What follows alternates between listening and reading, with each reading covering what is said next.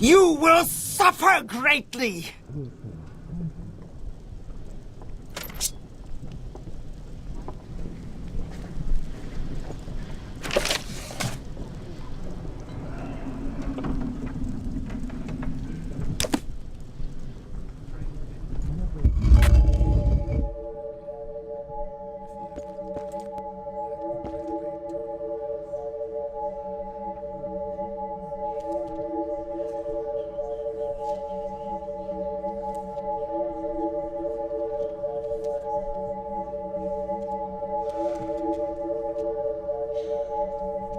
Three blessings, Sarah.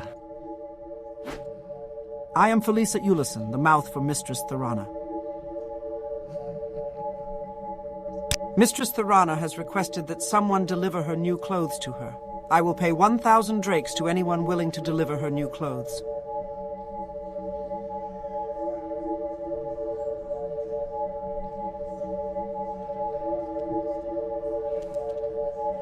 She is my patron in House Telvanni, and I am her mouth. She can be difficult at times. Be very careful if you must speak with her. I am a mouth in House Telvanni. I take this skirt and deliver it to Mistress Thorana. She lives in Tel Brenora and can be eccentric at times. Take these Almsivi intervention scrolls. Don't hesitate to use them if Thorana becomes difficult.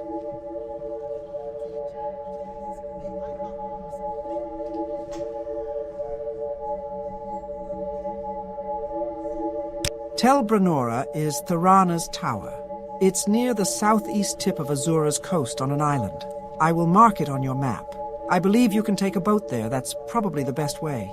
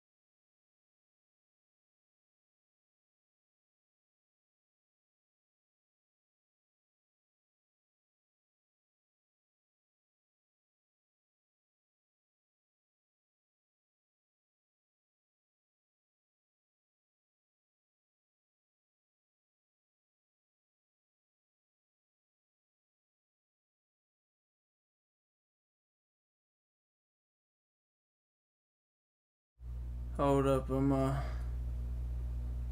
taking care of some trivials.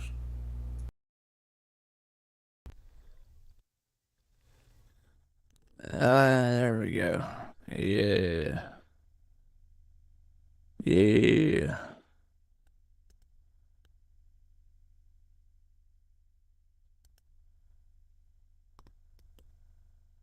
Fixing this damn mic. Yeah, there we go, yeah. Ho ho. Damn, girl. You got a fat booty. Now I'm just playing. Alright. I'm gonna try to advance in Hell's Talvani for a little bit. Thanks for the 800 subs, y'all. We're gonna do this. You know what I'm saying?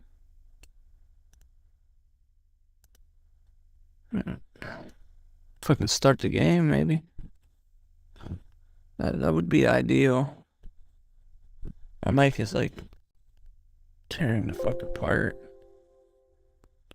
Jeez. No, behaviors. Pop filter there. Yep. Yep.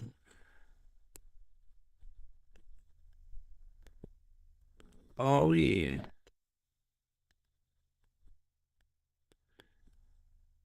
One, 2, 3, 4, 5, 6.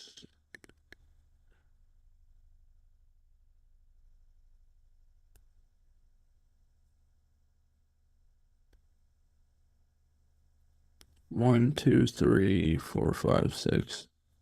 1, 2, 3, 4, 5, 6. 1, 2. That sounds pretty good. That sounds exceptionally good. Damn, bro. Damn, bro. What's going on is, oh my god, it's only 2:40 in the morning?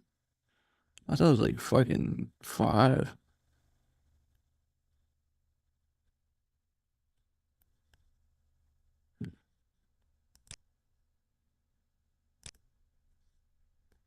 I'm gonna take Schizo Thrana her fucking clothing.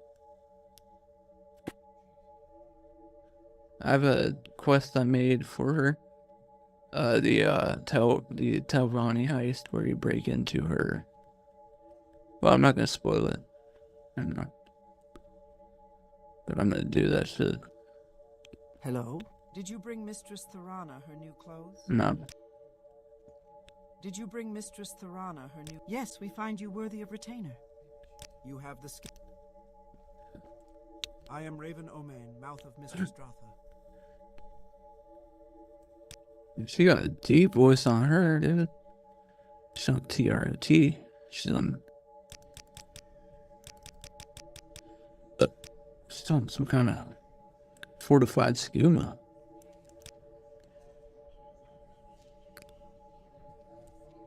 Let's get it, right? What was I doing?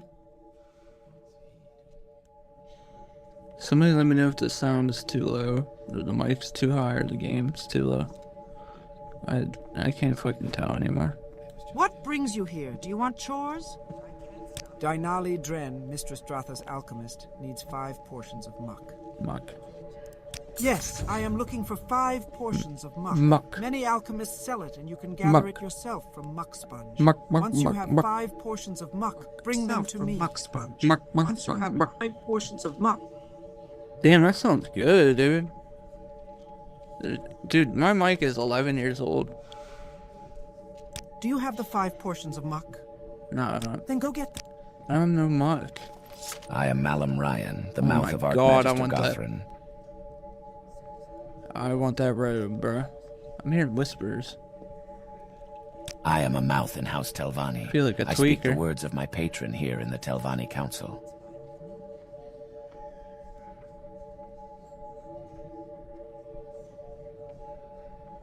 Yes, Archmagister Gothrin is my patron. If you have business with him, you may find him in Tel Arun.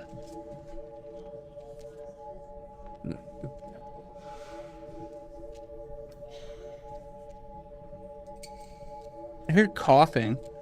What the fuck, Archmagister man? Gothrin That's has crazy. some questions for Baladas Demnavani. Will you speak with Baladas and ask him 3 questions? Yeah. Baladas Demnavani lives in Arvis Drellin, which is in Nisus. You can use the Mages Guild teleport service to get to Aldrun, and then take a Silt Strider there. Go there and ask him about the disappearance of the dwarves, Dwemer artifacts, and the Dwemer language. You do not have to get an answer from him. Simply asking the 3 questions is enough. I'll see what I can do.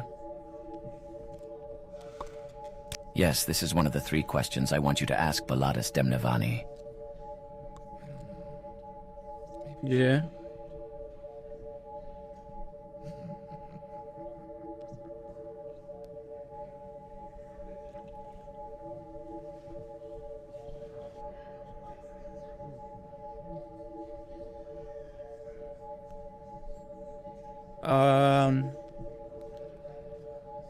I fucking love Nisus too.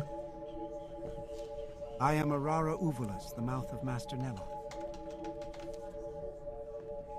Master Neloth needs 5 portions of slowed soap. 5 portions? Yes, Master Neloth needs 5 portions of slowed soap to help with his research. Here are 500 drakes. You can keep what is left. What's after she you got on her purchase the head? slowed What soap. is that, bro?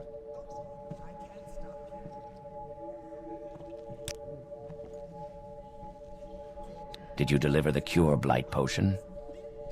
Andil in Tel Voss is the apothecary you should speak with. Get 3 potions of... I'll do that. Tellin. Man, I hate these fucking names. Like Tellin, Abadabinam, and Nashini. There's apothecary. I think he's down here.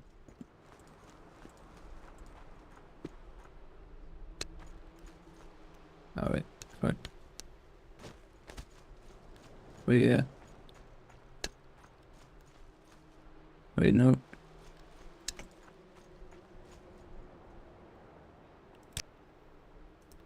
There are footsteps up or something. What?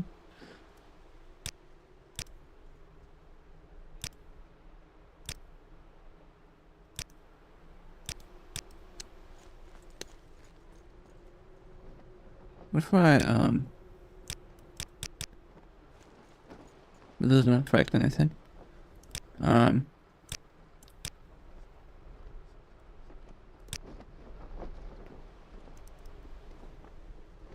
CSO.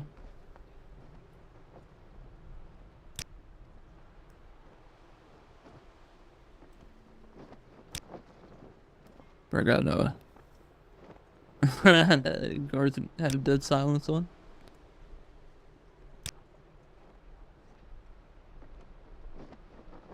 I think these work now. They should work. Usually these sliders didn't work in the last update. Desperado weapon sounds. No magic sounds. Expanded magic sounds.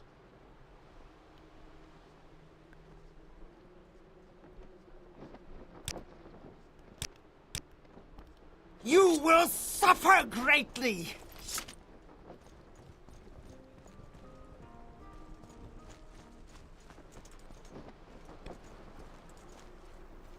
Double bounty.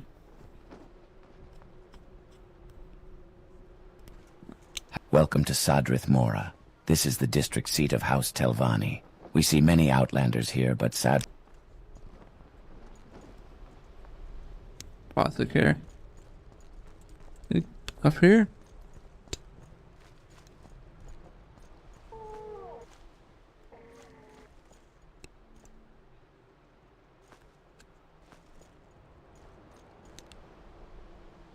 Stores.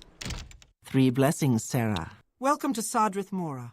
This is the district seat of House Telvanni. We see many outlanders here, but Sadrith Mora is not a very friendly town, especially if you're an outlander. Can I help you find services? Teleport to Sadrith. Yeah. Weakness to... Wait. Do I have that? Go ahead, Outlander. What do you need?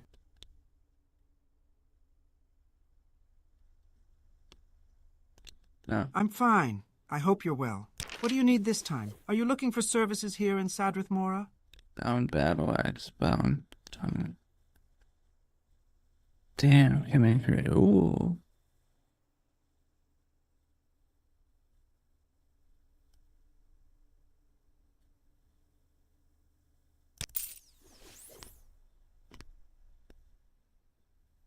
At least these new spells, Lightning Storm, you get like enveloped in a cloak. Or oh wait, that's not it. There's like these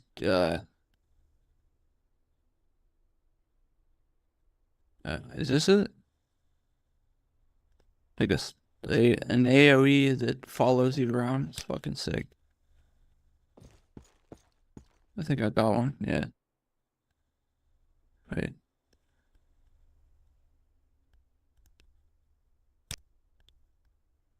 Flame Cloak. Fire Aura, 10 to 20 points for 10 seconds on self. It's OP as fuck.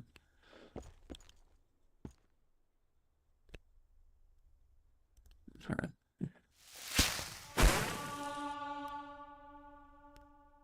So it's like a mini AoE. Or like a... I forget what that would be called in like an MM. It's an AoE.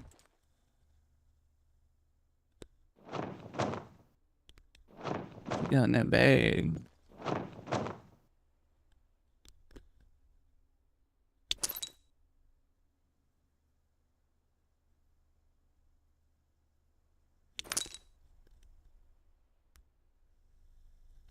There's one slow so promise. These guys are stupid.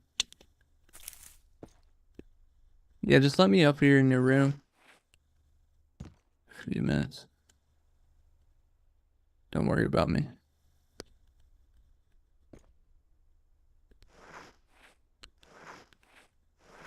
What is that noise? Oh.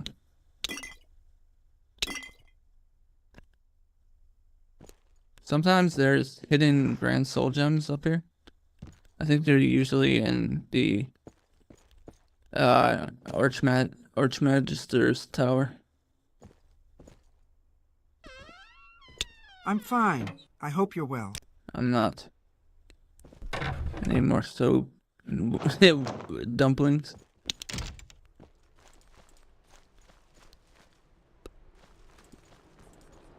There's a fucking apothecary here, dude.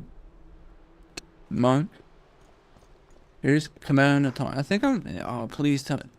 Yeah, since I'm, bro, I got like fucking 2,000 mods at this point. I'm,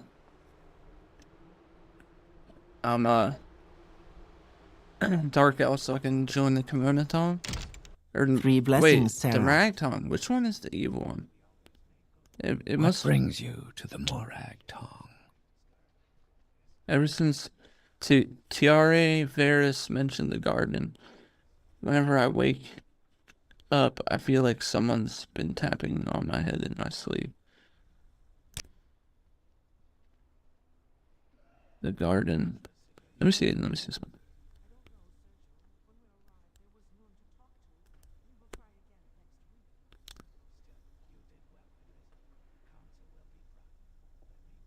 Cinefil, I even look at this name. Dusalipol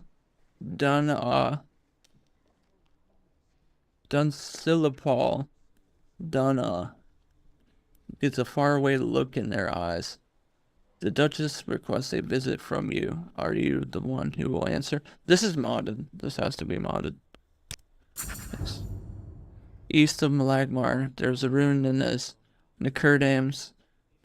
North of this ruin is a monastery of Mafala, dedicated to the Maragtong. You are not a member, so you will have to either join first or fight your way in. A woman there has done something she should not have. Find a room marked with candles and sleep. Be warned, once I pull you through, you may not return the same way. Holy fuck. This is the mod, dude. You may call me Dunsalipal Dana. What I do is my own Oh, there affair. you go. Yeah, thanks. That clears it up. How to fucking pronounce it. Yeah, thanks. I trust you. You're looking for Muck. Yeah. Ask Anis Seloth here in town. Her shop is on the north side of town next to Farah's hole in the wall. Thank you, Dung Slop. Farah's holding hole in the wall. Dude, nice haircut. And why ain't they voicing? The fuck?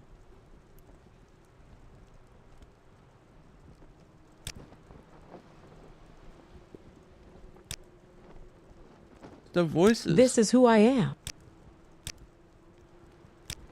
Oh, I fucked something up. Is it? No. Would you like to see our selection? Come on in. You won't find a better bargain in town. I'll have to fix the voices later.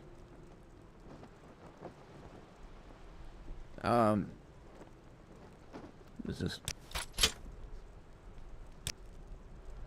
This ain't unique. I can dump that, boy. Dominant curious. Oh, dominatrix. Let's go. Heavy chisel. Dominant. I have a mod where if you wear no armor, I think you get a resistance to magicka, possibly physical damage, but I don't think so. I'm pretty sure though. The voices. This is who I am. It still sounds. Oh, I'm pretty sure though. The voices. This is who I. This is who I am. 'Cause I am whatever you say I am. If I wasn't, then why would I say I am? In Vardenfell, Talos says every day I am. Fucking NY on the jam. That is.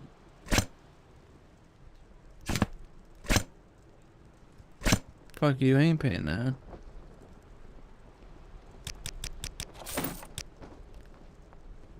I like the barter mod. Makes it so much harder to buy and keep money. I gotta remove Creeper. Well, I haven't abused Creeper really at all. And I'm level 5. But it's kind of hard anyway because even Creeper now has... Even Creeper and the Mudcrab Merchant will haggle. Welcome to our fair town. If you're new to Sadrith Mora, I'm sure you'll see much that puzzles you. Do you have any questions? There are rumors that Daristavil, the son of the Lord Mage of Port Telvanni,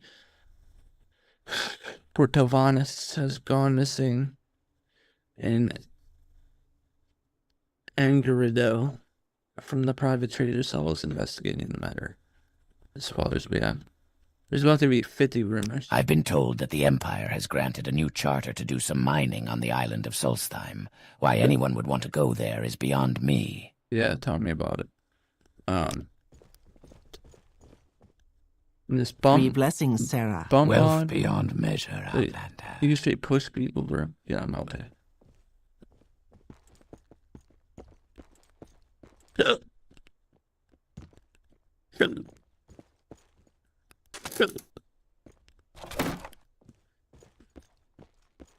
Oh, he's on me.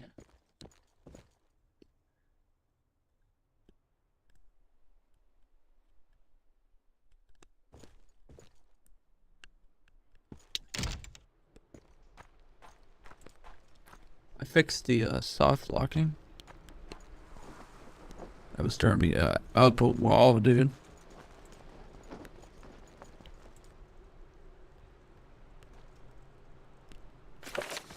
Okay. 5 sludge soap.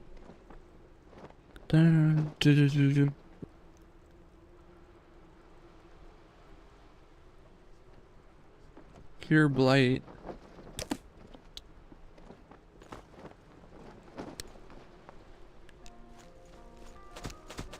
Oh, this is dope. This is the painting quest. Oh, that's sick, dude.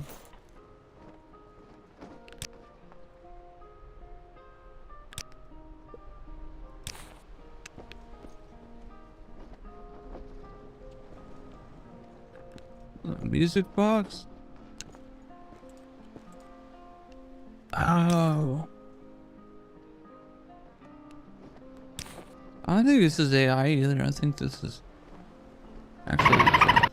What the fuck was that? Alright, we're leaving now. So good to see you.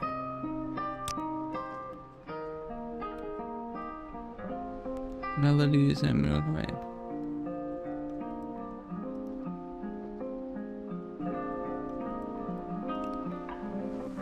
To see you.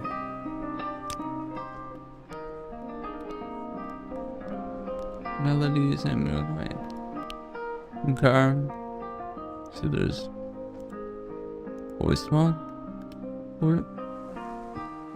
Okay, just went middle like oh my god, those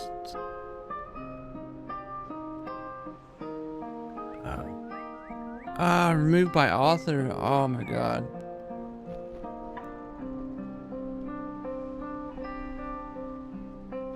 Oh man, they got some. Oh, way back. Machine. No way. Dog, they took it down, bro. Oh my god. August 3rd, 20. Removed by its author. Oh my god.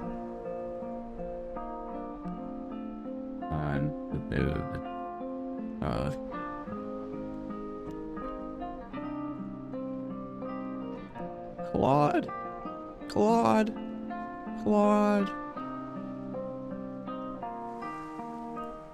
I'm asking Claude, bro. Dude, they got like muffin. 3 one. blessings to you, Breton. They got this voiced. Are you here to listen to my performance, Darko? By all means, episode. Welcome to my husband's music. My husband's music has a way of drawing in the most interesting souls. Tell me, do you believe in destiny? That perhaps the threads of our lives are woven by unseen hands guiding us to places and people we never expected to find. Yeah.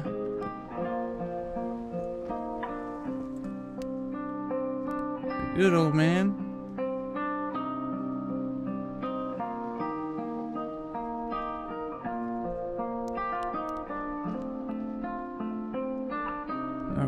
Oh, I fucked it up.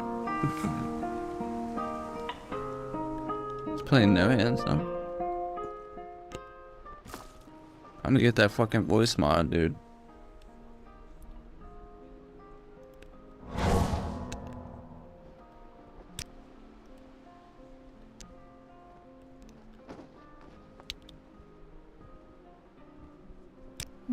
I believe Pierlet Rosterard carries potions of cure blight. You're looking for muck? Ask Anis Seloth here in town. Which side of the town? Well met. How are you? Any rumors making their way here? You've got my ear, let's hear it.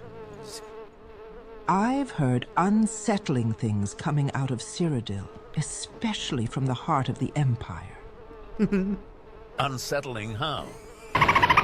Strange cult activity, vanished officials, and talk of protections quietly being strengthened around the capital.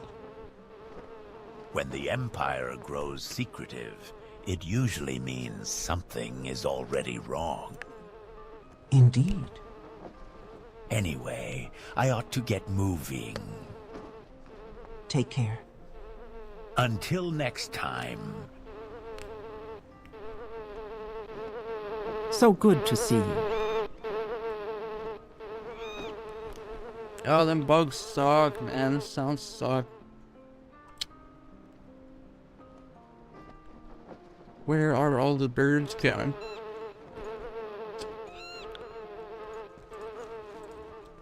You apothecary. In here?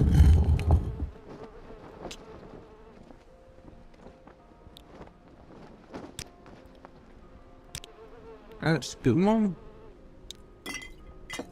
Do you want something from me? I'm listening.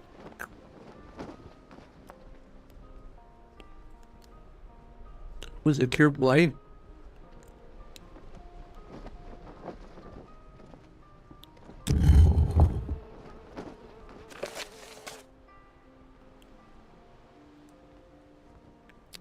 Cure blight and slow soap. You'll find no better prices in town than with me. Blight. Alright. Slow. Let's sit down. We get a deal, folks.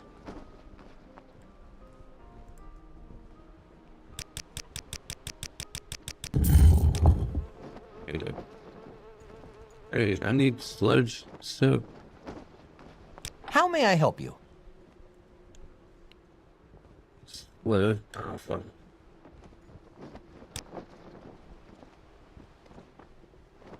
Sanctuary. Wait, where's some?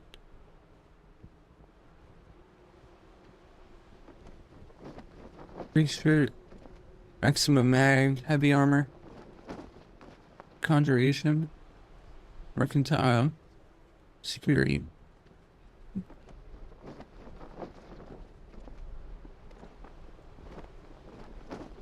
Paintings on. I cannot get distracted. Yeah, we're on a fucking mission. 3 I'm blessings sure to we you, can Al. work out a fair price. Good morning, there's ghosts have been coming to the temple of having dreams where they're standing in a lake of fire. I heard a Kateric or a coterie of boy armigers were sent to investigate the Shrine of Zora to east of Blackbird. So I don't know what the Deja Prince of Dawn does. Has to do with people dreaming. They're in a vat of lava. An artist can hardly express their Dreaming they're craft in a without vat of proper lava. tools. Lava. Perhaps I can interest you in Daedric something. Buckler? Yo, fuck out of here, bro. What? Oh my god, I'm so broke.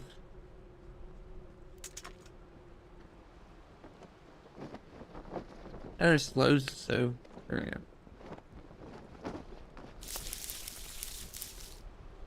And of course, like, getting ripped off.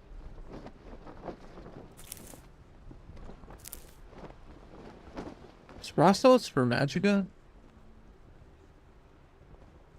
Hey.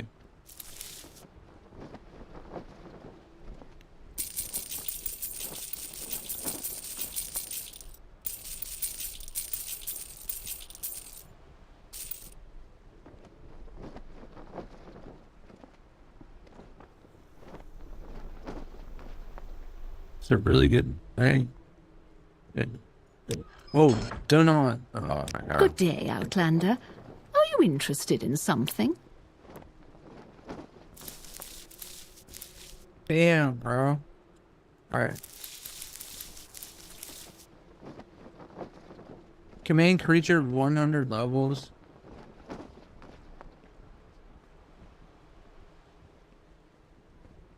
That's insane. Which is it? 119. Sanctuary.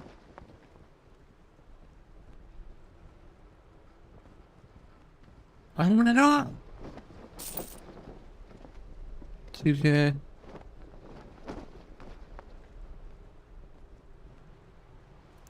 So you're in.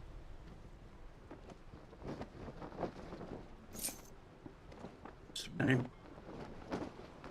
Damage health on himself. That's a unique. I'm gonna keep that. Unique. All uniques have custom meshes and textures configured. He's on fire.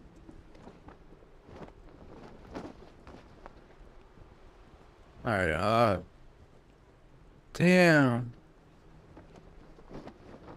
Fucking breaking the bank, dude.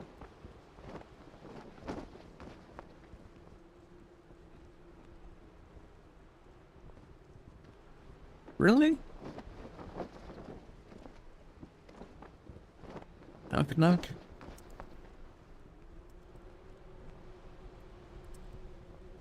Admit, dear. 16. I got slowed soap. How many pieces? 5. I can refill.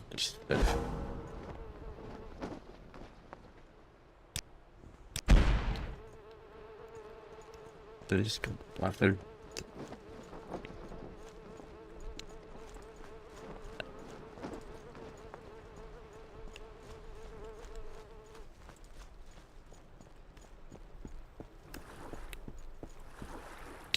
Very dangerous. Okay. 3 blessings, Sarah. Did you bring Mistress Thorana her new... Oh, I'm not here. Get so Do you ass. have the muck? Do you have the muck? Do we have the muck? Do you have the muck? Do you have the 5 portions of muck? Then go get them. Not yet. Do you have the muck? Do you have the 5 Do not try my patience with lies and stories. Bring me... Do you have the 5 portions of muck? Do not try... Wait, I thought it was slow soap, dude. Did you ask Baladas Demnevani the 3 questions? Do you have the slowed soap? Oh, yeah. Do you have the 5 portions of slowed soap? Yeah. Perhaps these will put Master Neloth in a better mood. He is old, you see, and has trouble moving about. I use the soap along with some rue brush and bone meal to make an ointment for his joints. Maybe some slow soap. Yes, he is my patron, and I represent him on the Telva. You have the skills we seek. Master Neloth asked me to acquire a staff of the Silver Dawn and deliver it to him. I believe someone in the Mages Guild here in Sadrith Mora has this staff. Master Neloth wants the staff, and I cannot leave my duties here long enough to fetch it for him. What a Go poop to Wolverine staff, Hall, bro. get the staff, Really? and bring it back to me. You really want that?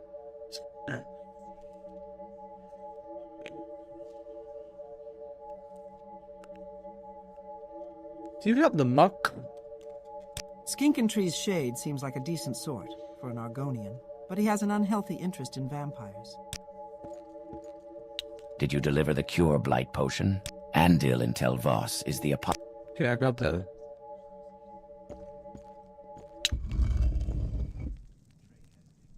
I just gotta take it to him.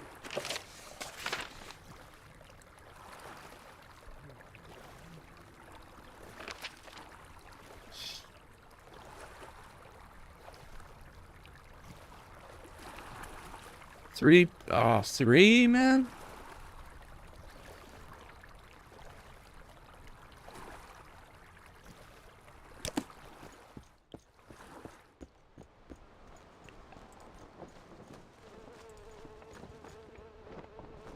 Trying to stay up, man. I swear you should. Is there 3 something you blessings, need? Sarah. Into it in her. Eye drops. Ooh, look at them glowing pauldrons, dude. Ooh. Do you have the muck?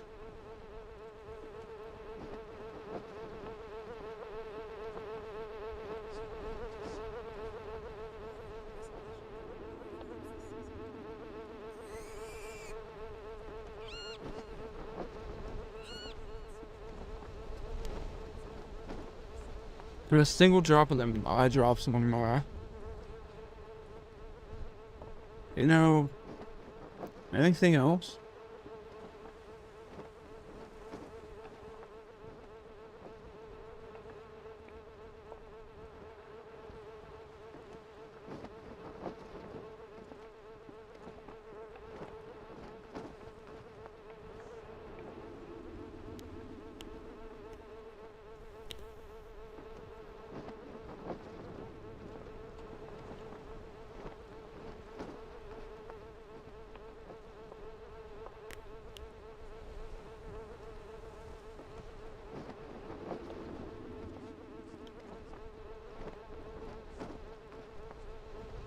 We got the muck. Got the moth from the muck. Uncle Junior down in the muck.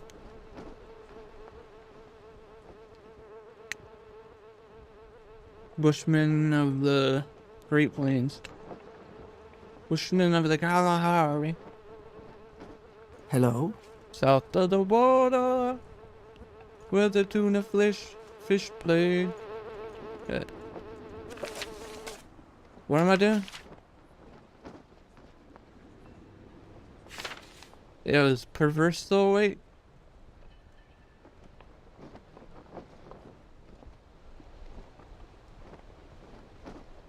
Wait, what am I doing?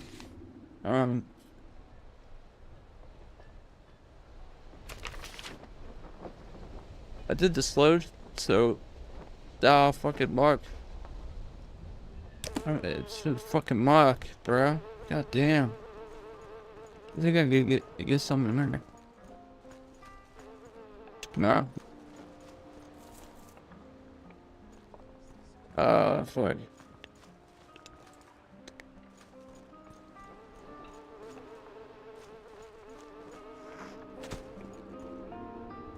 Not fair.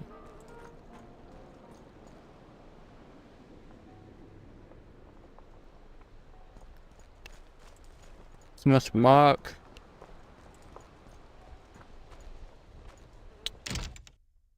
Three blessings, Sarah. I don't believe I've seen an Outlander with such a grand outfit in some time. What do you want, Outlander? Blight.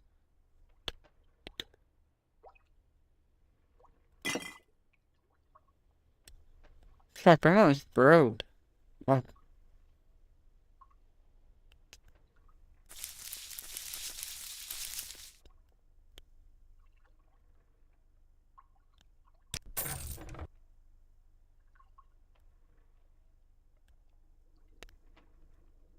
Okay, I believe Pierlet Rosterard carries potions of cure blight. Good path. Hey, some money, dude. Like, quick.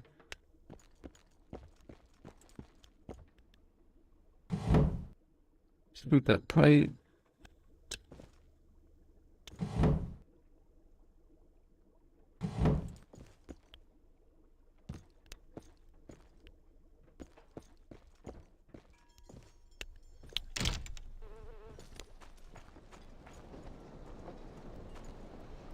Need money though, like in a bad way.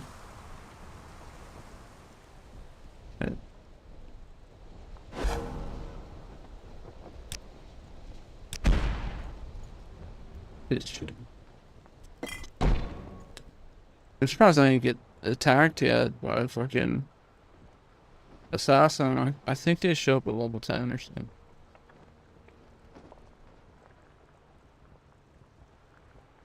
Or I have to go talk to the guy in Edinburgh.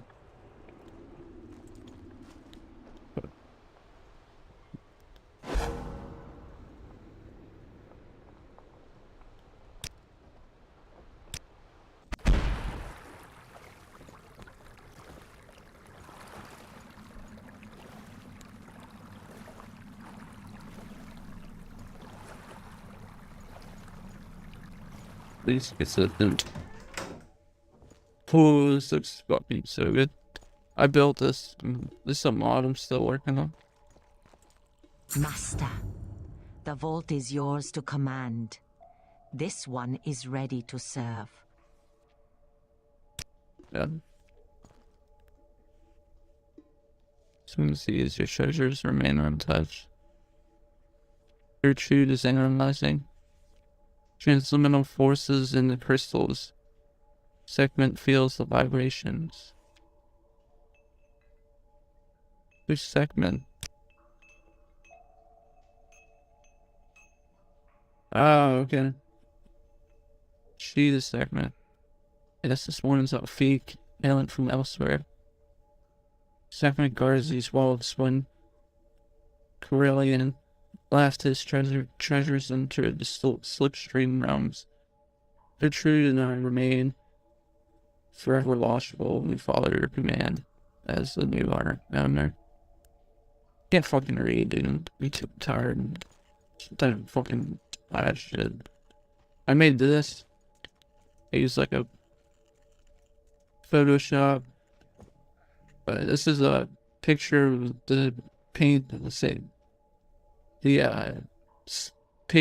saint of cats, Saint Gertrude, and I just put like water coloring on it. And it's off each side for she's schizophrenic like bad. How are you today? Have you moved your hat before addressing the crystals? We are working on slipstream resonance harmonization. They don't like hats. You feel scared. Tread lightly as to not disturb the crystals. Gertrude begins muttering incoherently.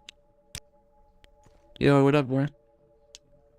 This was that shit I was working on, bro. I gotta give them voices. I think it's like...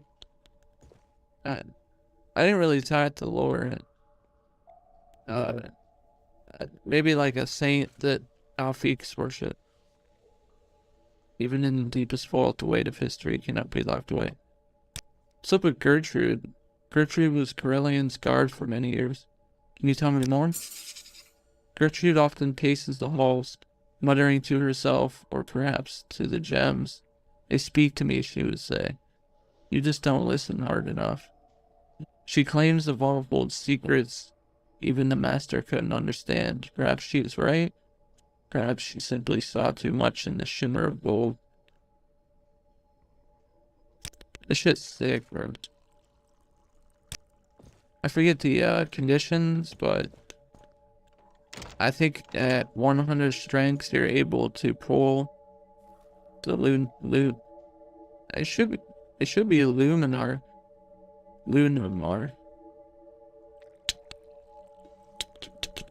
Yeah, you're too weak to pull it right now. You can pull it out and you get like a special cutscene. Not a cutscene, but like... I gotta fix this switch too.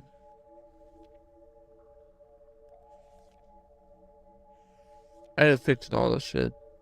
I got these mushrooms, dude.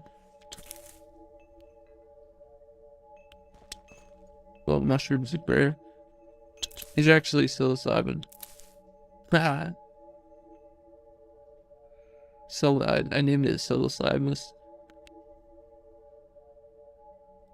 There's a morel.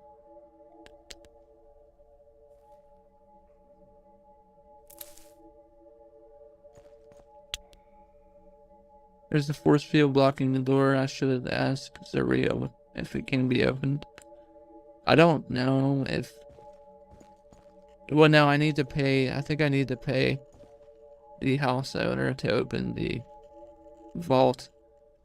This is a dead, attempted thief.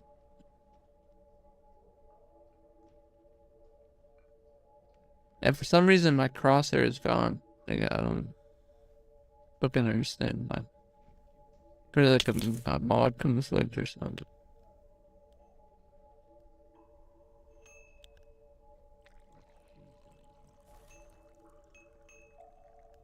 See?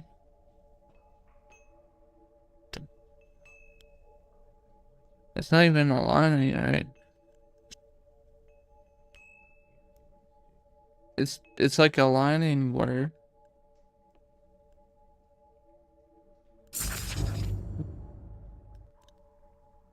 These furry wizards don't scare me.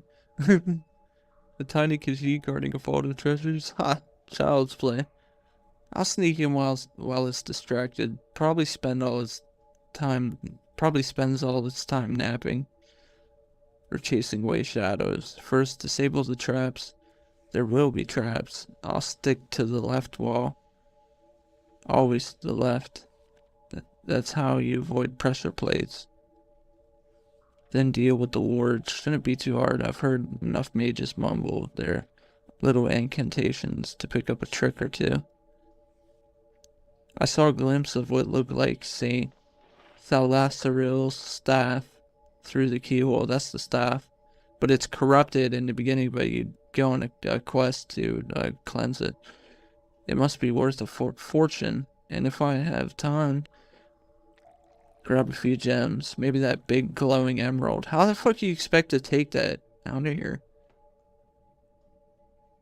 Unless he was referring to something else. This is an amethyst, dude. Or whatever the fuck it is, you ain't taking it.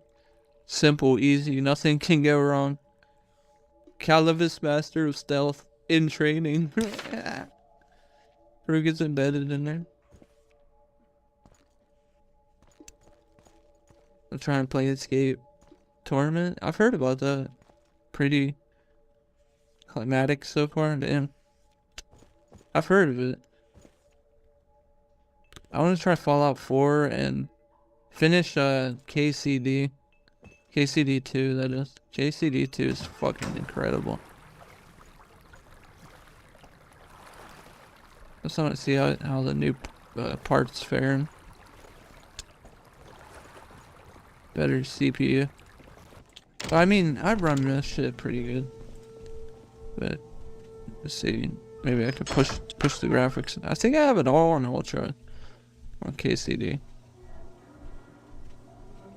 Might be wrong. Yeah, take all my stuff. Sort. I hate it, man. Every time I get tired, my left eye starts going crazy. Yeah, I heard about the game. I just never played it. Ebony ore? Oh, this...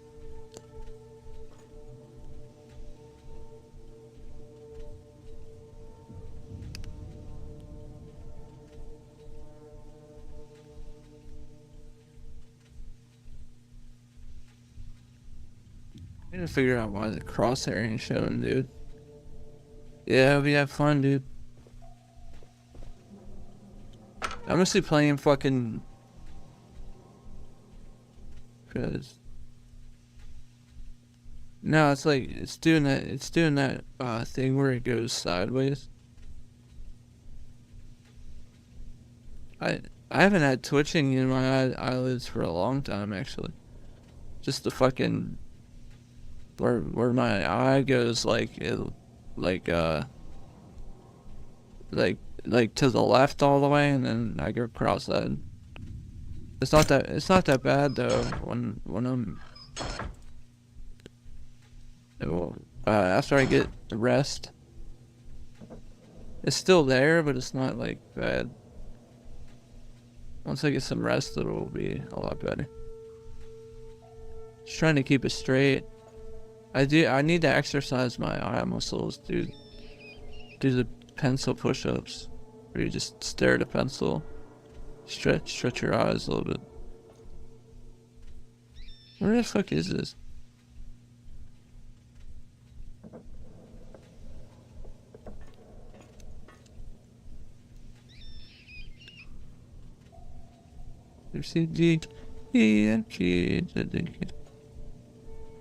Ebony ore? Where the fuck is it, dude?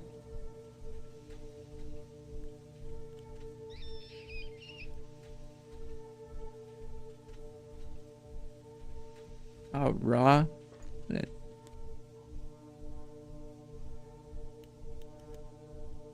There it is. Raw ebony. If I pick this item up below it, that dot, it'll forever give me a beam of light around me. For some fucking it's really weird. I'm wondering if I could fix it. Yeah, today I had I think like a cup of iced coffee, an actual real coffee, iced coffee, and like 2 rock stars so far, I think. Kratom and tea. Here's the grow room. fucking do it. I love this house so much, bro. Like, I just hope the librarian works. These robes, man, are so good.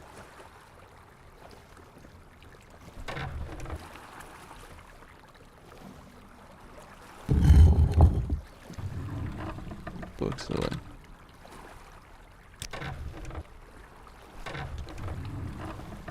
Oh man, it's got nuts.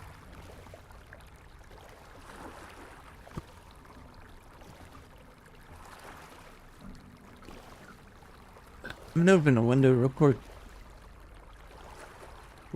Here. Oh, super tired, bro. Super bad. I noticed when I've been fasting like once in a while, and I've had a lot of energy.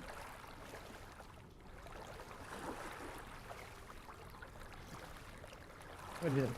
Actually, it's parked out. I want this window.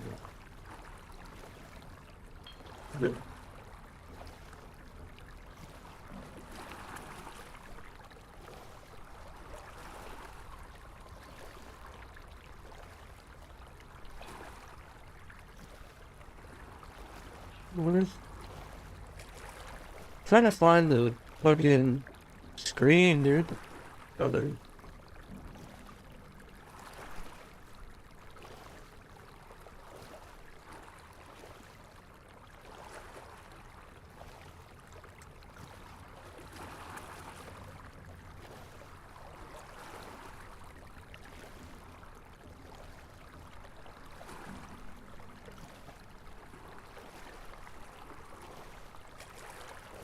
Yeah.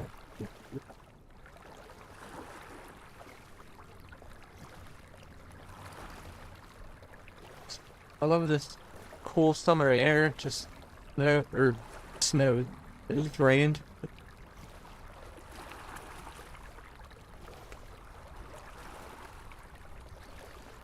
I love that smell of rain. It's like, it's cathartic as hell. Every time it rains, I get like a boost of joy, and I read it's also because of the barometric pressure. Usually, I always thought it was something else. It's like a cathartic release from the amount it rains. It's weird.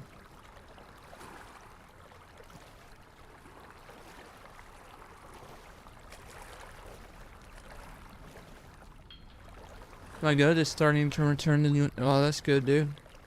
Yeah, man. Chug lots of water, man. Like magnesium, vitamins, foods, leafy greens, and shit. I was tempted to buy a drink tonight because I sold my mountain bike for $20, and because I just too lazy to ride it around, I guess. And the guy's gonna use it for like going to work around the corner. He works like at a nursing home around the corner. So I got a 20. I biked over, met him like what, a few hours ago, like 4 hours ago. At like 11 at night. I got a 20, I got a pack of 6. And then I don't know what I'm gonna do with this like $9. I didn't realize Marlboro Blacks were fucking like $11. Like they used to be like 8. It's ridiculous.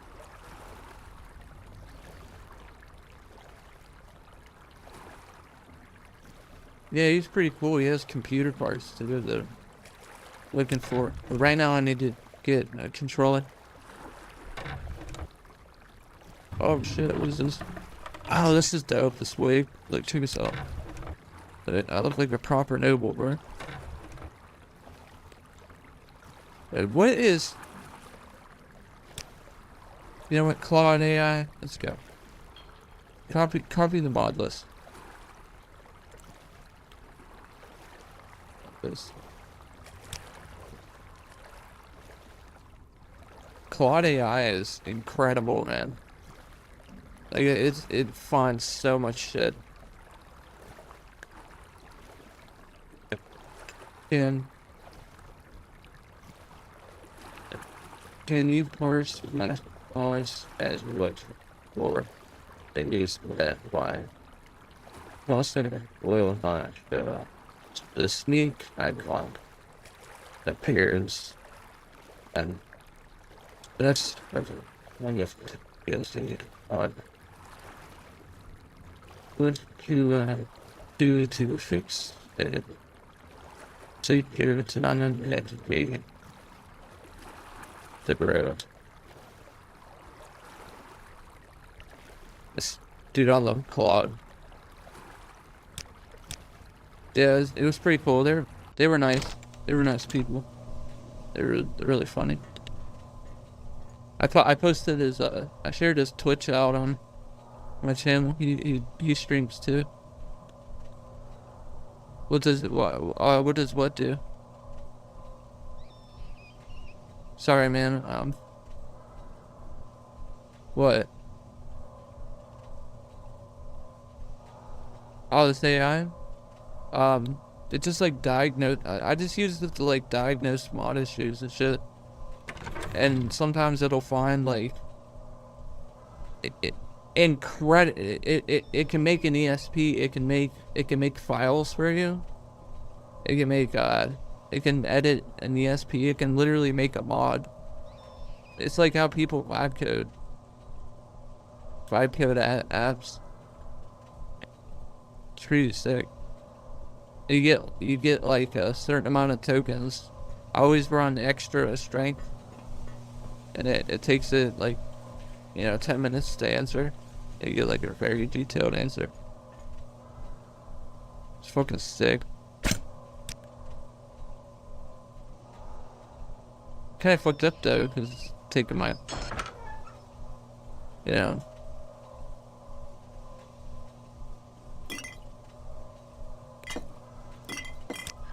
taking my gears. Kind of hindering my ability at critical thinking.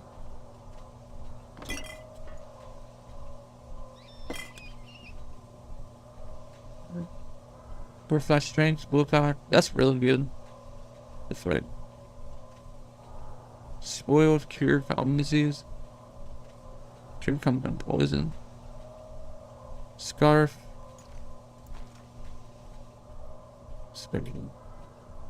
Dude, that looks so dope.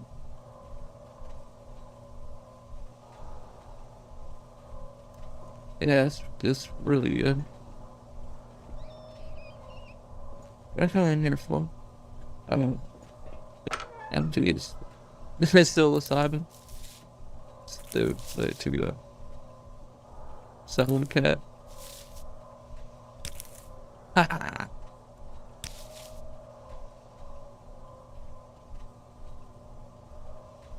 Or no.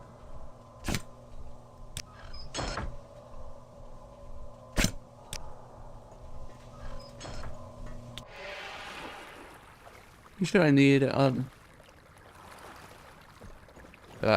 blight disease? I'm gonna test the. Another thing I'm gonna have Claude help me fix is the problems with the librarian. Mark Mori combined. See, what the fuck? I have Mark Mori, but Mark Mori combined. Oh shit! Wait. Mark Mori. Yeah. Wait. Damn it! See, now I'm getting in the wall though. I should only have one of these.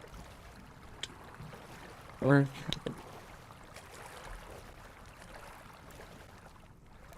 I combined all the mods that I added to this estate or whatever into one master ESP. Okay, yeah, that's right, that's right.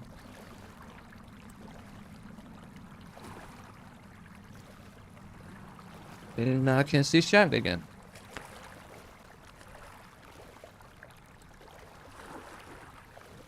In this house, St. Jib is the same.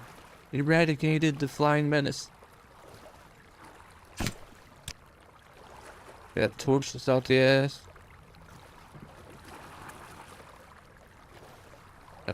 Throw on the skirt. I need blade. Blade. 3? How much this guy need, bro? Like, and then we case the crystal.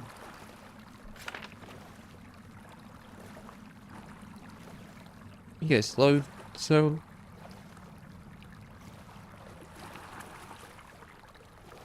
Yeah, I got slowed, so done. 5 portions of mark. And 3 potions of cure blight. Okay, I got it. Cure. Water.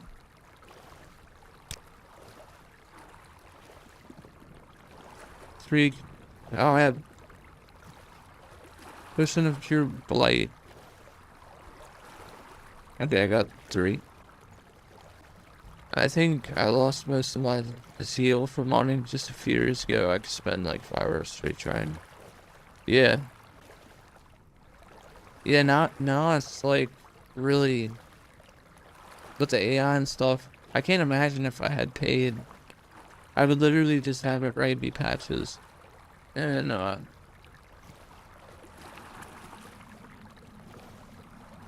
fix mods. But I'm fairly like this has become fairly stable. Like I fixed the soft locking that I was dealing with for a while, where I would just enter a new cell and then it would freeze up for like up to a minute, and now I'm like super hyped. So now, yeah, I gotta run it good. And I'm about to get attacked by an assassin. You will suffer greatly! And that rain's like really loud.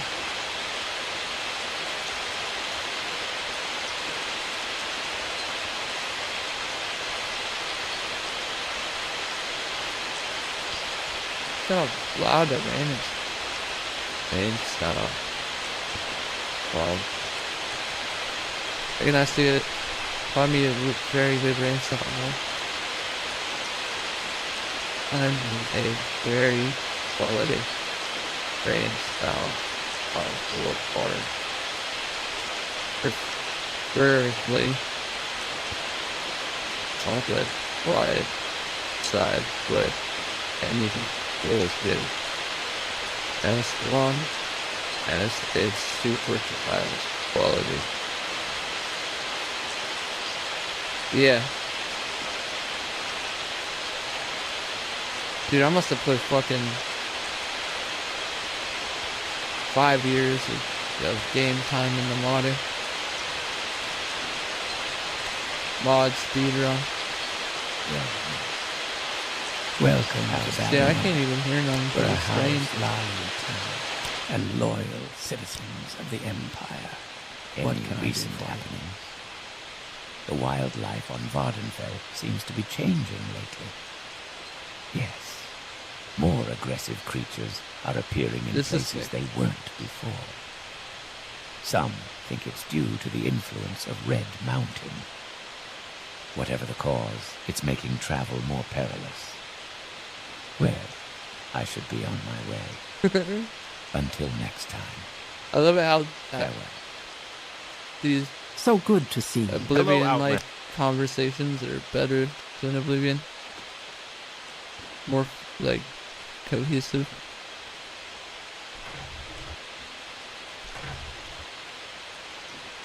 I need money though. 88 gold.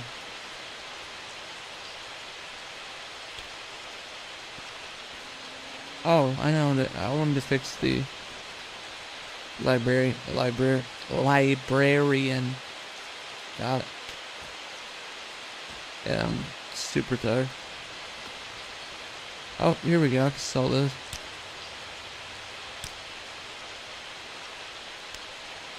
What the fuck is... How do I get all this?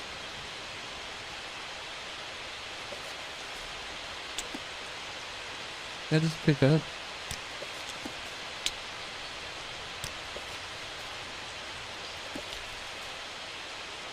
You know you want a mod, bro.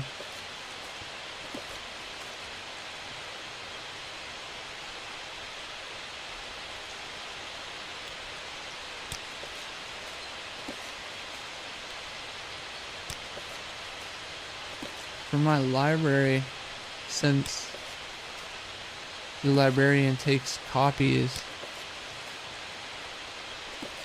and displays the copies, the voiced books don't register those. They only register the original books, which is ain't much of a big deal. But that would take forever. Like, I could probably get a mod to put them on to the copied books, and I'm over encumbered. Ew. What's that done? Turn that off.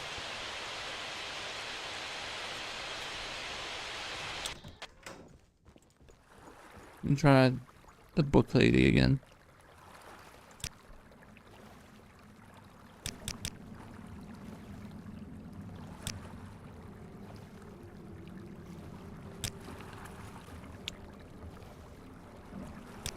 Is that Oblivion music?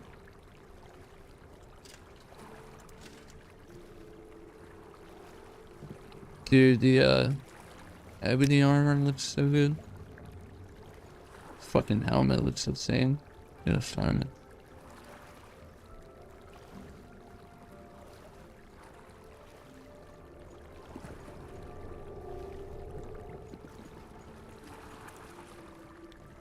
Turn.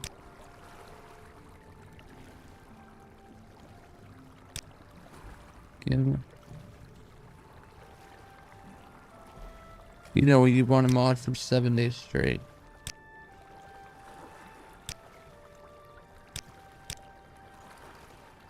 Yeah, that's a little bit better.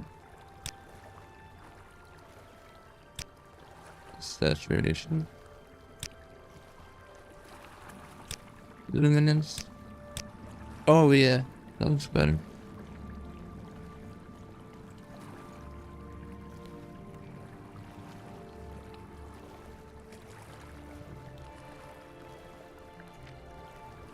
There's the vault. Kinda cheesy to have these down here. Okay. Chanting table. I need this, put this up here. I love this. I love this little walkway.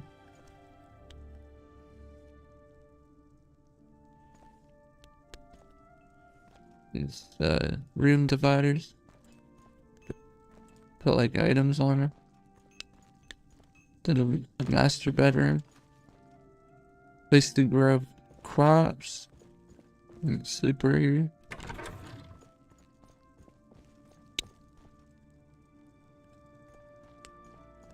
I just like this spot a lot. The like treasure room, the vault room.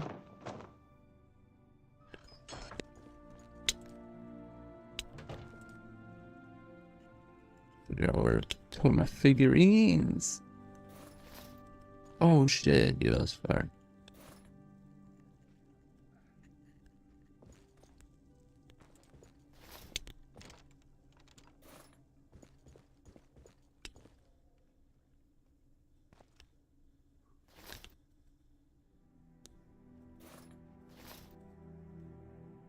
Back for it.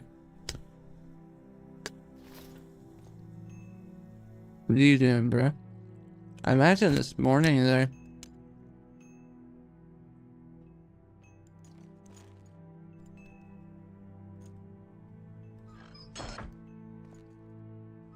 Ladies, I guess.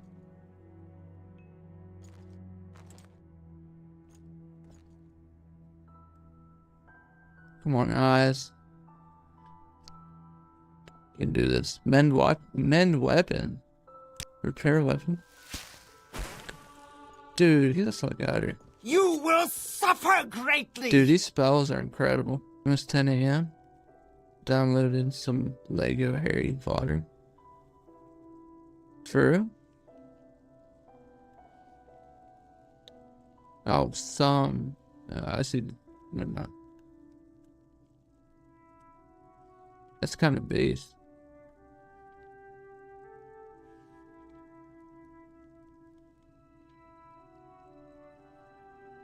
You know, I haven't played Lego. Well, I used to build a lot of Legos when I was a little kid. But there was a game probably back in 1997. And we had it. I think we had a computer, and it was the fucking. I look at it now, and it's like total like. It just looks like it looks like one polygon. But back then it was so like adventurous and fucking. You just built shit. There wasn't no story. They just built. But oh my god, it was amazing. Trying different games I still didn't play in my awful. Yeah, I'm gonna play Watch Dogs, cause that was one of the first games I got. Watch Dogs 2, I think. Yeah, Watch Dogs 2. I still have that. Far Cry 4 in my library.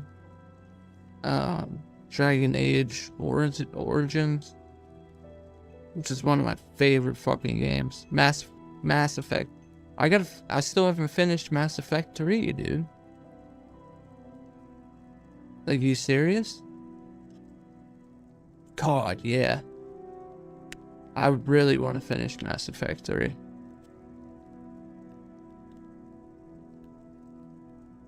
We don't have to restart because I lost my saves a long time ago. Played Dragon Age yesterday. Inquisition is fucking fire. I love Inquisition. I love the combat. I love the banter.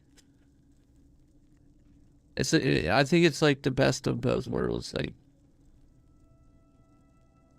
the Origins might have had some deeper dialogue and shit and choices, but Inquisitions was fun. Gonna see. There's Mage. Tranquils are funny. I forget what those were.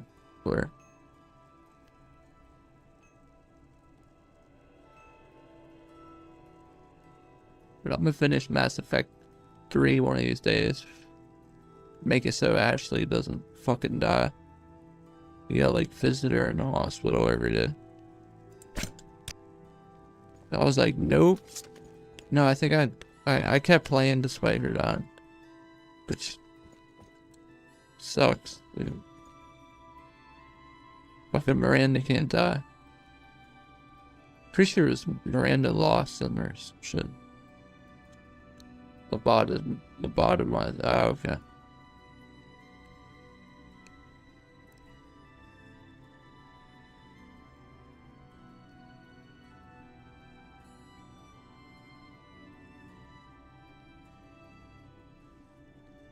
So honest, very eager to be him.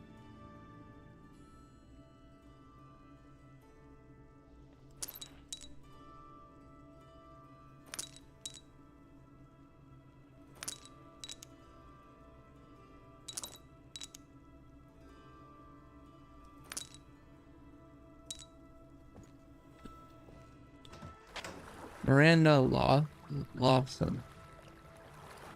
Or Lawrence. Good.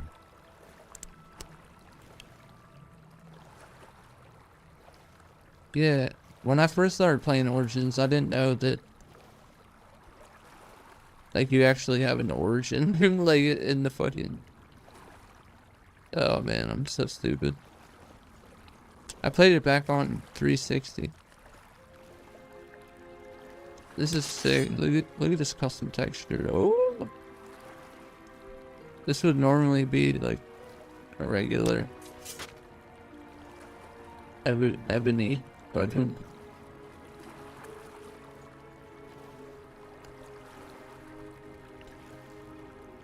I'm gonna try the book lady.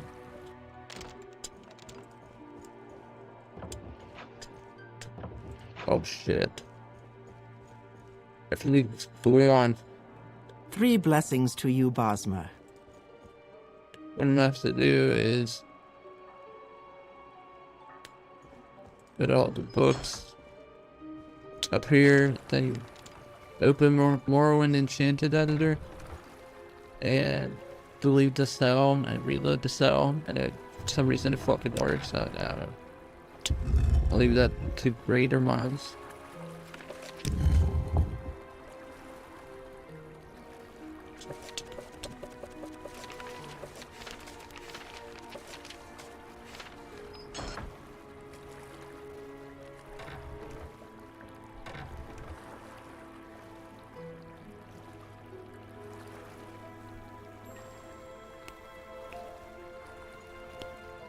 I love this music.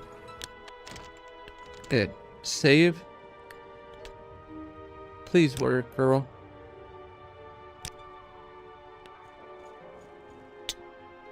I'm thinking maybe it's the way I talk to her. Like if I hit yes, she sorts all the books, copies them.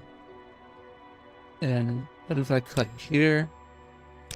Book count 16 out of 755 books, manuscripts, artifacts, scrolls.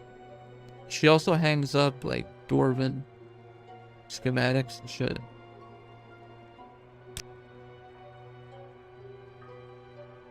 Sealed.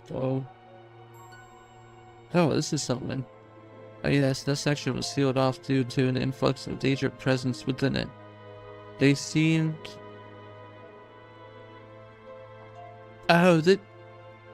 Oh, this is a bug. She shouldn't be giving me this. That's for the original the one that sold me the house. This is not supposed to appear. Sealed 12 prearranged and animated dialogue. 10,000 septums to open it up. Maybe this is one of the reasons she's fucked up.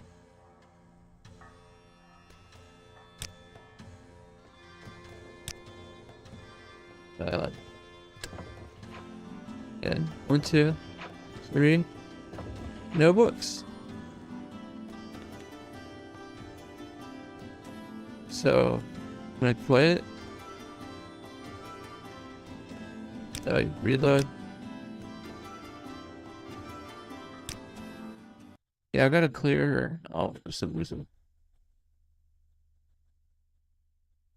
That's probably the dialogue book is causing that.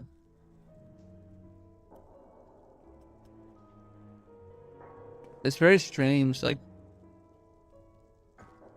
dialogue. I've heard rumors that the temple has a secret library hidden from the public in Vivek.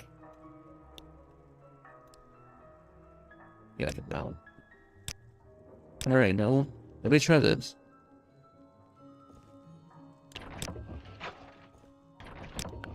You're connected to her in the script.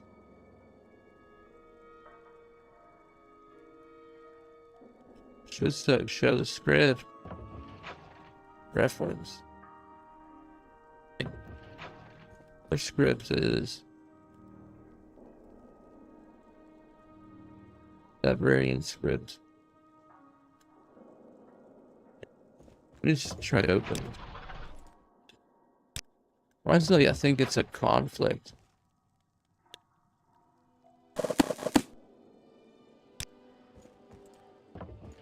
No, it's still doing. And so I can accidentally get those.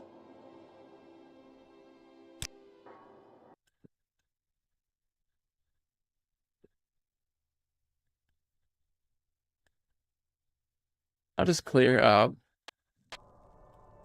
reset the cell shredding. But I'm gonna fix it with a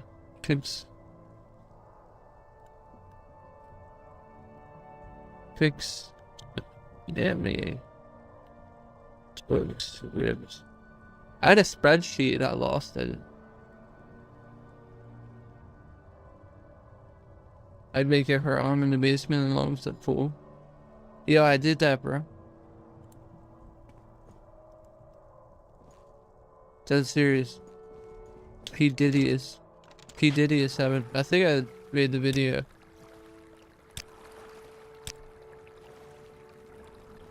He's got like bottles of baby. And I'm just gonna this. See this shit's incredible. When you're reading Lindsay soothing rain. Crafting game crosshair checkbox. This is vanilla tarboard?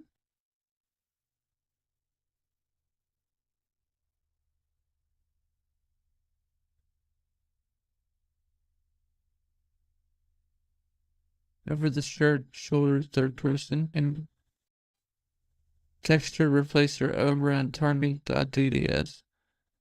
I think I'm not worried about that. And chin to the editor.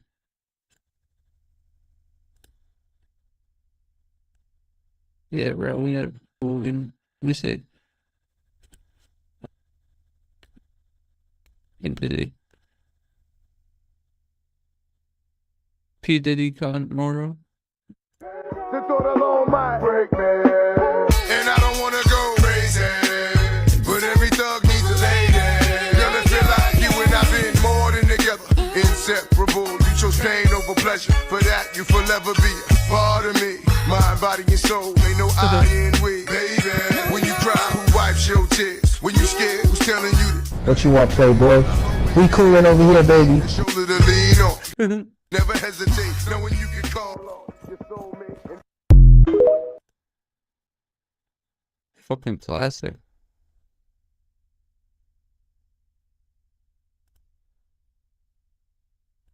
Yeah, that load.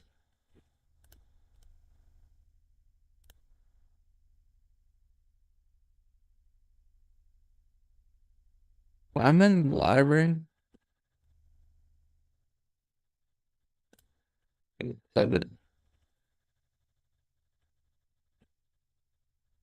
Neat.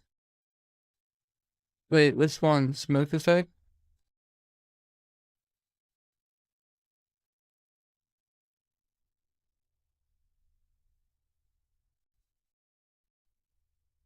What? What smoke effect?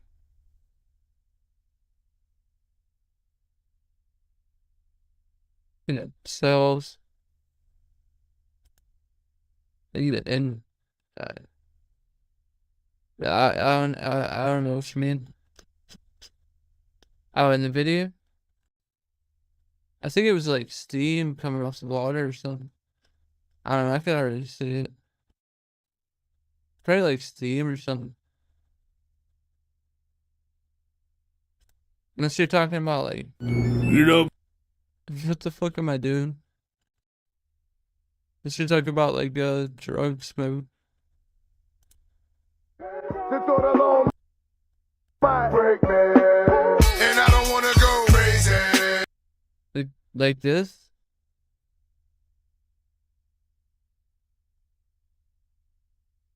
But every thug needs a lady. Girl, it feel like you and I've been more than. Oh, that's the lantern, something lanterns, bro. That gives a glow to the lanterns. Morrowind, one of the and I'm pretty sure I have it. I see true lights are in darkness. Well lit lanterns. Foggy effect? Oh, it might be a shader. No? Maybe it's True Lights of Darkness. Fuck that. No, I don't know. It should be still on, maybe.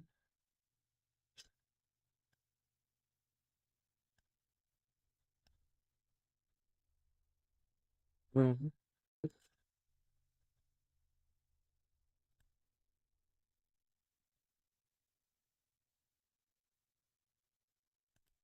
I forget what that is, because I remember having it.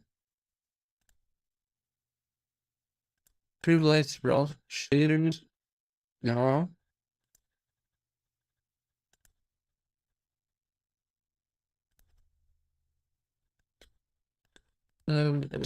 Insurance.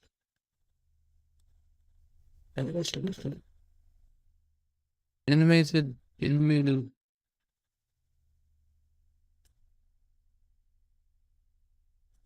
Ballonator? No. It was an MWSE mod.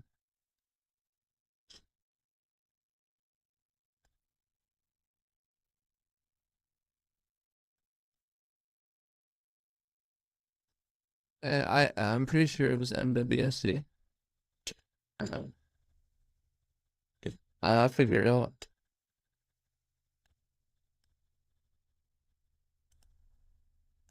It might be still on. Then turned was spoke on. Whoa. I'll find it.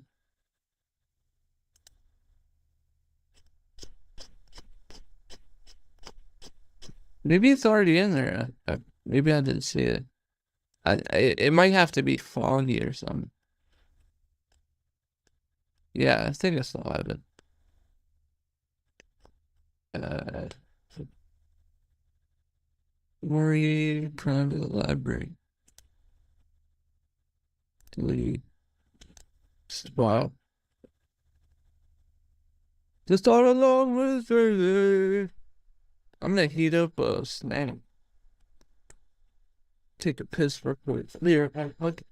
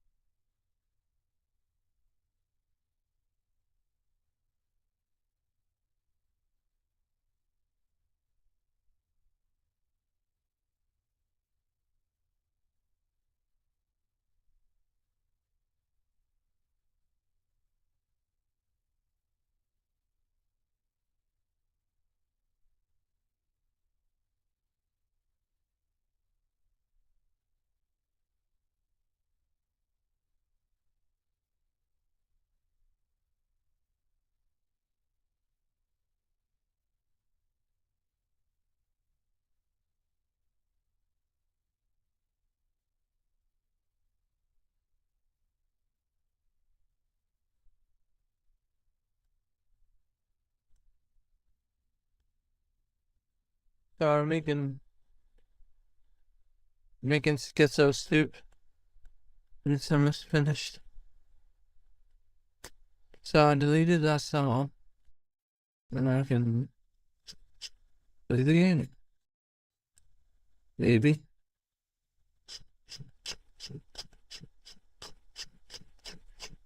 Croc, help!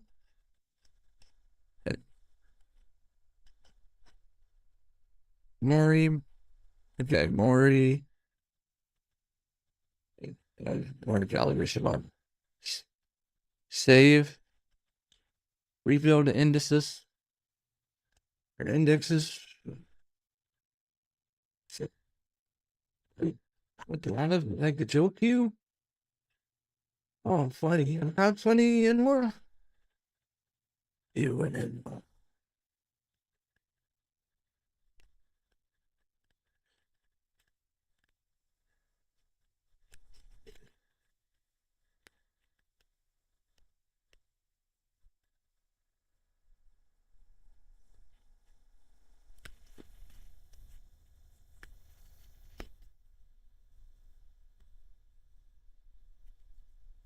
You and the room. Okay, saved. Load.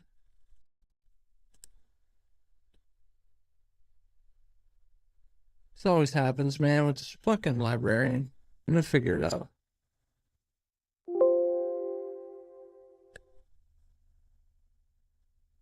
Dude, this soup is about to be next level. Cucumbers, onion. Wait, onions? No onions. Cucumbers, tomatoes. What else? Jalapenos. Potatoes.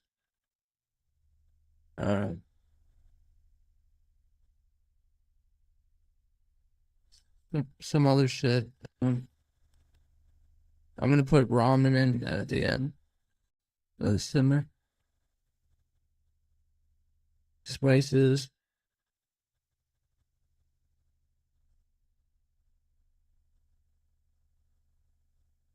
Shit, there's only like 3 vegetables in it. Never mind.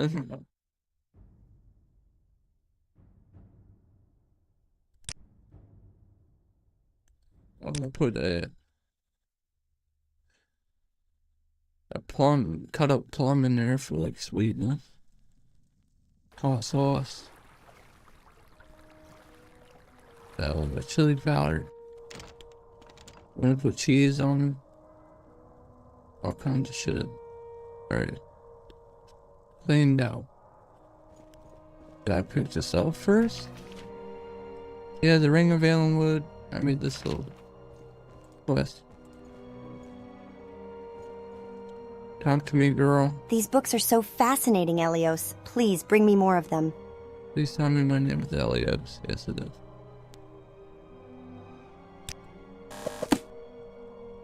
Yeah.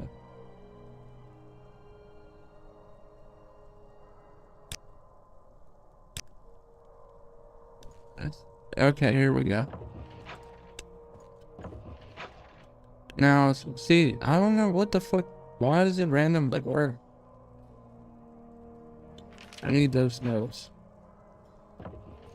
Save.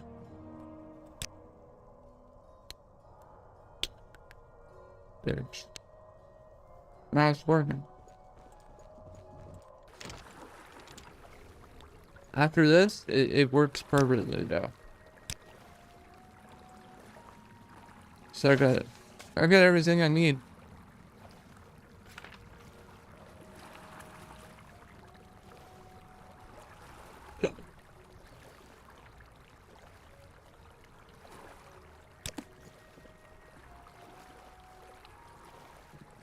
Yeah.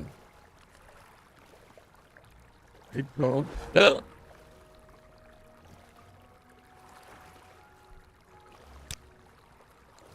Console relations.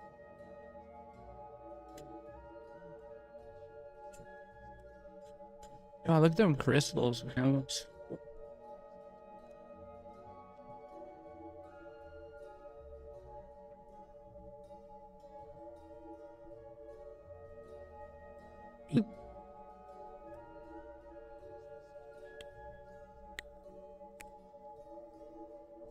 Just stir my soup.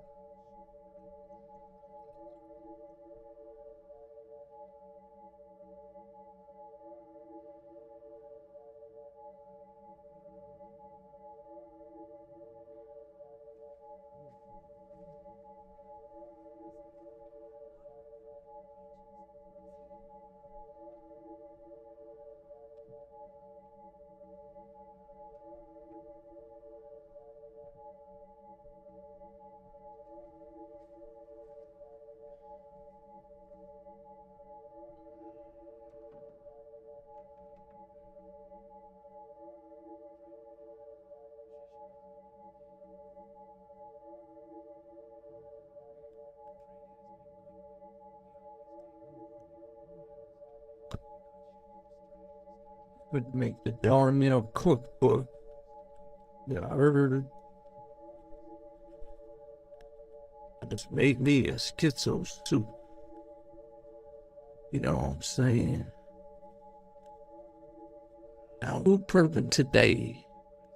I'm gonna show Candy how to get right, how to eat right. You know what I'm saying?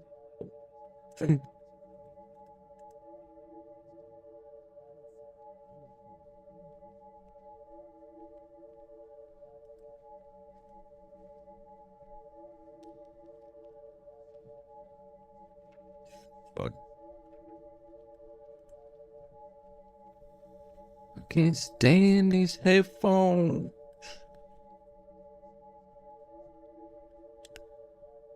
Who we got? Hey, ain't nobody watch, bro. Well, fuck it, I'm gonna eat my shit. Fuck that. Y'all wanna play games, shit. Fuck that, I'm eating. Fuck all this shit. $8 to my damn name. 6, 7, 8. Got $8, y'all.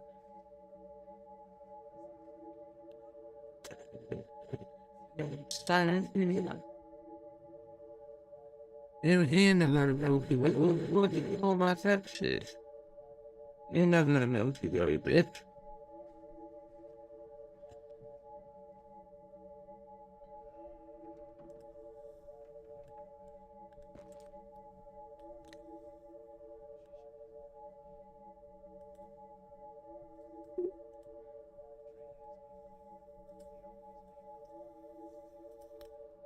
You Enwa!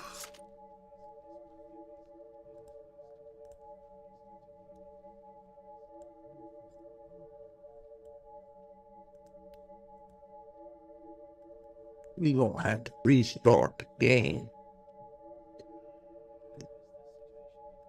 You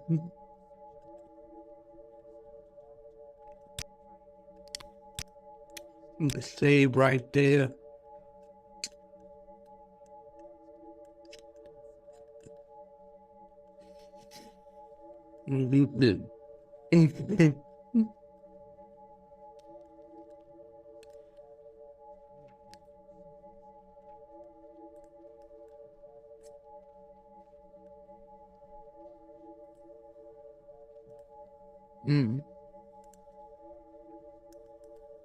Right here. And I think I had the crosshair off. I'm a dumb. Y'all try my mouse if you can. Osiris 1333 on next. Them saving games. Taking my headphones off, dude. I can't play with my fucking headphone. Fuck that shit.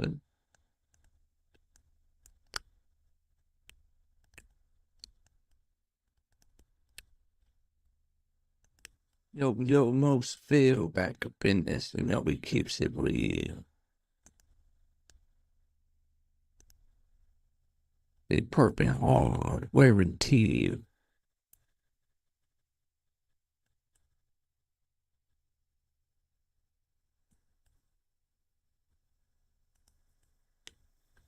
Come on, dude. Let's fucking saw.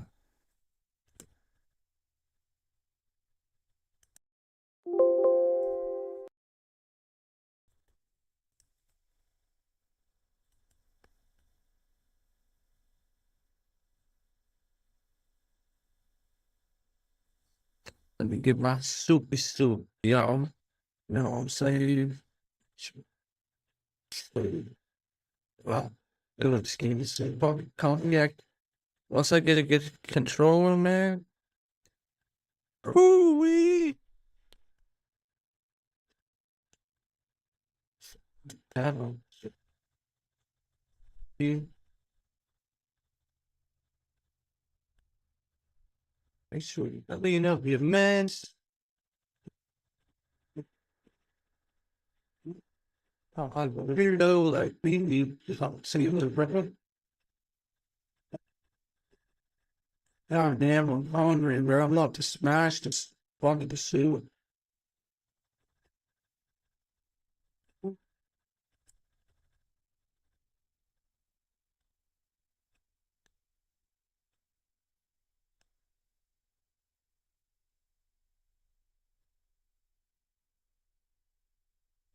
My twin sister's gonna be birthday.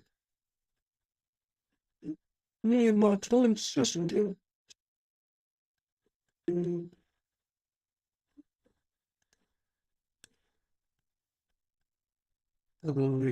So as you know, I'm going to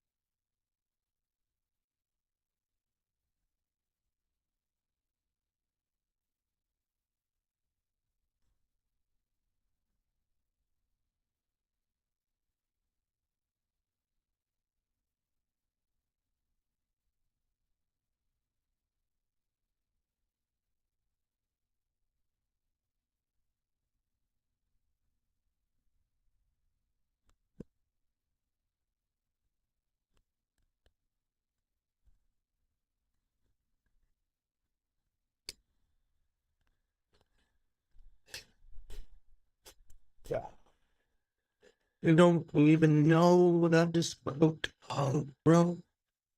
You're schizo soon. You know, it's not the best. Just for telling.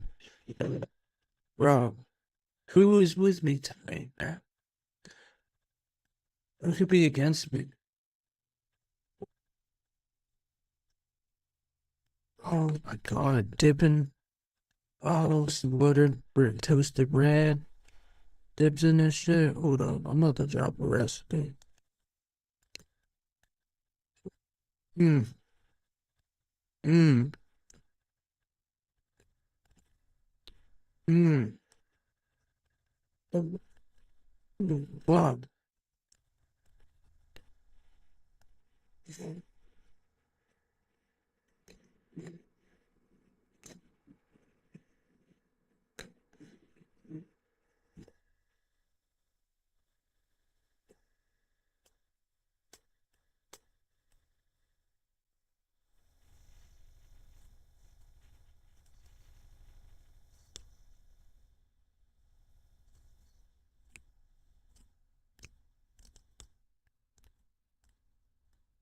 I have the crosshair. No.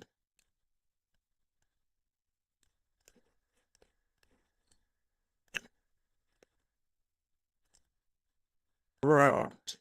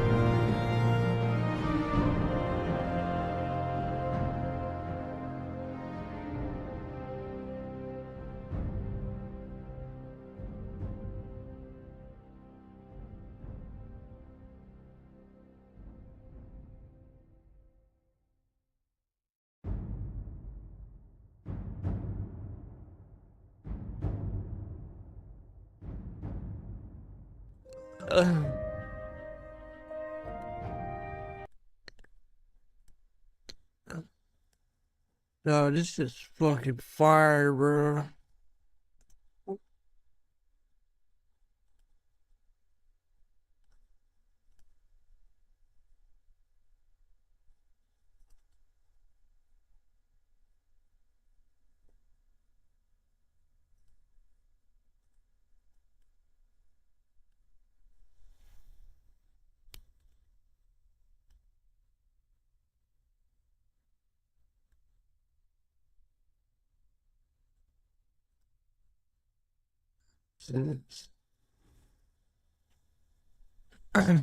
Bro.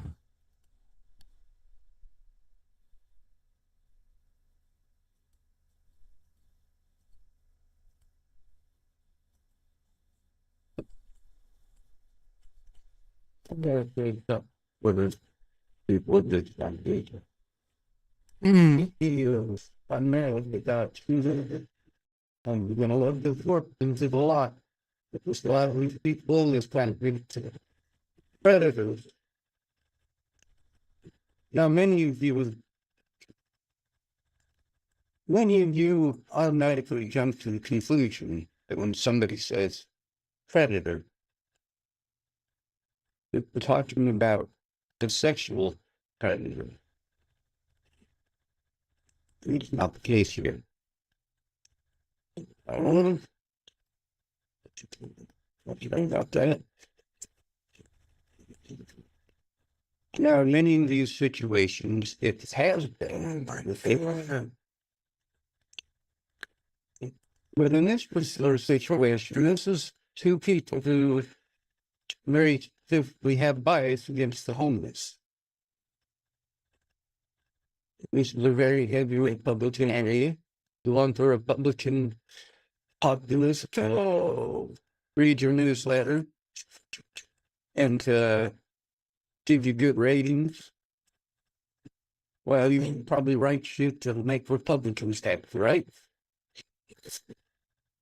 I mean, you wouldn't ever sell guns to Gandhi, would you? No, it'd be a fruitless endeavor. It don't make no sense. Now, there are people in Tillamook who have never had to deal with this kind of abuse. A lot of them. Primarily women.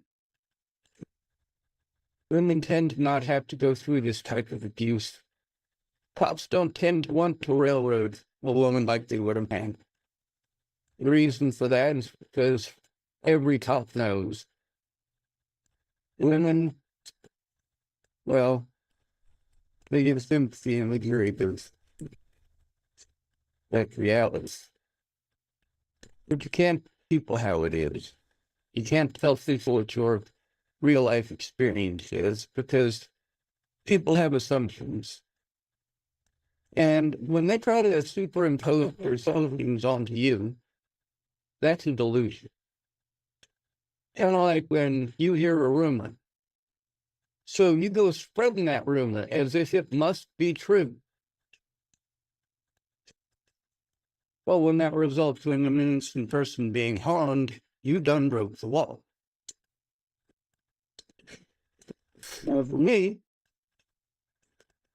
I will state very loud and clear, if I falsely accuse somebody, I will absolutely admit to it. Absolutely. I very clearly have. It's not like I don't say, all right, well, here's the thing. If someone's going to accuse me of something that I never did to them, I'll call them the same name back. That is fair. That is equal. It also becomes necessary. Many of you, your first ideas for solving this issue is to jump to violence. For example, a couple of nights ago, there was a youngin who I'd been pawned off onto for help, but he was drinking pretty heavily, and he was showing his 22 and talking about how if anybody come around here, he would shoot them. Yeah, that's not the help I want. You really think I want somebody to shoot Andrew Wolnez? Hell no. That's fucking crazy. And now this feller, because he was drinking, he felt justified, you know, and you say, oh, well, you know, when he sobers up, well, who says that anybody is going to show up while he's sober? That gun is still loaded, it's still on his hip.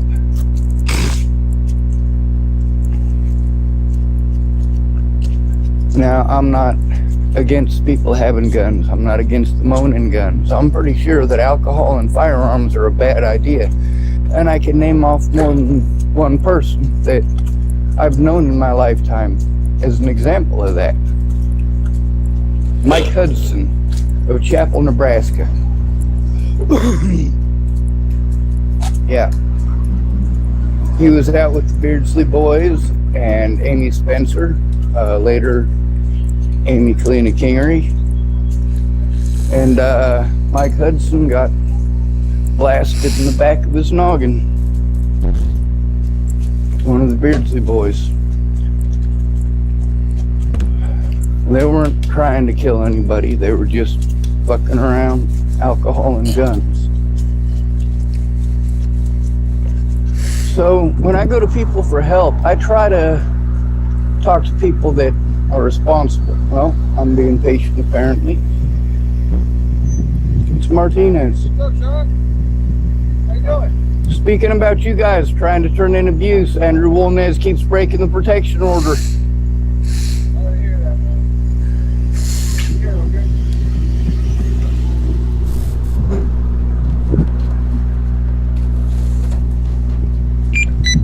We're gonna have to post up some of the videos with Martinez. There's more than one. I'm also gonna make sure that I post a link to the PDF of how he lost his job in the Oregon State Police.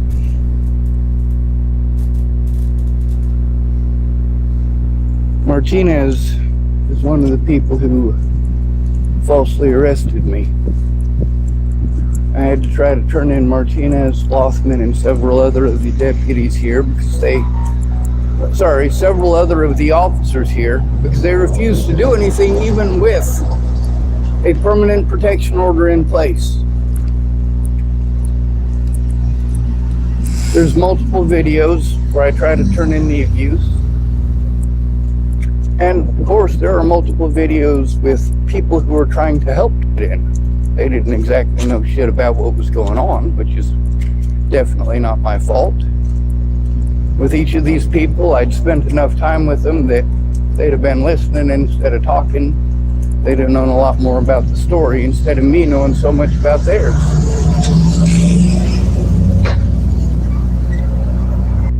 I understand that's part of the getting friendly and getting to know each other process.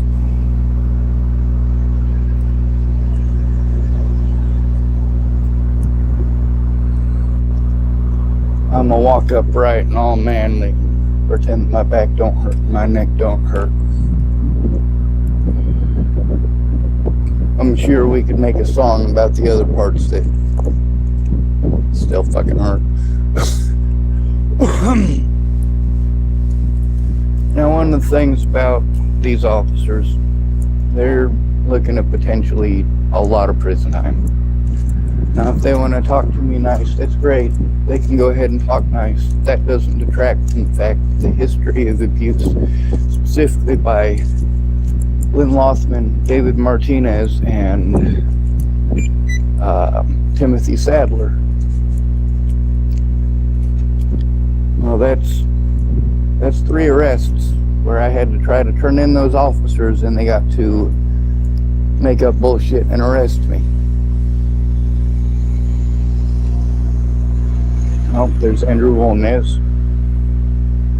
He just drove by, but I am going to say in his defense that Andrew Wolnez did not do that to harass me. He did not do it to threaten me this time. It just happened to be that he was parked there when I walked across the street. I didn't recognize it was him till he drove by. However, he didn't honk his horn or scream or anything like that. Hey, Chris. You alright? I can tell you're not alright. Yeah, fucker's got me all blown up, man. I'll tell you my pocket.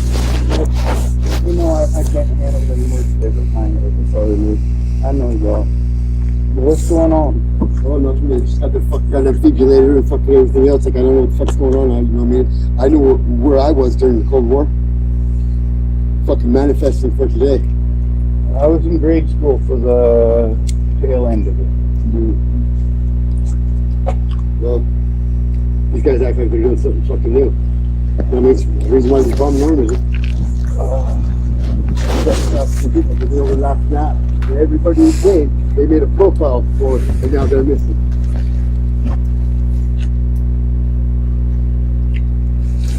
No, that's Jameson Johnson talking. I wish that it wasn't a situation where people in houses were feeding people on the street drugs. Yeah. I wish that would stop. I wish that they would stop dumping people with mental issues who just need a little bit of help out here. They don't need fucking that type of help. Well, they give me a fucking lobotomy. All to steal my money. And they have all known about my money. Chris Johnson. There's no other Chris Johnson in this town. And if you know of one, they should arrest him. I still got the recording when you, me, and Lori were talking about all that stuff too. Fucking Mike's gonna fucking die. Fucking fat motherfucker, dude. Fuck, keep talking shit over me. I hope not. Stupid motherfucker, dude. I don't want anybody to die, dude. Well, it's coming real fucking close. I don't know what the fuck he's thinking. Burns fucked up. He came over here and fucking got him took over the bird refuge. He's fucked up. You know, we gotta find a way to do something without violence and without hurting people, and also without threatening people. Like that's a last big thing. Good evening. It's good to see you. Well, that man is all nice to me. Yeah, always. He's nice to you too. Yeah. So how can we deal with this without anybody getting killed? How can we find a people? Well, my brother's gonna die. So it's his fucking wife. Well, everybody's gonna die. I mean, nobody lives forever. We all have a life, you know, an expiration date. That fucking Brian, that fucking goddamn fucking Jesse, saying there's my Brian who? Brian fucking Wilkes, the fucking goddamn Johnny Gomez, the fucking goddamn that fucking piece of shit, fucking goddamn faggot. They're not fucking from word. I hate that word. I know. Well, Brian Wilkes did a lot of messed up stuff to me too. But I'm not threatening to kill him. I'm gonna kill him. Please don't. He's robbing my mom. Because my faggot fucking dad's Mark Johnson, you know him? I still don't like that word. I hate Chris Johnson either. I know a few of the Johnsons here. I know Andy Johnson, and he scares the hell out of me. The things that he was saying he was going to do to his ex are horrible things that nobody should have to listen to. Yeah. You know, his ex's daughter works over there at Safeway.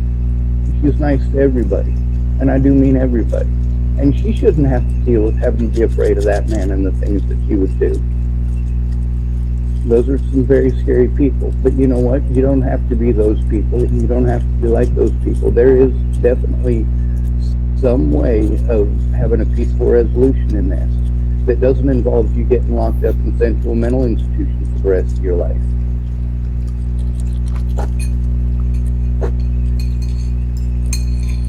These fucking idiots around here think just because you have fucking goddamn fucking a visa and they're getting it from a guy that's just making it falsely. It's fucking senator. Fucking Mike Woodward, his whole fucking family. It's fucked.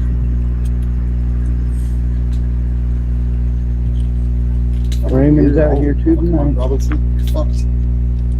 I really wish they would actually help you guys instead of just leaving you out here and talking to you guys in circles.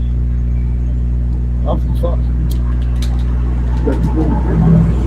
We got many people out here who have PTSD or have what do they call that? Delusional disorders or schizophrenia. We got people out here with cerebral palsy getting treated like they got, you know, schizophrenia because they got cerebral palsy. They're like they're retarded because they got cerebral palsy. It's horrible. I was in Astoria. That's not a very nice place either. It's a bit Just the light.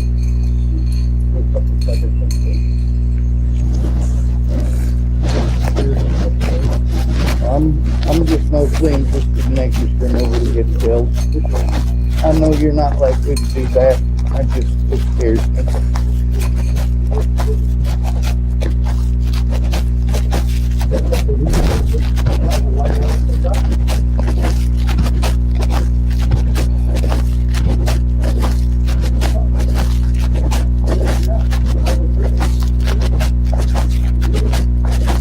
Not following me, I'm just going that way because it's where my tent is. A rolling paper? I'll do back to the tent. You're going to walk with me. It's only a couple blocks. I don't need you to do good.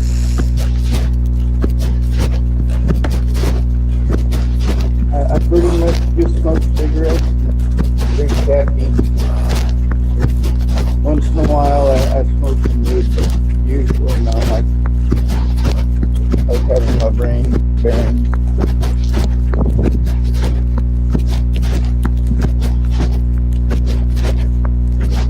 Oh, my tent's this way. Yeah.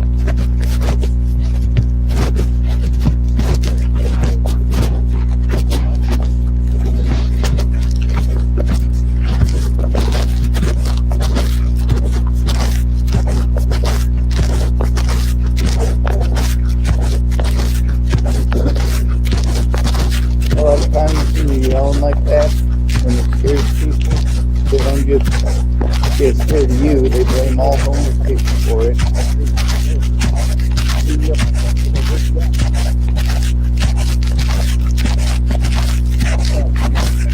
still don't like that word.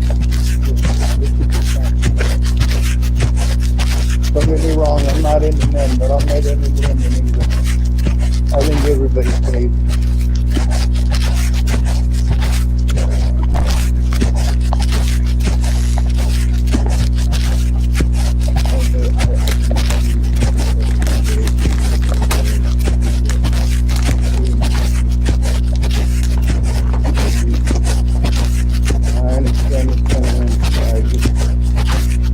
It's one of those things. A lot of people smack me in the head, use words like that while they're doing it. It takes me back to a bad place.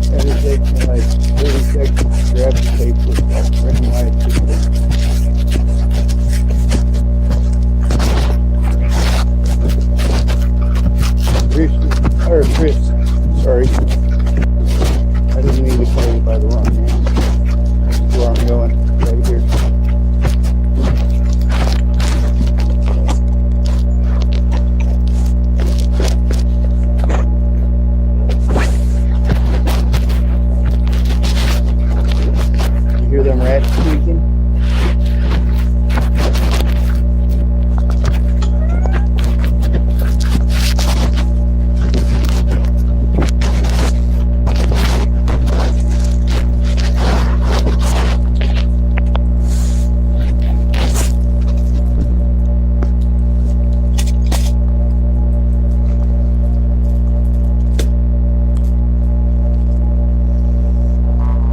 Keep moving, scum.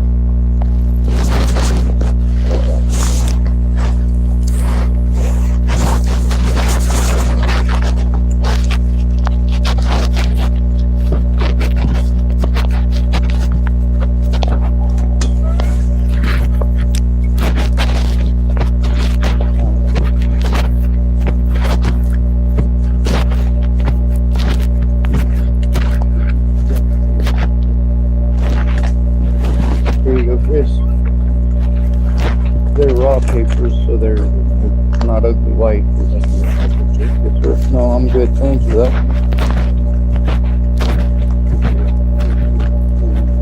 Yes, sir.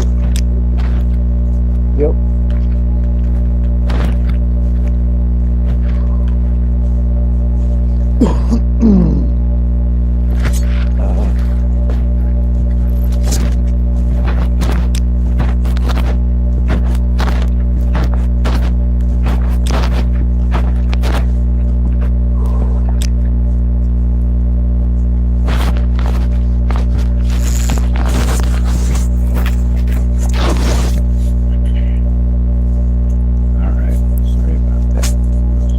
That feller, he does that, and he yells and he screams, but he's just, for the most part, get on and screaming at himself. Not everybody knows that, and sometimes people hit him. I'm sure you can understand how listening to that would be scary. Also, with him talking about killing Brian Wilgus and his dog Gucci happened to go by us. I figured it was probably a good idea to continue walking and to try to get his attention to me, because he saw Brian and started, well, what could have gotten a lot louder, and it didn't. Brian and Gucci went on their way. They didn't stop or yell or do anything. They just continued. It seemed like Brian's head was looking my direction. Yes, if there's a situation where somebody tries to attack him, I will get in the middle like an idiot. I'm stupid. Yeah.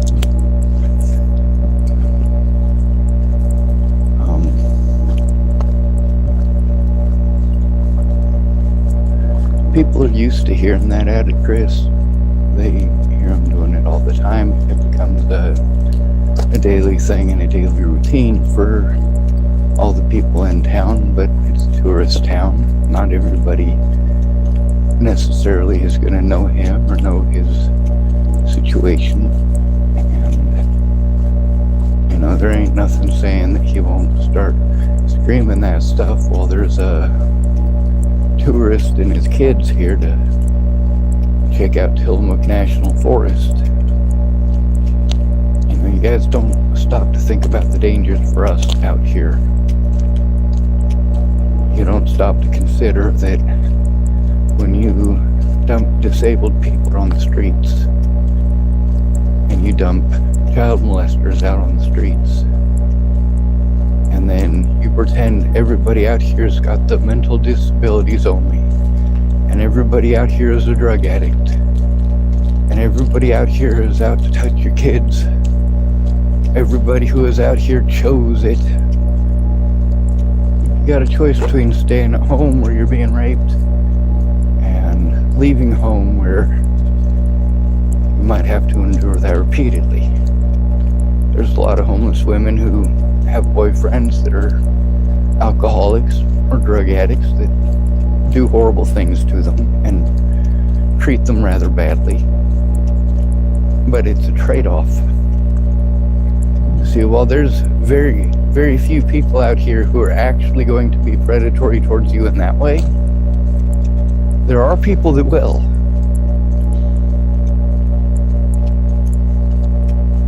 Instead of treating all homeless like they're child molesters, why don't you do something about the child molesters?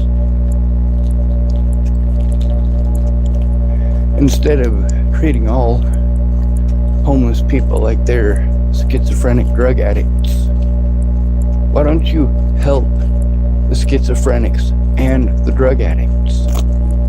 Look at how much money is being wasted for these services like CARE, TFCC, TCCHC, for all of these people to be what's called a roll-through. This is where, well, all the people that Ronald Reagan had dumped off onto the streets in the 1980s, there's no longer a place for them to go. When there's a crime that's committed and the police don't know who did it, they go find a roll-through. What that is, it's somebody who is, the way they figure it, so batshit insane that nobody's gonna believe anything they say anyway. They'll arrest that person repeatedly, and usually that person will get a repeated slap on the wrist because they're quote-unquote mentally ill. Hell, they might not even be guilty. They might not have even been in that state when those situations happen, but it really doesn't matter when it's a homeless person. Who's going to defend them? Who's going to show up? Who's going to take it seriously now? I got so much adrenaline running through me just from all the words that he was saying. I don't have less emotions than you guys. I don't have a lack of emotions. I absolutely feel emotions, and fear is one of those emotions. But what he wanted was some rolling papers. I was hoping he was gonna smoke a cigarette with it. I know he does smoke cigarettes. Whatever he happens to do with it, I don't care. He's a grown adult. That's what sucks, is that these are grown adults. They're grown adults with severe mental problems that aren't getting the help that they need. And unfortunately, when you guys say you need help, you guys are pointing towards one specific type of help. You want someone to be locked up and medicated. Usually that's not the issue, and usually that's not going to fix the issue. The issue is that these services that disabled people are sent to are ineffective. People who work there get bound up in red tape. They just, this is their dream job in high school. They wanted to help people. Then it's actually their job, and all that bullshit goes right out the window. Like, oh my God, this is reality. Yeah. Reality isn't always nice and pretty. It's not always a ticket tape parade for you and your buddies because you decided to jump on the humanity bandwagon. Unfortunately, you have the option to dip out or to half-ass your job. Those who are having to actually live through it every day, you get drugged down in the dirt. You get emotionally screwed up working at one of them social worker jobs in just your first few months, and you're telling yourself you were going to do some good, and you were going to this, and you were going to do that, and now you've got people that you work with that didn't get any education. They were just hired off the street, and they're drug addicts, and they call them peer support workers, and you're told that your job is to pawn everybody off on peer support workers. Jesus God Almighty, right? Isn't that what we're supposed to say? Isn't that what they'd say in the movies? Then you guys don't see the difference between reality and the movies. In reality, yeah, that guy just did a whole bunch of talking about how He wants to harm people, and he very specifically stated the names of the people that he wanted to harm. He also didn't harm one of those people he said he wanted to, even when that person went by. I'm not real happy with Brian Wilgus, but I don't want people to actually harm him. I don't want people to harm his dog either. It's not okay for a person to use an animal to threaten people. I am going to say that. Now, if you warn somebody that your dog might do something, that's different.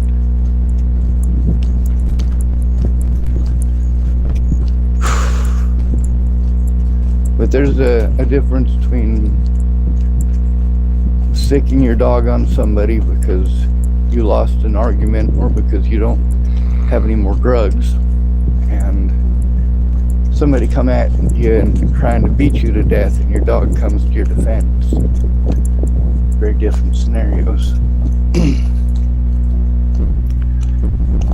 Anyway, with all the adrenaline going through me, it's starting to wear off a bit right now, but the good thing about adrenaline is it mutes the pain a little bit. It's about the only thing that does. But that's only because I get into a heightened sense of awareness and I'm looking around and I'm listening to my surroundings. You know, I saw Wolnez earlier, so I'm definitely paying attention to that. What he did earlier was stop at a stoplight. That's not illegal. And that's not something they did to intentionally stalk me.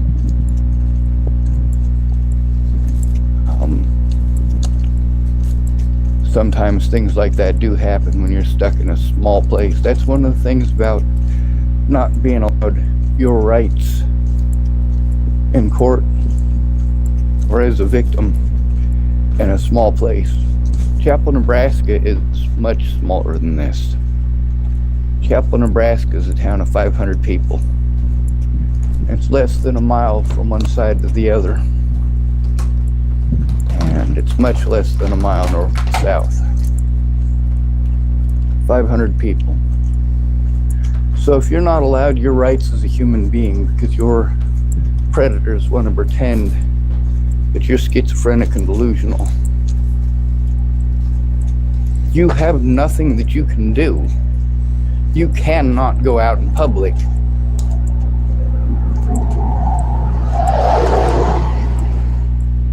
after Leslie Snell's husband is implicated in death threats against me, coordinated by his own brother. Well, then she got hired by the Tulip County Sheriff's Department. Let's marry, right?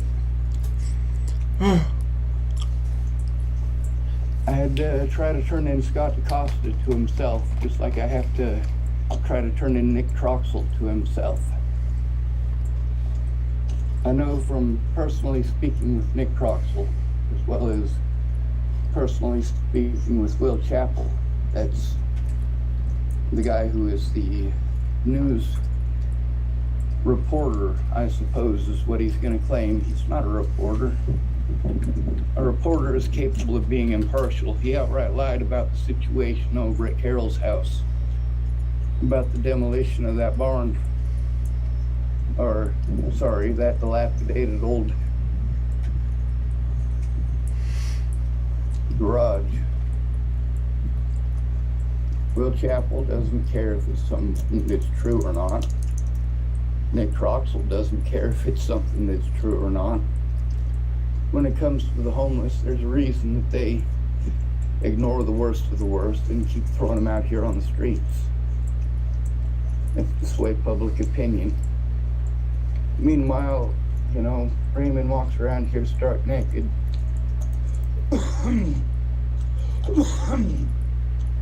A lot of people have told me that there used to be a, what did that guy say? A real person in there once. that the Raymond Burke that they know is not the Raymond Burke that they knew.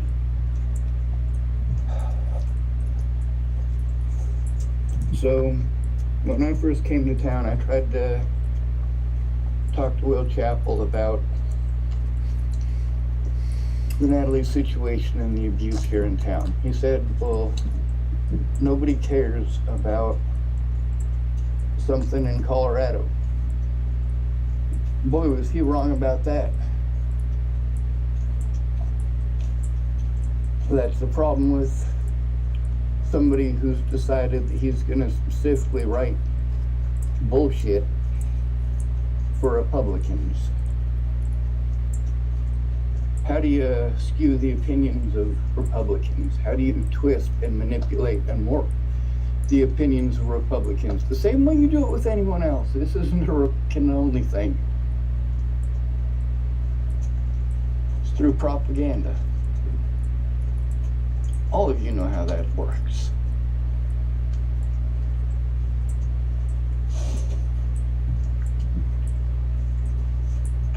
Jesus, my back is killing me. Now, Will Chappell said that he might be willing to write an article about the homeless. Now, I've read some of his articles about this. I noticed that he outright lied multiple times about situations with the homeless. I also went and spoke with several of the people that they lied about. One of them is Miss Carol herself, about that damn barn. Sorry, I tend to pick up anything that looks like it'll go through a tire.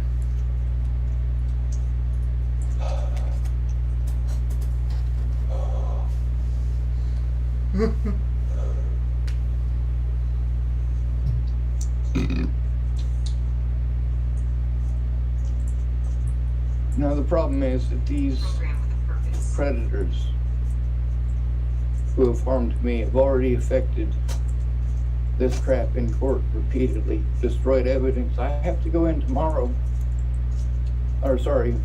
and try to turn in all of the violations of the protection order by Wolnez. No, I'm not going to include the one tonight. I'm going to tell them that tonight happened. But I will let them know that he did not honk at me. He didn't flip me off. He didn't shine lights in my face. This one time, he left me alone. But then again, we literally got to notice I was talking to David Martinez right before that. Oh boy, was he sounding like he was a nice person this time, didn't he? Yeah, that sure is cute. There's a possibility that Wolnez saw Martinez and decided he didn't want to do nothing. But the thing is, I don't think that that's the reality of the situation. There was too much time in between the two intersections, and when I talked to Martinez. No, when I recognized that it was Andrew Wolnez, did I start screaming at his car? Did I start throwing rocks? No. Not interested. Did I run up and start kicking his car? All right, well, I can't run, but you get the point. Do I follow him around and scream that he's a pedophile? That he's a murderer? That he killed a little girl in Colorado?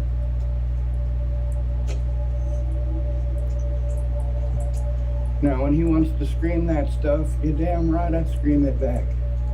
Not all of it, because I have at least, well, I didn't used to curse. That might surprise folks. You know, when I had to stop being nice 10 years ago, it had been so long since I had to be mean to somebody that it was completely foreign to me. I mean, don't get me wrong, I've definitely put on the big mama panties and the big mama voice when it comes to defending somebody so there was no harm, but I never felt in those situations as if there was any danger. Yes, violence ensued. However, the point of the matter is that I was never afraid that the people who were harming me were going to kill me. I never had that fear. When they were messing with somebody else and all they need to do is leave that person alone. Yeah, not that bright of a feller. I grew up in a shitty situation without people who cared. So, yeah, I tend to not want to just stand by and watch, which is the American way. I'm sorry that I'm not able to read what y'all are typing at the moment. If you give me a few, I'll find a place to sit down.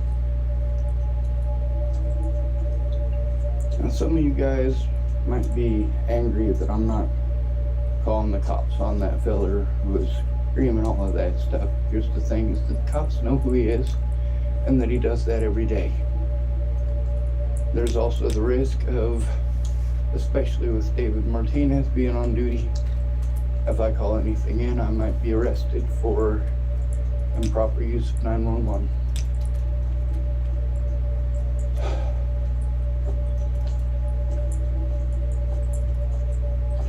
Matter of fact, with the abuse that I've had to go through at the hands of David Martinez, I would definitely consider him rolling down the window to be gloating and to be threatening.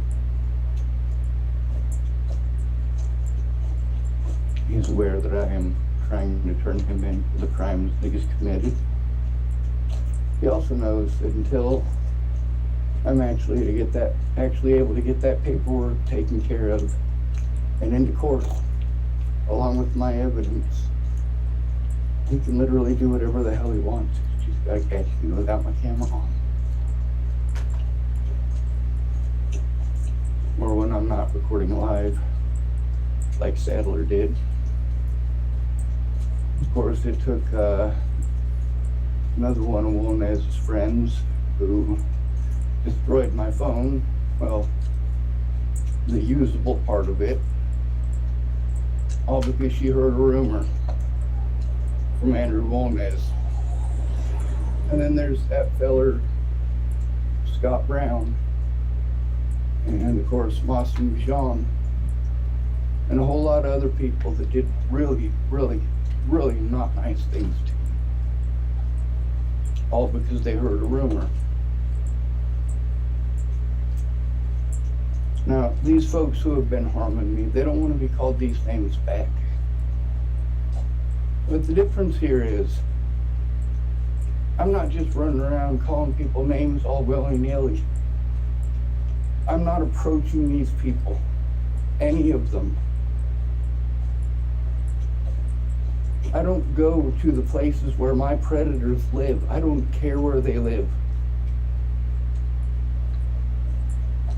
At the same time, what they've been doing does need to be documented, and it also needs to be documented how I've been treated, because police wanted to pretend these were schizophrenic delusions, despite the fact that I'm not schizophrenic or delusional, despite the fact that there is a whole bunch of evidence of that. And then there's, of course, the people at TFCC who got busted telling me that my paperwork from elsewhere doesn't matter. I have to be diagnosed in Oregon. Well, that's interesting. I was also told that I had to become an Oregon resident or they couldn't do anything. Are you telling me that if a crime is committed against somebody in the state of Oregon and they're a tourist, that's not a crime because they're a tourist? Is that the implication here and the insinuation? Or is it just homeless people?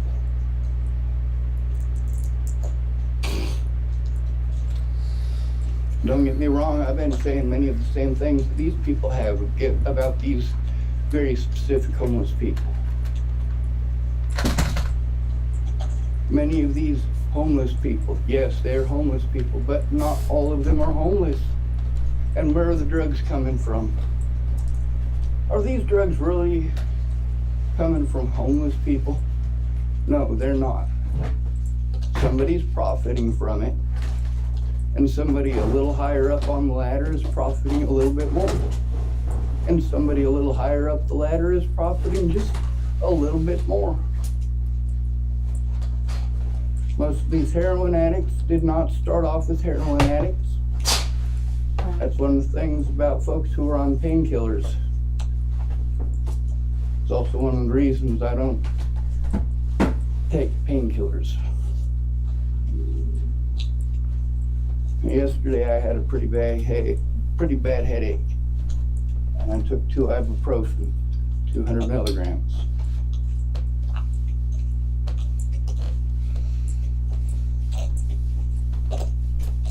If I need it, I'll take it. I'm not completely against it. There's a big difference between a headache that can be cured with ibuprofen and, or at least taken down to a simmering level instead of scorching. But nothing touches my back pain. I'm not gonna take adrenaline shots, are you? Can you imagine taking adrenaline shots for pain? Oh my God, no, that's not ever gonna happen. Sometimes people have solutions that they just don't think through.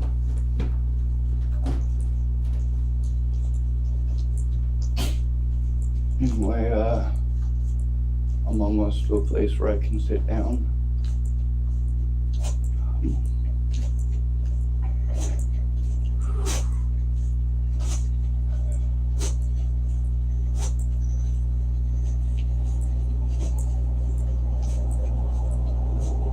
None of those folks in Colorado or Virginia saw any of this coming. They didn't have the experience to, and they didn't have the care to. I've lived enough life already. When Natalie and her sister started playing victim, I knew if anything happened to those idiots, then I'd end up having to take the blame. I'd be the one who was targeted. And I'm not wrong. That's exactly what happened. Being able to read the room is not the same as being schizophrenic or delusional. Knowing that you were punched in the face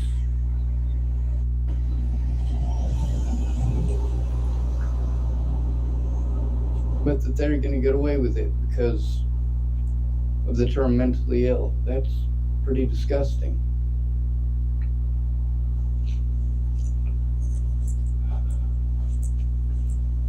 All right.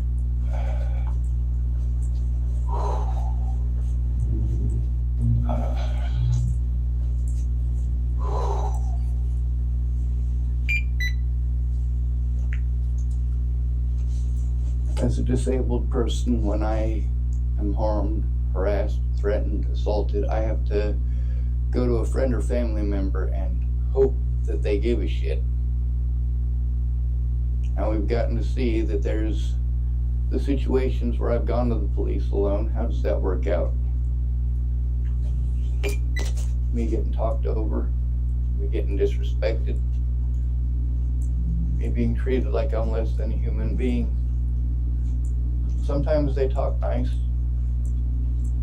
Sometimes. But talking nice when they're bullshitting you, they're still bullshitting you. If they're talking nice when they lie to you, they're still lying to you. Somebody's revving up their vehicle real loud.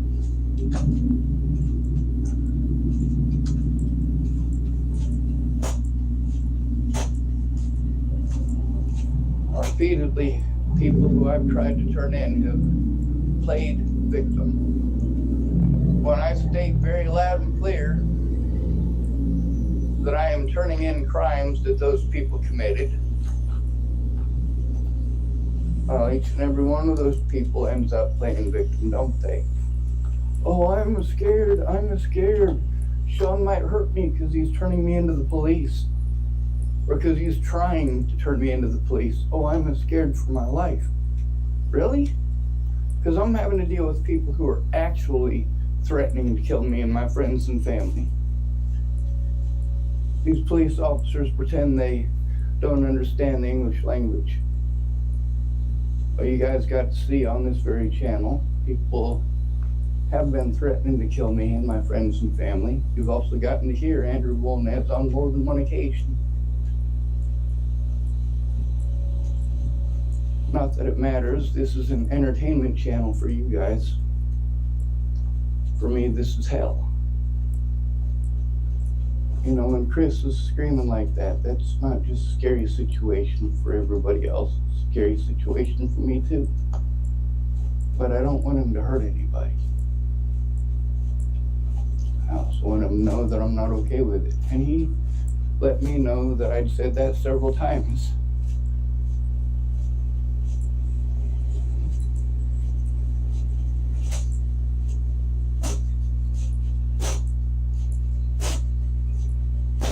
Obviously,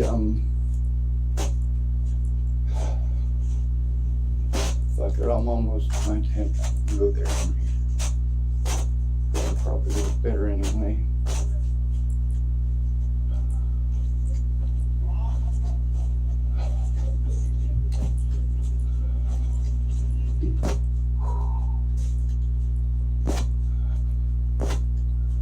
Alright, I gotta sit down.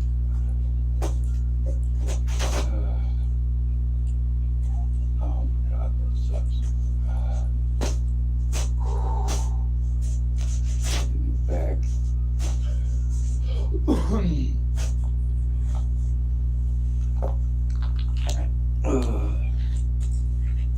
Got a lot of folks that have been breaking in and stealing from folks in the neighborhood.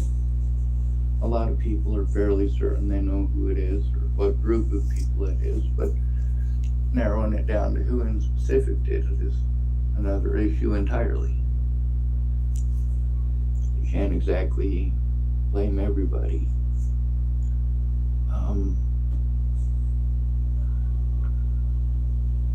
Let's see. So on these, we've got one person who's at a low. Someone typed that they're sorry they lied. That happens. A lot of people lied. I don't hate them for it. I just hate what they did. We got somebody who is typing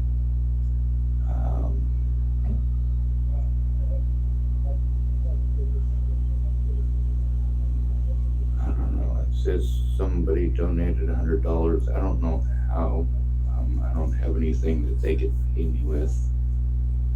Let's see. Someone calling themselves Zephyr Crossley typed, "Are you homeless?" Yes, I am. I live in a man's backyard. He's got some pretty severe disabilities of his own, and he's not able to help how I need. He's also one of the people that, well, he's got some horror stories of his own. I was forced into homelessness when my friend Natalie Bollinger got shot in the head. We hadn't been friends in over a year by that point. The reason that we hadn't been friends is because on my birthday, while her and her sister and I were out at a place called Elliott's Coffee Grounds, her mom found her heroin. That was the last time I ever saw Natalie Bollinger. But that situation turned into such a screwed up situation because that morning before we went out, it was really hot. I got severely dehydrated. And although I probably should have gone to the hospital immediately, I didn't end up going to the hospital until several days later. A lot of that is because nationwide, homeless people aren't treated very well. I went to Virginia because Natalie was gonna end her own existence if I didn't. because of her family. Now, it wasn't just that. Her and myself and Natalie's twin sister Alicia and a lesbian named Maddie Bowe had all planned the trip together. And Maddie Bowe couldn't go because she couldn't stay sober. Natalie left for Virginia so that she could get away from Tim Beeson and Ted Bollinger. Yeah. And the druggy life that she had there. She needed to get clean, and she knew that she'd never be able to with her dad and It's Tim. always a constant struggle for something, you know? And she also stated more than once that she was afraid that if she went back, she'd go back to those same I'm literally people. gonna have to fucking, like, I really need to get disability. And that's exactly what she did. This is insane. Went back to those same I people. can't fucking move, dude. Same group. I can't work. Those people who were using these drugs and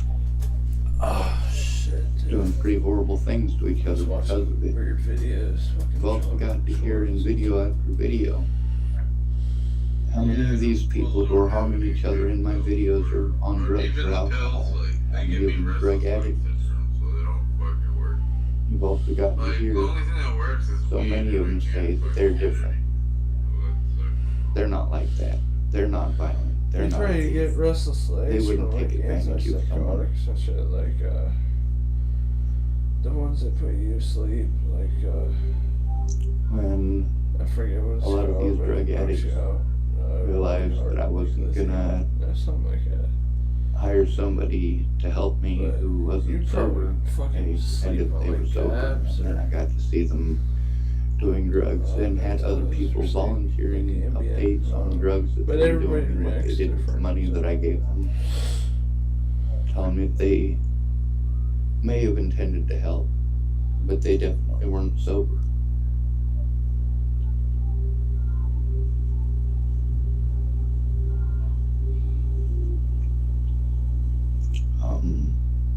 Someone calling himself Mr. Dunham typed, "Oh, okay." One of the major issues here also, I gotta get myself to be able to stand up for me a second. I gotta walk past an area where sometimes there's pleasant people and sometimes there ain't. If Pun and Tiffany are there, there's certain people that won't stop. They kind of make it safe just by being Big Mama and Big Papa. That's not the right way to explain it, but it's close as I can give you right now. But they're not there. Some of the worst people come around. The kind of people that Pun scares off. They're afraid because he's a large man and he will humble them stupid. And when it comes to the threats against people and the harassment and all of that, you know, there are such easy solutions. You know, like the solution to leaving me alone is to just leave me alone. I don't even understand how that's not understood by every speaker of the American language. And I gotta say American language because obviously American English is very different from English.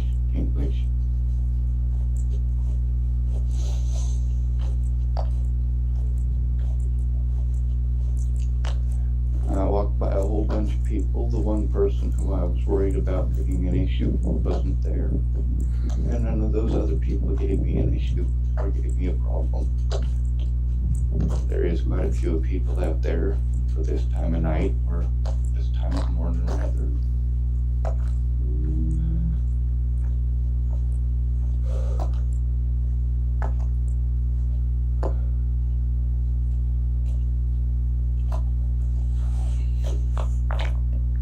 Don't go running around looking for somebody to harm.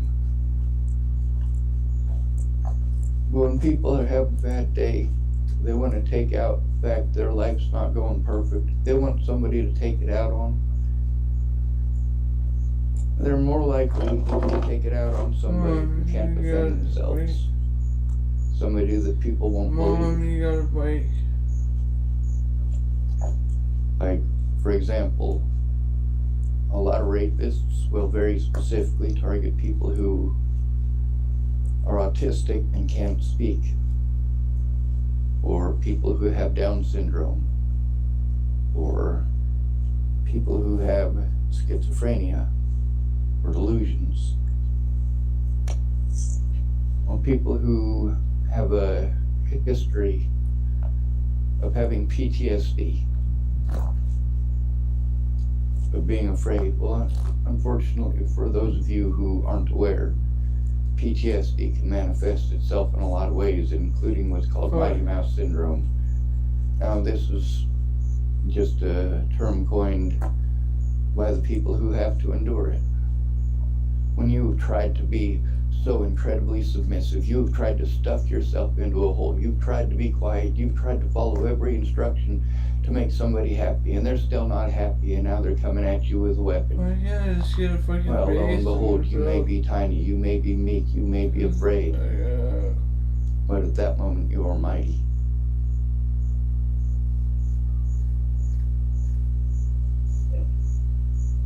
Shut the fuck up, dude.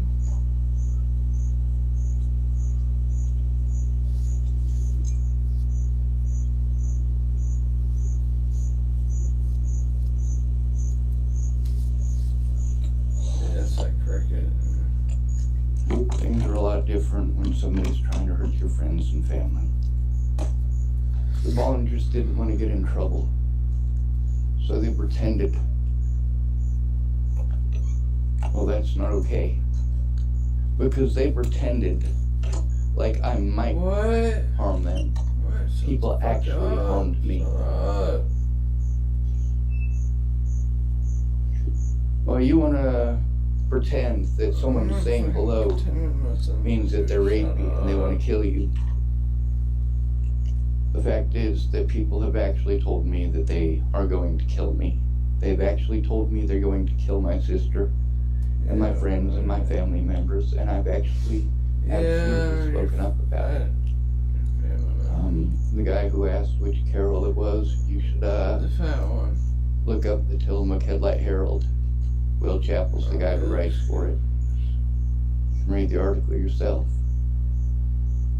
Do you want me to go there? Hey, you want me to get over?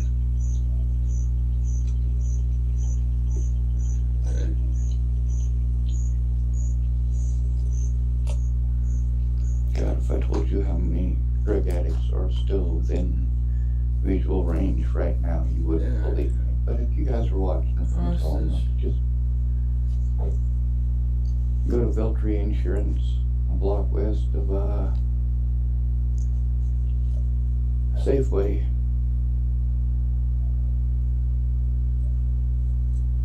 There's some other folks that they just moved in. They introduced themselves yesterday. And they introduced themselves because people are already breaking into their place. My personal belief is that it's people still retaliating against the folk who lived there before. And those folk were real nice, but they had kids. And the cops wouldn't do anything about the actual predators that are literally living in the garage in between Veltri Insurance and that apartment building. People who are having their stuff stolen. They just moved in. They got kids. And it's one thing if it's just petty theft, but when you start opening the window to somebody's daughter's room, you know what, that's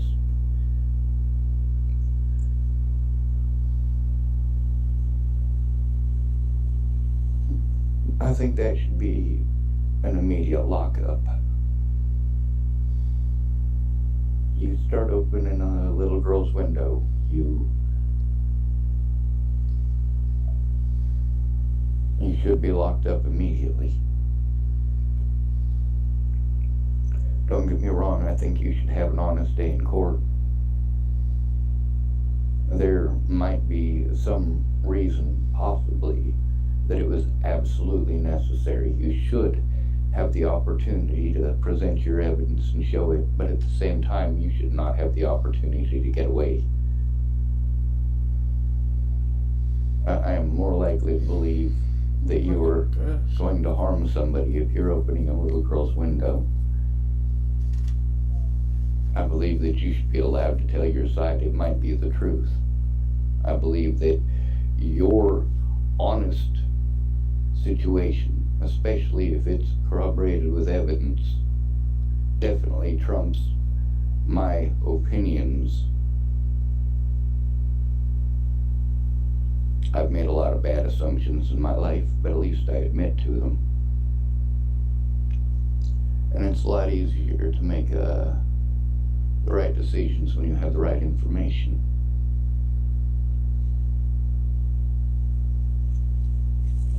Let's see, somebody here typed praying. Another person, Margie Ashley typed praying. Tony Olivia typed, I think we got to unite all together, get rid of the drug addicts and use the I don't really like that idea. I'm not going to finish reading it, but the thing is, most of the drug addicts are in houses. I know more drug addicts in houses than on the streets, even here in Tillamook. It's kind of like if you get rid of the people who are most likely to be a child molester or a child abuser, you will arrest both of the parents. And then, you see how preemptive lockups don't work. A lot of parents have said, well, we should lock up the people who are most likely to molest our kids, and we should lock up the people who are most likely to kill our kids. And then they have to stare blindly in the face of the fact that they, as the parent, are the people statistically most likely to be locked up or most likely to commit those crimes. So what they're asking for is for themselves to be locked up. And once they realize that, that's a very scary thing. Once you realize that your children are more likely to be killed by you or your spouse, why the hell would you be afraid of a bunch of people who are too busy trying to get drugs to care about you? Well, there's something to be said for that too. A lot of these people are sexually motivated when they're on drugs. They're motivated by adrenaline as well. A lot of people, when they're on drugs, they're not thinking straight, and it pulls them down to their more base stupidities. And they figure to themselves that they're big enough to force what they want out of somebody. It's okay. First they'll try being nice, and then they'll try coercing, and then they'll try intimidating, and if that doesn't work, there's always kidnapping and, well, basically all the same shit the police do. You just call it something different. I know it's not kidnapping when you have to turn in Officer Martinez to Officer Martinez. No, it's not kidnapping when he falsely arrests you. That's not kidnapping because he's got a badge. If he didn't have a badge, that would definitely be kidnapping. The other thing is he's not allowed to retaliate like that, but who's going to stop him? It's not like Nick Troxel cares. That's his boss, by the way. The last boss was Ray Rao. What happened to him? Well, he lost his job because he was doing some pretty horrible stuff, but among those things, he was lying on the stand, and he was stealing evidence from the evidence locker. I know a few stories about that. No, it's not, Raymond. Having a panic attack, trying to work it out. Yeah. Well, I can't rightly call it a panic attack because they're for a very real reason. I don't. No, sir. It'd be nice, but, you know, I'm out of money. Yeah, people never pay me back. Well, if you'd stop spending your money on them drugs, dude. If you'd stop spending your money on those drugs, dude. Really? I know the same people you do, Raymond. Yeah. Do you do drugs? No. You don't? No. That's one of the reasons that those people that may not even like me do respect me. It's because even though they're on drugs, I don't do the drugs. I'm also not trying to get them in trouble for being on drugs. I'm so homeless that you funny. Now, if they're harming people because they're on drugs, that's a different story. And I know you're homeless. You were in the cell next to me in jail for quite a while. Remember that shit? I do. That shit sucked, dude. That shit was so boring. Man, dude. And then they drop you right back out here. Dude, I don't eat, I don't drink, I barely. It sucks, dude. It does. It's a lot easier to pass that stuff to somebody who isn't aware, but there's a lot of people who know you, Raymond. So many people have told me, you know what? Raymond used to be a lot different back in the day. Yeah. Is there one? Do you believe in God? I tried to search for an open day. Search for an open day. This stuff, do you believe in God? No. No. No. Ever since Nellie died? I believe in the possibility of a God, but I don't believe in God. Okay. I'm bored, dude. What do you I'm needing to lay down and go to sleep. Hopefully my back will stop hurting, but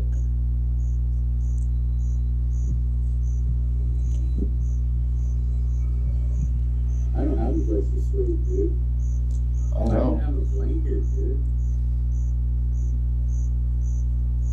You know? The fuck am I don't know. I know, and if somebody gives you a blanket, then they're out of blanket, and you'll lose that blanket, and then you'll want another blanket tomorrow. You're not able to be responsible for those things. Hey, Sean. Yeah. So you really did a Nelly about it? Did I what? You did a Nelly about I don't quite understand what you were saying. it? I know you said Natalie Bollinger, but I didn't understand what you were saying or meaning. What about her?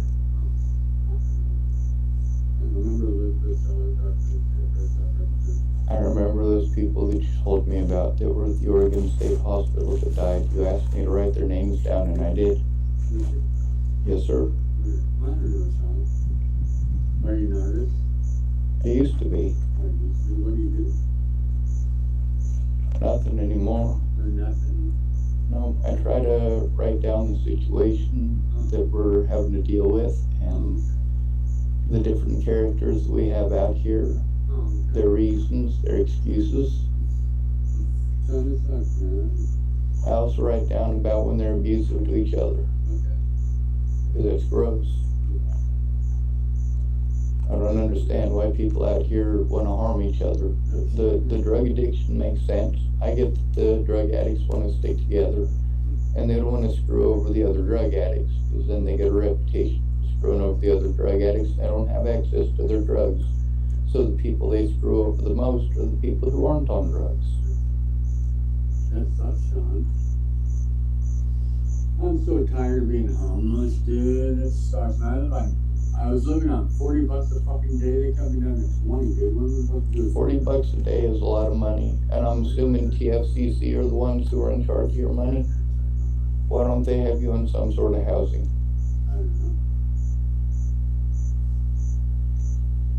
know. I don't understand why you, of all people, are still out here on the streets. They're either going to arrest you for being out here again. Going on seriously, like 6.5, 7.5, 9 years, dude.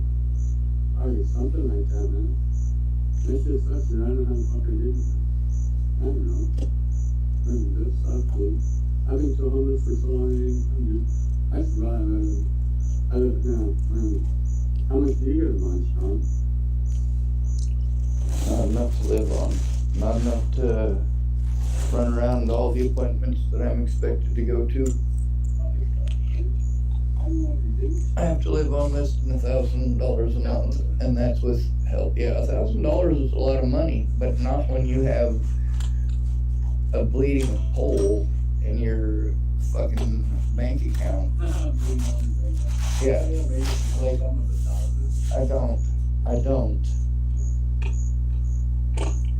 I don't get a lump sum of 1,000. The reason that you only get it a tiny bit at a time is because if they don't give you a tiny bit at a time, then you'll spend all of your money on drugs in 3 days, and then you'll have nothing for the rest of the month. Not true. Not entirely true. You'll spend some of that on food. You've never paid me back for a single cigarette I've ever given you. I do. You tell me that you'll pay me back every time I give you some, and then whenever I give you a whole pack worth of the cigarettes, you tell me you'll get a pack for me later on. You never do. I know, you're very forgetful as far as that stuff goes. I also try to be as patient and mindful as I am with that. I know.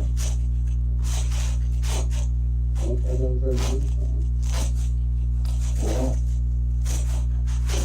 I'm walking this way with you because I don't know what else to walk with.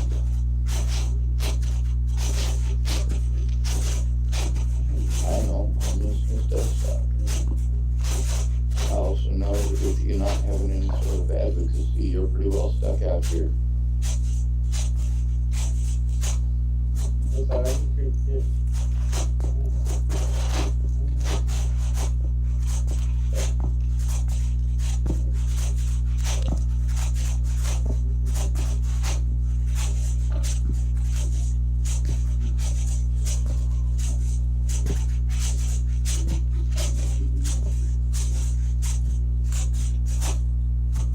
I used to pass out blankets in Boulder, Colorado, and I did that for 7 years.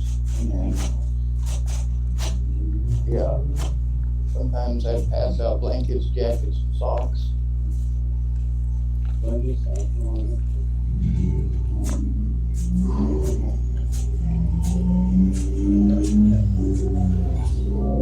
Yep, sometimes I'd walk people to the warming centers.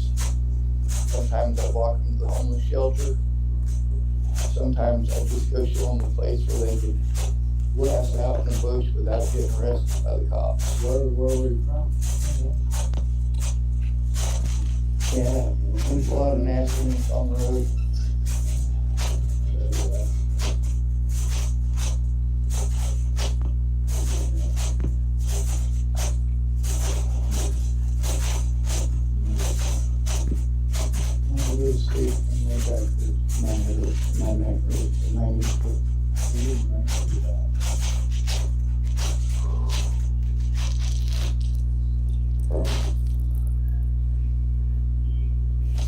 No, I get my money for being disabled.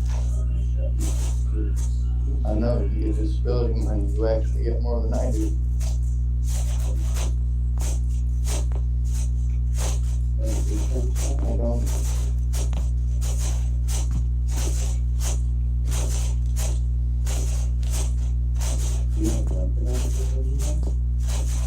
No, right now. No.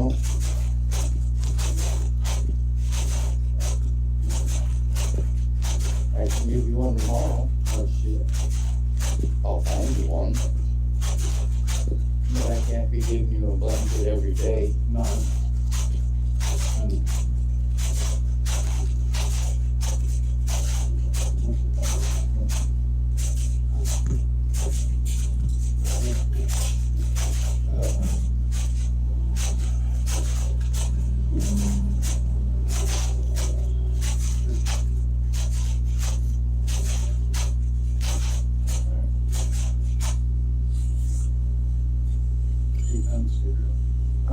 I found a cigarette butt instead. Maybe that guy fuck on me, dude. Some guy worked out on it, yeah. So there's a lot of that. And then you should have been afraid to go to the laundromat this whole time. You literally spent 9 months in jail. I know. Credit cards from there, and then you went back and carved words into their table. It's not funny. Brandon, that lady works. All right, I see her in there actually working, actually going through those machines, actually cleaning that place. That lady has been incredibly nice to a lot of people that she didn't have to be fucking nice to, Raymond. All right, maybe how about please stop going in there.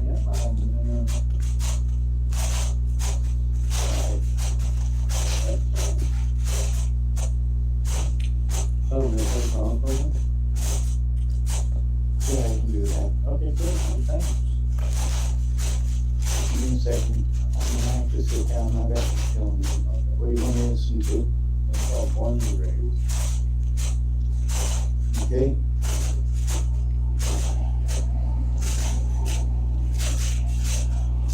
I can do it. Be all right.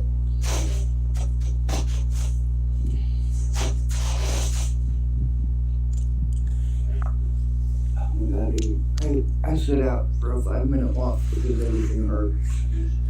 I mean, that was over an hour ago. Definitely over an hour ago.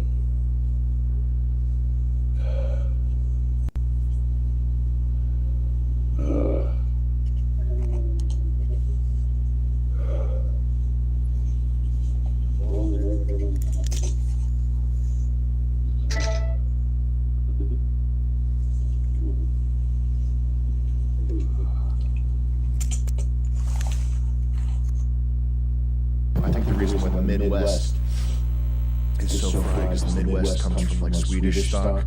They have the least in-group preference here of the whites. Like Tim Heidecker is like he's like a Swedish.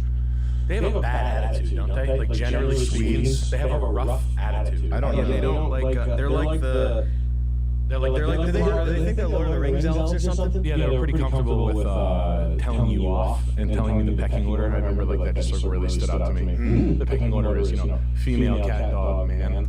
And I heard that 4 times, and they were laughing at it. Brains bashed in. That comes right after man. And that's where the comic book Aryan blonde hair, blue eyes people come from. They did some good damage there. They are different. Could be anything. It could be wars. It could be something in the water. It could be hormones. It could be anything. They're trying to copy our swag with the lady generals. The man lady generals. Oh yeah. He came out on like a unicycle juggling like something like that. Oh. He's in control of the nuclear weapons. He's a juggler. He's a juggler. Minister of Culture. He's in charge of nuclear weapons and children's studies. Daycare, the curriculum in school. Yeah, daycare curriculum. Chancellor of daycare. It's called Behind Closed Doors. Yeah. It's called Get Out of Here. Come back in an hour. The daycare's called Behind Closed Doors. Damn. It's not like a Thunder Mist or anything like that. It's not. It doesn't mean It's called Chimo Island. Under the rug.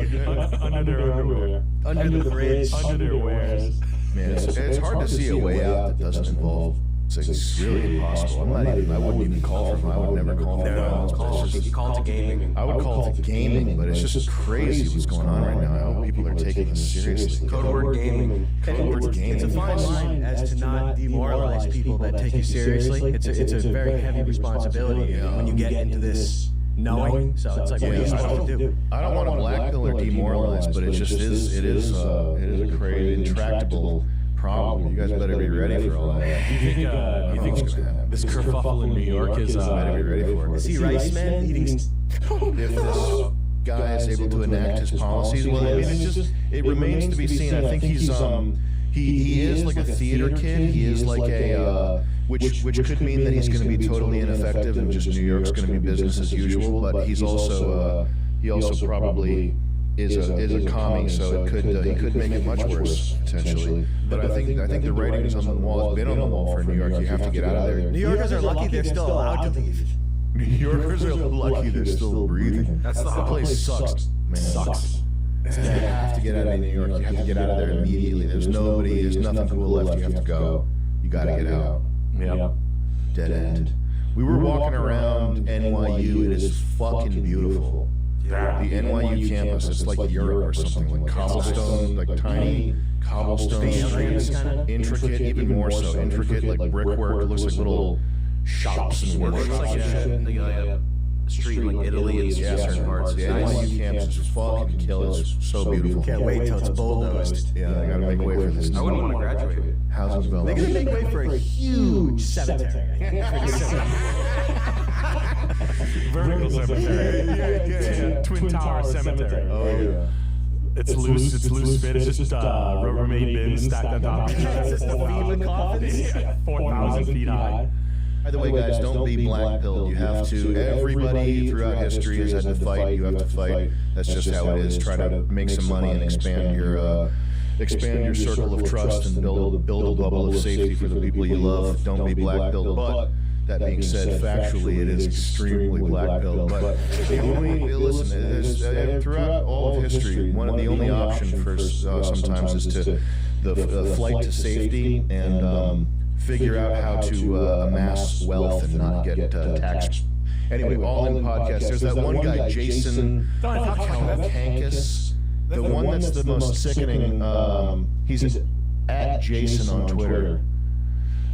This guy's a real bad guy. Is he a poker player? He's just a bad actor. He's live. The other one, he might be Swedish too. The other guys are fine. The All In Podcast it's the reason you would listen to the All In Podcast because it's important to know what the elites are talking about. What certain elites, not the Illuminati level, but what real business people are thinking.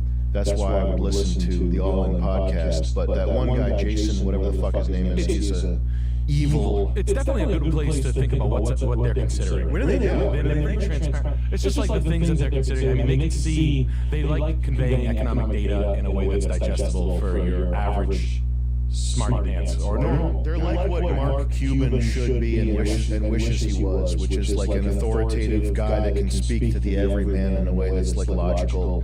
But Mark Cuban obviously is a fucking total. So the other guy, the one that talks like this, who has like the funny tongueless that I actually enjoy. It's like the world's. Is it Friedberg? Yeah. That guy. Ew! I know. Fuck! Ew! No, he's chill. No, Sam, he's chill. He's a BGL account. Oh! Can't be all that bad. Well, he didn't verify his PGL account, so we gotta get him logged in. Yeah, he should. It's on the code. But he has the. He was talking about how.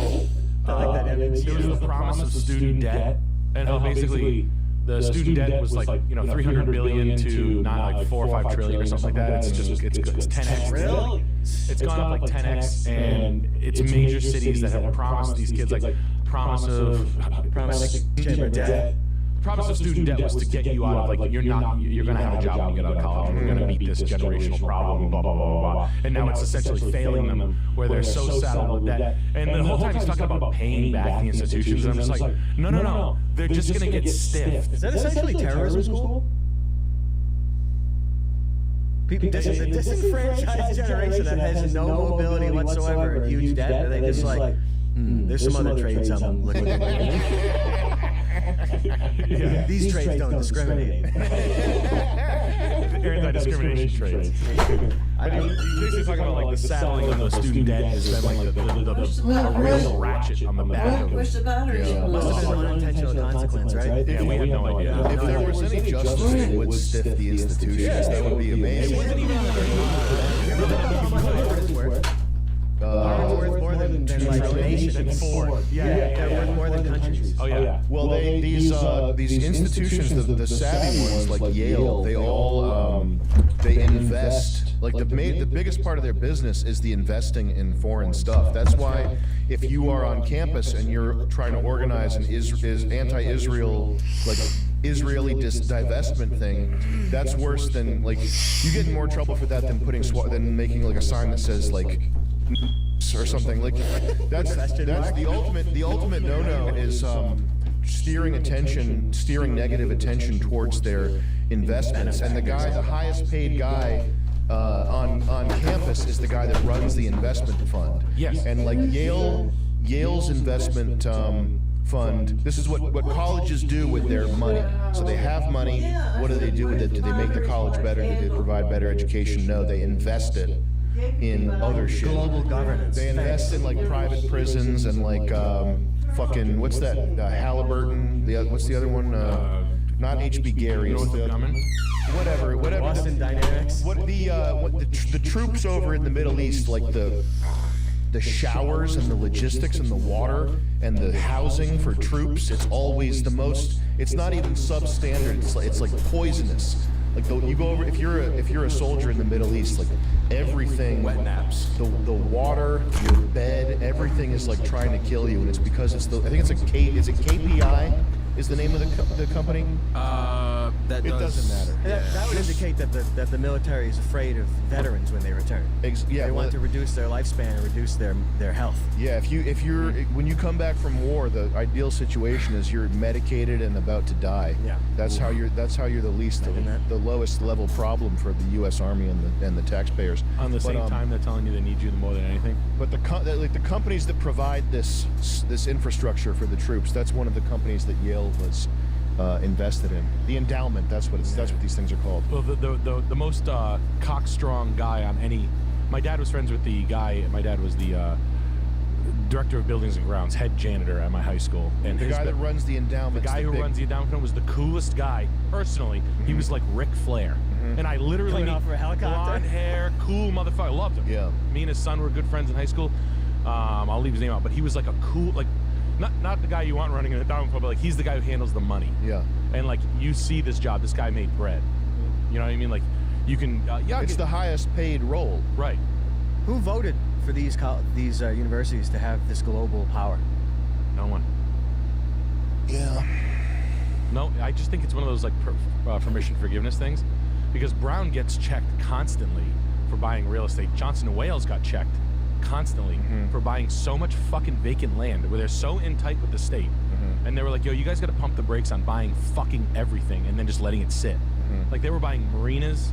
I mean, Johnson & Wales is a fucking low-level, cheap piece of shit culinary school, and they were buying marinas to try like boathouse living studies, and they would just let them sit. Awesome. And they were like, when the enrollment stopped, when the money dried up a little bit for these like shitty, not Brown, but like Johnson & Wales, and they were like, all right, then they sell them, and they literally sell them for losses, and they were like, but they take the piece off the market a lot. Like it's like East Side. Look at Brown. Like have you seen the Brown expansion over by Persimmon and shit? Like coffee shops. What does that do to housing prices and rentals? What does that do? They're blaming landlords. It's Brown. Oh.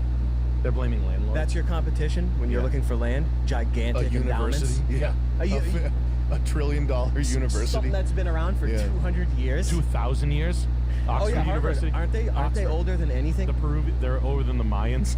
Yeah. Oxford University. It's like as old as the Vatican vault or something. Yeah, that's who said it? 859 AD is the first. That's when they started Harvard. And the Harvard Crimson Tide. It was Henry Ford that. Boys, give them a shout. It was even like that back in Henry Ford's day, because he was even saying that if the layman knew how the financial system worked, there'd be a revolution in the morning. Give them a shout to show we fight. The Crimson Red will never cower. All the boys better hit the shower. And anytime I think about some college shit, I imagine a guy like that in the chest. Yeah. Like a university. Sing, boys, we'll show them we can fight. Show them we've got the leather football gumption. College administrators with a metal storm. Yeah, they just have their like legs are walking, no upper body. It's just they turn into they just pile of guts. This right here, just these guys. These are probably good guys, but like the people that run these institutions, just turn them into. They probably sent all those guys to Vietnam, Korea. They definitely did. Yeah, no, I don't know. Well, they sent those guys to a Washington think tank where they sent other guys to a Vietnam and Korea.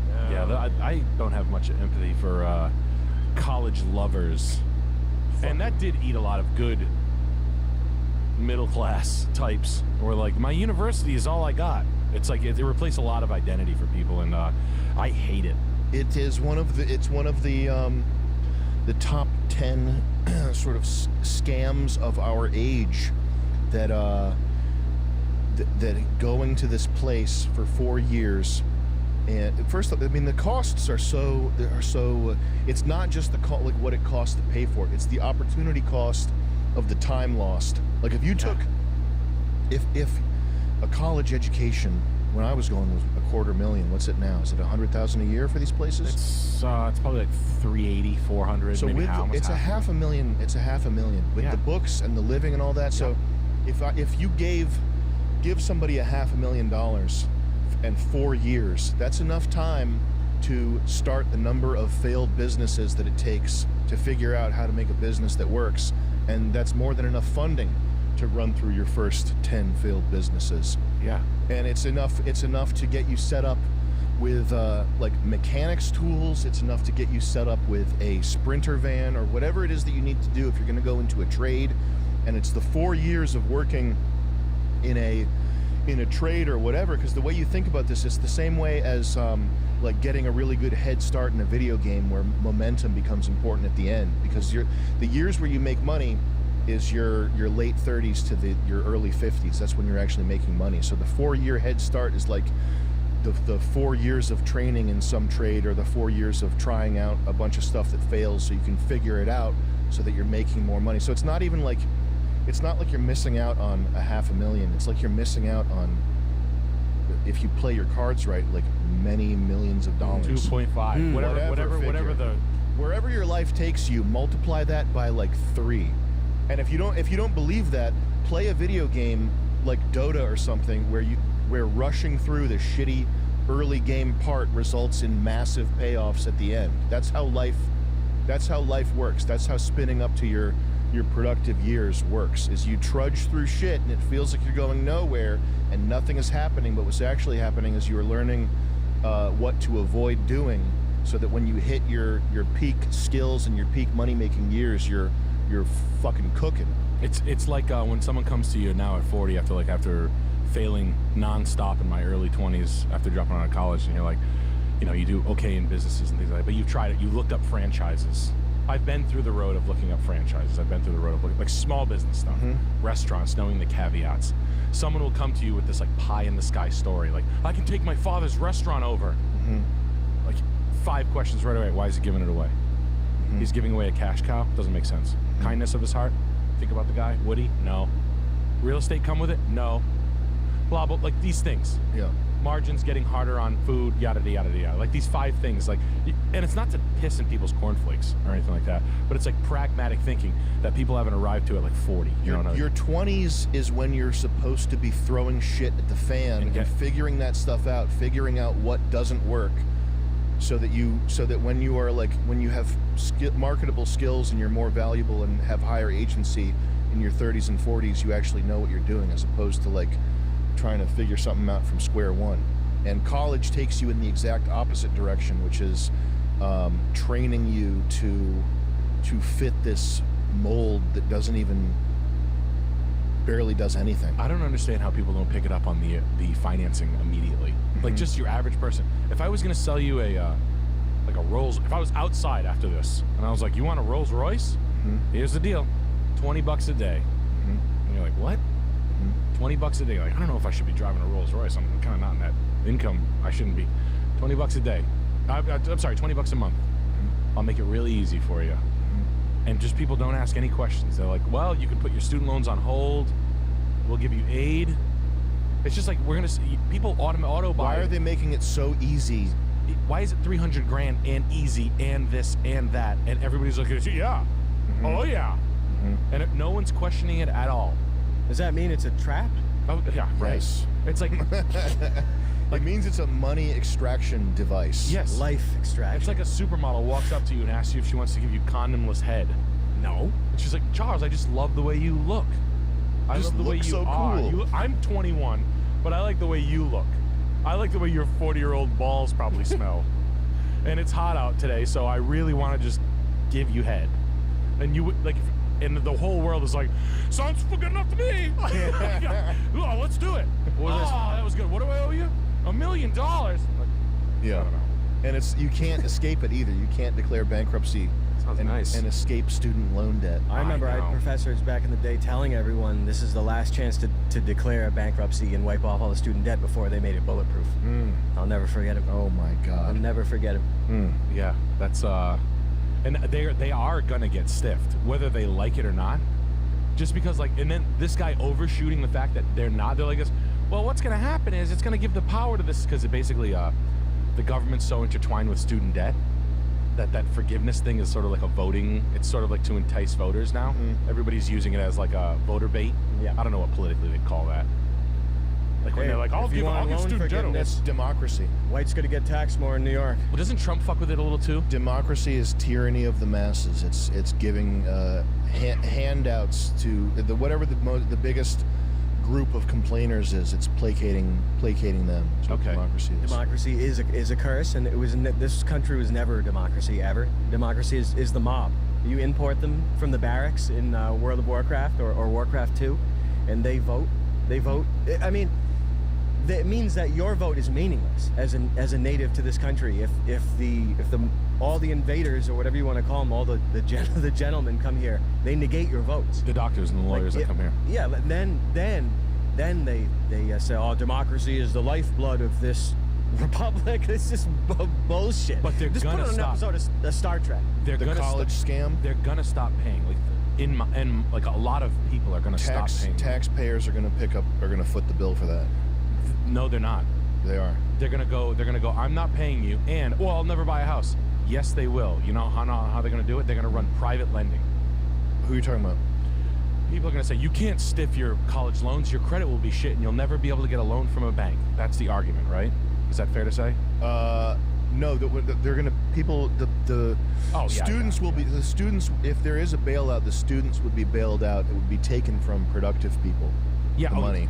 I believe that would be mishandled, misused totally. But how does it continue? How do you continue? Like, are you dead in the water after you stiff your college payments? No. What's going to happen is they're going to find people who own shit, and they're going to be. I think private lending is about to take the fuck off, and they're going to skip the banks. They're going to go, you know what, Charles, you want a house? I own this piece of property. Give me $2,000 a month for fucking whatever my price is, and you're going to go, fuck, it works. And you can legally write that up. And I'm not gonna check your credit. I don't give a fuck what your credit is. You're gonna show me collateral. If you fuck me though, I get everything. That's the scoop. Or I get all my. I really think that's what's gonna happen. It happened before. It happened like a little bit in 2011 and 12, where like cash guys come in and scoop bad debt. It'll be interesting because I don't think BlackRock will want that. But you mean seller financing and like hard money guys? Yeah. I think that's gonna happen big time. Because the banks are so fucking stupid. I mean, that's what I did with my building. Private lending? You meant the seller financing. That's what I would do. Just because it was like the amount of paperwork and involved in doing it the bank method, because of like mixed use zoning, and also the fact that everybody who's looked at that building has said the exact same thing, which is, well, what I would do is I would have 8 apartments per floor.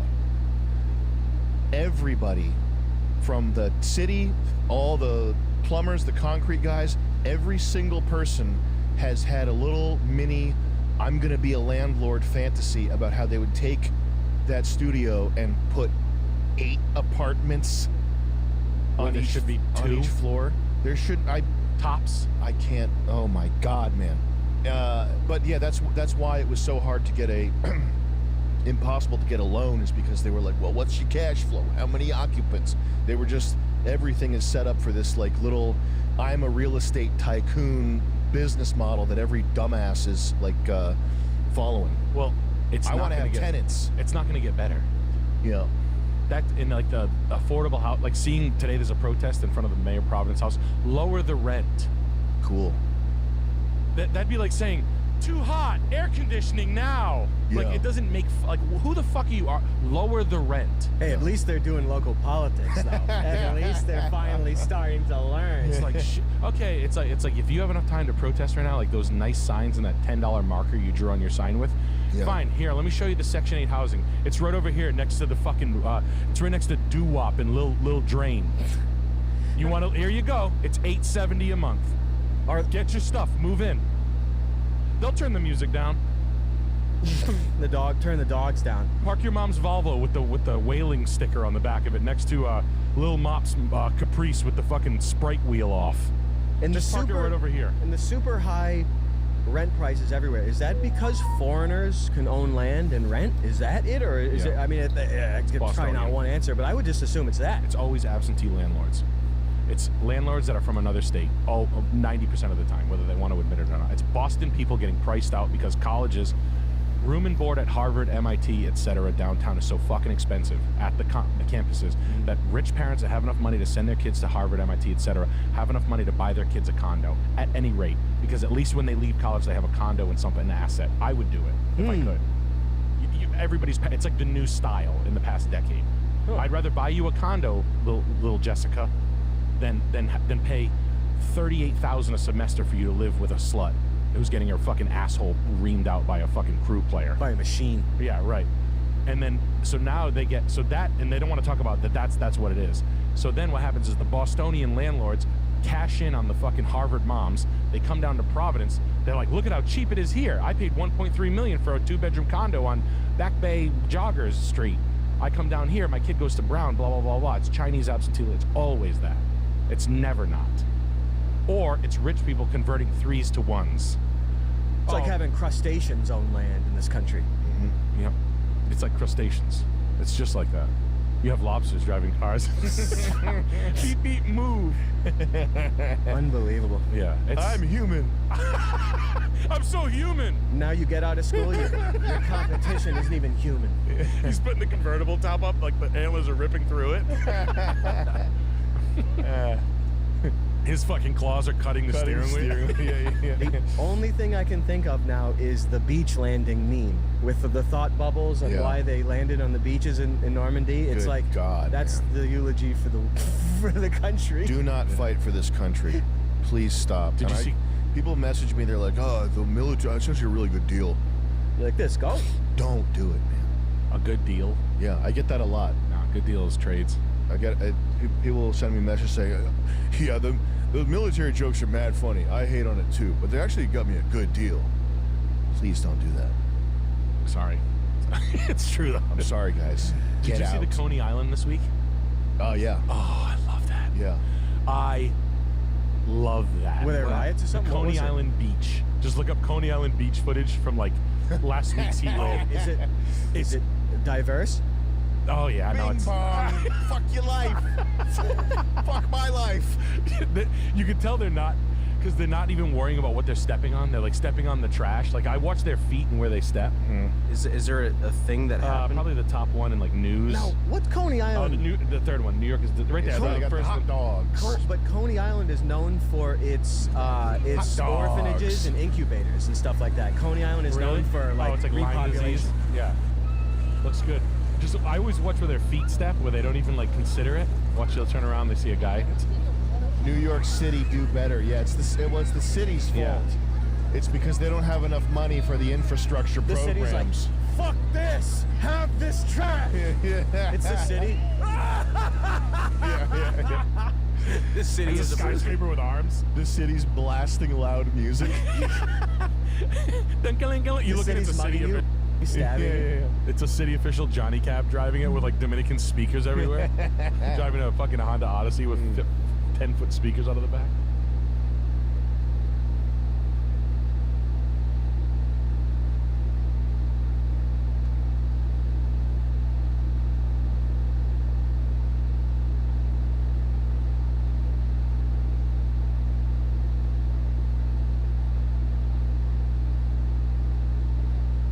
guys and gals, me Mudahar, and I guess you could say another attack has hit the tower, ladies and gentlemen. More leaked content regarding Grand Theft Auto 6 is making its way.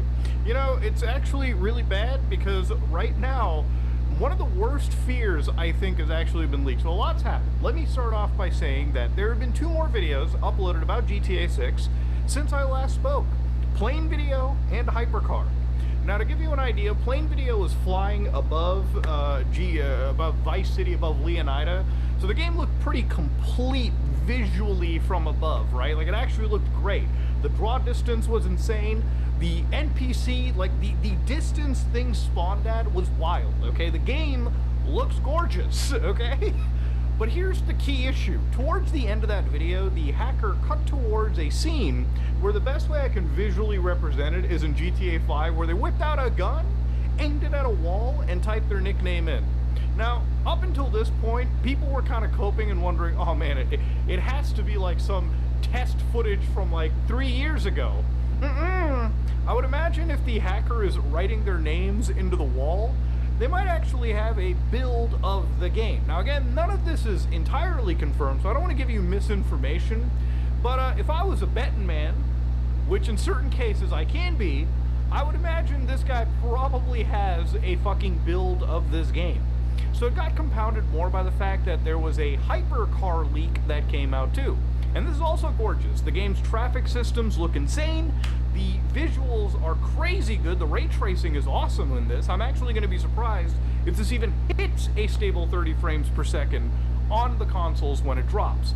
The other reality of this actual leak here too, this actual like hypercar thing, was it showed you that the systems are more like realistic. Like, you steal a supercar in this game, the cops, they're gonna know your location. They're gonna LoJack that shit. They're gonna track you down. So you better find like a chop shop, a hacker to get rid of certain things. So I actually really enjoy these like immersive like it feels a lot like Red Dead Redemption 2 brought into GTA, like that realistic kind of side. You got to fill up gas, you got to make sure your tank is up before you take it into a heist, so God forbid it doesn't run out of gas while you're escaping the cops. I think this is cool. I think the game looks great actually, and honestly, like it is, if Rockstar sticks to this path, I know I would actually be happy. I'm sure there's a lot of people out there with a TikTok brain going, I don't want any gas systems. That's going to make me think a lot.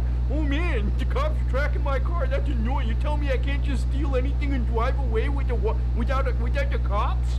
Dog, you're playing Grand Theft Auto, okay? The fact that they're putting more thought into the Grand Theft Auto part of the game is pretty fucking good. Anyways, all the glazing of the game aside, let's actually talk a little bit more about the hack. So there is thoughts that there is a build here. In fact, yesterday, there was even some assumption that, oh boy, has there been another hack that's hit the towers? So another group called 808 Mafia, yeah, we're going with all these names. They decided to come in, and there were screenshots of a Telegram group chat where, they were saying some really saucy things, dropped a few slurs here and there, but they showed that they possibly had a dev kit leak from the Xbox version of the game. So this is where they were showing the shader code, and some people were wondering, oh my god, is a possible source code thing leaked? Is something from like fucking 2026 floating around? And looking closer into it, these guys were full of shit. So there was some assumption that maybe somebody at Rockstar India got hacked, which would be one of the largest, I didn't even know this, but it was one of the largest sort of like Rockstar studios. So, maybe somebody in like Rockstar India got phished, and because they got phished, the whole area was hacked, and then people were able to exfiltrate these files. But from what I can gather and from what I can understand, all of the actual content that they were showing came from the September 2022 leak. So these were nothing but just a bunch of crypto grifters trying to find a way to ride the wave of one of the largest leaks in gaming history.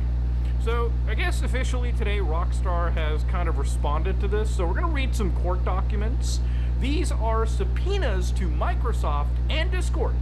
So Take-Two, through its undersigned counsel of record, yada yada yada, is filing a DMCA subpoena. They're directed to Discord Incorporated.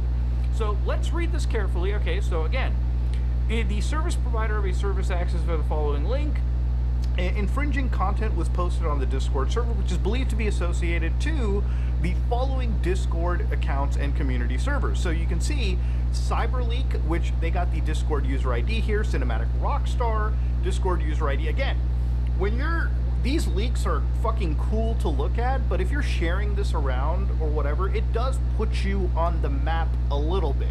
But Rockstar is more interested in whoever the fuck CyberLeak is, right? So Surfer24K, and replacement handle CyberLeak West, Sir West, do not even pretend to be this guy right now. Rockstar is losing their shit here, okay? And rightfully so. You've also got 2 Discord accounts. I don't recognize Discord Odyssey, but I do recognize Dark Viper AU. Dark Viper AU is a very prominent GTA speedrunner.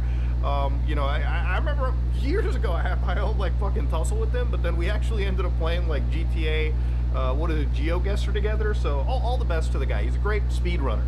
And the fact that he's thrown into this is probably because somebody came into his community, especially maybe CyberLeak, shared the leaks around, and Rockstar was keen enough to go in here and basically investigate this. I don't think Dark Viper AU is CyberLeak. I don't think he's fucking hacking anyone or anything of that nature.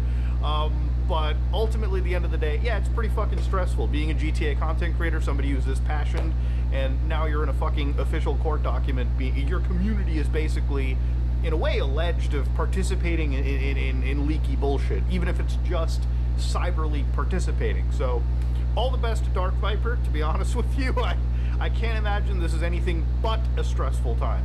And yeah, anyway, so the content infringes copyrights held by Take-Two for GTA 6 proprietary software. Anyway, so the content includes, but it's not limited to, audiovisual content, artwork, images, dialogue, other creative elements.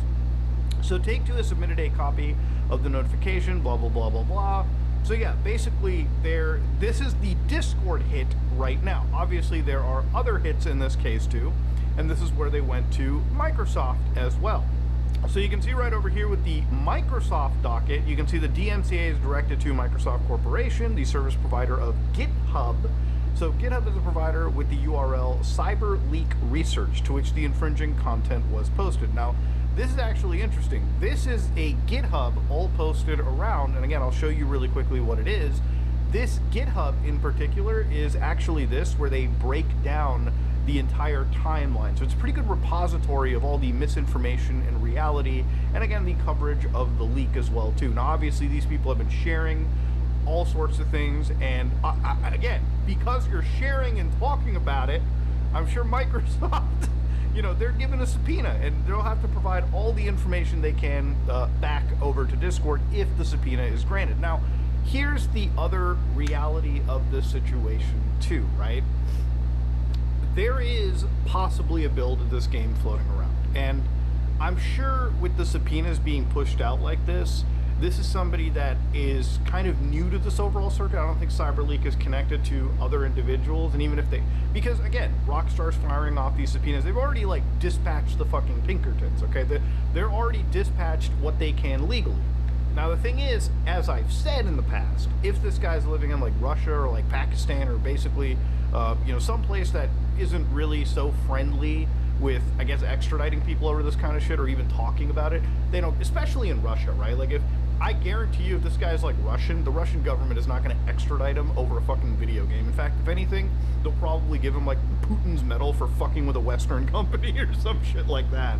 So ultimately, at the end of the day, if this guy does live in, say, the United States or Canada or India or wherever Rockstar is headquartered, this guy is basically fucked. And if he's not already out of the country, I would, if I was in his shoes, I'd be fucking thinking of getting out of the country. Okay? I'd be thinking of hopping the border, getting the fuck out of here, changing my name.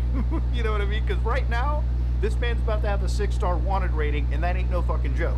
Now, there have been other talks too, like has there been the leaked bill floating around? And I've seen screenshots of people looking up, downloadable ISOs from like, that's all bullshit. Like, first off, the screenshot being shared, the user that is in the screenshot didn't even make that post to begin with. The ISO is also like 98 gigabytes in size.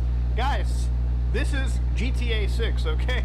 I'm pretty sure it's gonna be well over like 150 gigs in size. And even then, okay, the fact that the CyberLeak individual hasn't even leaked the content himself anyways, there's a pretty good chance anything you download is all going to be filled with fucking malware.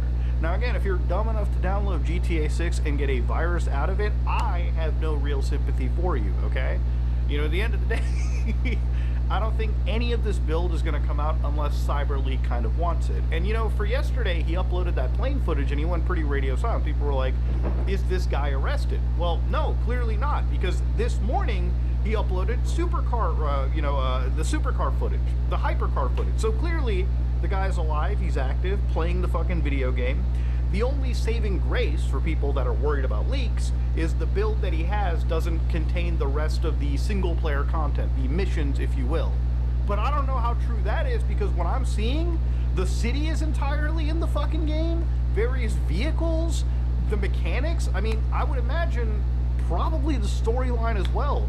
And I would imagine CyberLeak is probably playing the fucking game right now, so you can get to the ending and leak that shit out before Netflix is able to even show a frame of this game officially. Which is where we're kind of at with the situation. Now, the Microsoft hack, or the Microsoft subpoena is kind of interesting. I don't know if they're going to go down this road where they're going to use things like the Windows GDID. For anybody that doesn't know, a couple of months back, the U.S. Justice Department was going after a guy called Peter Stokes, who was allegedly involved in the Scattered Spider hacking group. Now, the way that this kind of worked was Microsoft has this thing called a global device identifier in their systems. So this piece of telemetry was something that existed amongst, the same piece of hardware. So Peter Stokes, who was a hacker who was behind a VPN and all that, and this is what I love, when people are like, I'm using a VPN, I'm totally safe. Yeah, a VPN is great until you realize your computer has God knows how many fucking identifiers, and it doesn't really matter. Like, for instance, underneath Linux, if I do cat Etsy machine ID, you can see that I have a machine ID right over here. So this is kind of, in a way, similar to a GDID. So again, if you're using a VPN, but, subpoenas are able to pull the GDID, the same GDID, with, without a VPN, and suddenly you go behind a VPN, but you get that same GDID, well, congratulations. Doesn't fucking matter if you use the VPN. The U.S. government still managed to find you with a subpoena. So again, this would be interesting if Microsoft kind of was subpoenaed for this information. Obviously, I don't think subpoenas are grantable, unless they kind of have a specific thing. You can't just scattershot fire them. But the thing is, I can't imagine Microsoft or Rockstar or the federal government not thinking of matters like this. So it really depends on how safe CyberLeak is. And as we all know with CyberLeak, this guy is mostly in it for the money side of things. In the most recent footage, he kind of plastered things about the market cap. So really, he's more interested in how much crypto he can kind of siphon out of this story. And the crypto is a rather interesting tale in this as well. So when I was looking into this guy's site, he's running it on r.io, which I guess kind of explains why maybe he's allowed to operate without the website being shut down. From what I can understand, this is a decentralized platform where, again, it's built on the Solana chain, and ultimately, at the end of the day, it's got like no single point of failure. It's verifiable, not trusted. Basically, all I've seen is his website is up, it's active, and even if it goes down, because many people access it and probably crash it that way, it just eventually ends up coming back. So whoever this individual is, CyberLeak, I will say something. I'm sure when he was going on this warpath, he knew who he was going against, and Microsoft is not a company, or sorry, not Microsoft, Rockstar Games or Take-Two and their legal monkeys behind them are not people that you want to fuck with. Now, if you wanted something that 100% confirms this guy is in there for the money and not so much for the save all video games from terrible publishers and all that hoopla, again, this guy is literally selling controlled access to the game, custom gameplay footage. All you have to do is send him like $100,000+ in like cryptocurrency. So again, this is not somebody that cares so much about the message, so to speak, doing the right thing or fighting the corporate brand here. It's more, listen, I have access to this, build, and I'm just going to make as much money as I can before I have to offload this cash and run off. That's pretty much how things are going. He clearly wants it in, obviously, Monero, so the money gets mixed, it gets anonymized, and so on and so forth. And ultimately, at the end of the day, I think this guy or group or whatever, right? CyberLeak, you know, they're playing a pretty risky game going against one of the largest media gaming companies in the world. Companies that would not hesitate to put you in the hospital for life, okay? Legally, if they can, if they could. And these guys are really doing everything they can to kind of stay away and evade that, you know, 6-star wanted rating they put on themselves, by the way. And you can see where it gets financially interesting too is obviously throughout the course of one of the days, they actually had a poll, by the way, too, where they were asking users to donate with their specific cryptocurrency. So for instance, if you wanted to see the plane footage, you'd have to give them 147,000 of their CyberLeak token, which I believe at the time that I was investigating this a couple days ago amounted to like 50, 60 bucks overall, like if you compared it to USD value. But, you know, yeah, they've actually made, you know, I would say that they've made some money off this. Again, the concept of this is people are putting in buy orders to their crypto. And, again, I'd have to really, really check if they're, like, exfiltrating or pulling out the liquidity. Right now, I think maybe money hasn't moved. I think right now he's just trying to push the crypto, get more volume in, and eventually dip out once they can extract a good amount, a good payday from this entire venture. And that's really where I think it comes down to, right? I don't think that CyberLeak or any of these people care about, like, the concept of gamers' rights or consumer rights, if you will, too, where they care so much about physical media. Again, it's all just a crypto grift. And that's pretty much what it kind of comes down to with this whole operation. They're trying to make enough money so eventually they can pull out the liquidity, they can run off into the sunset and have their money. And the scariest thing for Rockstar, as I've said throughout this entire process, is if CyberLeak decides to actually leak the build that he's playing. And whether it's running on a jailbroken PlayStation 5, which people have access to, or, God forbid, is actually like a PC build that people can just torrent, download, and run, would be catastrophic, I think, for Rockstar. Now, people have brought up the fact that Take-Two's stock price went down. And this is where, again, it's another piece of, like, misinformation. So, yes, their stock price did go down. They did lose, like, $2 billion, but, or in, like, the market valuation. But the thing is, this ebbs and flows, guys, okay? The stock value is going to go back up. Why? Because not only will this game break sales records, but if you think that even if it gets leaked 3 months in advance, people are still going to be buying it. This game probably made its production budget just off pre-orders alone, okay? That's how fucking insane it's gotten. I would say, if anything, this whole leak drama has probably raised more hype for the game, because, you know, if you look at Rockstar, they haven't even been advertising this game in a proper fucking way. Like, they've been radio silent. I would say CyberLeak has done more to show the mechanics of the game and get people a bit hyped. And if anything, get people ready for that Netflix reveal that's coming out. Now, I'm not saying that this is obviously CyberLeak. Rockstar wouldn't be throwing off subpoenas if that was the case. And even if that was the case, Rockstar wouldn't do like a fake crypto, like fucking fake crypto operation. I can't necessarily, well, fake cryptos, anything crypto related, right? Like a fake scam or something of that nature, just for marketing purposes. But yeah, wild shit, man. Crazy days. The hack does not stop. And honestly, either this ends up with this guy getting busted, or we end up having a leak of the game floating around, which would be one of the biggest gaming leaks in history. It's crazy times we're living in as gamers, ladies and gentlemen. If you like what you saw, please like, comment, and subscribe. Dislike if you dislike it. On December 21st, 2025, a Reddit user under the name DPH_alt created a thread in the r/Louisville community with an alarming title: Possible Serial Killer in Louisville. The post itself made an ominous claim about a loose killer on a spree. So, my friend is in LMPD, and he said he overheard detectives from the homicide unit talk about multiple killings of unhoused people near the I-65 interstate. And they were saying how the killer supposedly drew a symbol near the bodies. Can we get more information about this, please? We need to know for sure. At first glance, it sounded like another baseless internet rumor. Local residents accused him of fear-mongering and intentionally spreading panic among people. Contact the Coalition of the Homeless, any of the shelters, or the actual police to see if this is true. This is more spreading fear and false information than anything. Lay off the drugs. So tired of seeing fear-mongering posts. In fact, the Louisville Police Department was notified of the post as well, but after reviewing it, they found nothing that matched an open case or any record of a recent killing. DPH Trip Alt's account didn't offer much of an explanation either.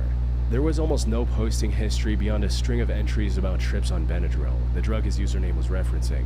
So, to most people who came across the post, the obvious explanation was that this was just a guy rambling through a drug-induced haze. But there was one problem with that explanation. How does someone supposedly out of his mind on over-the-counter medication describe a killing that hadn't even happened yet, down to the interstate and the detail as specific as symbols marked near the victim's body? Because just 4 days later, on December 25th, 2025, a homeless man was attacked from behind and stabbed near the 2500 block of Crittenden Drive right along I-65, the same interstate mentioned in the post. Luckily, he survived and was able to give police one important detail about his attacker. The man had fled the scene on an electric scooter.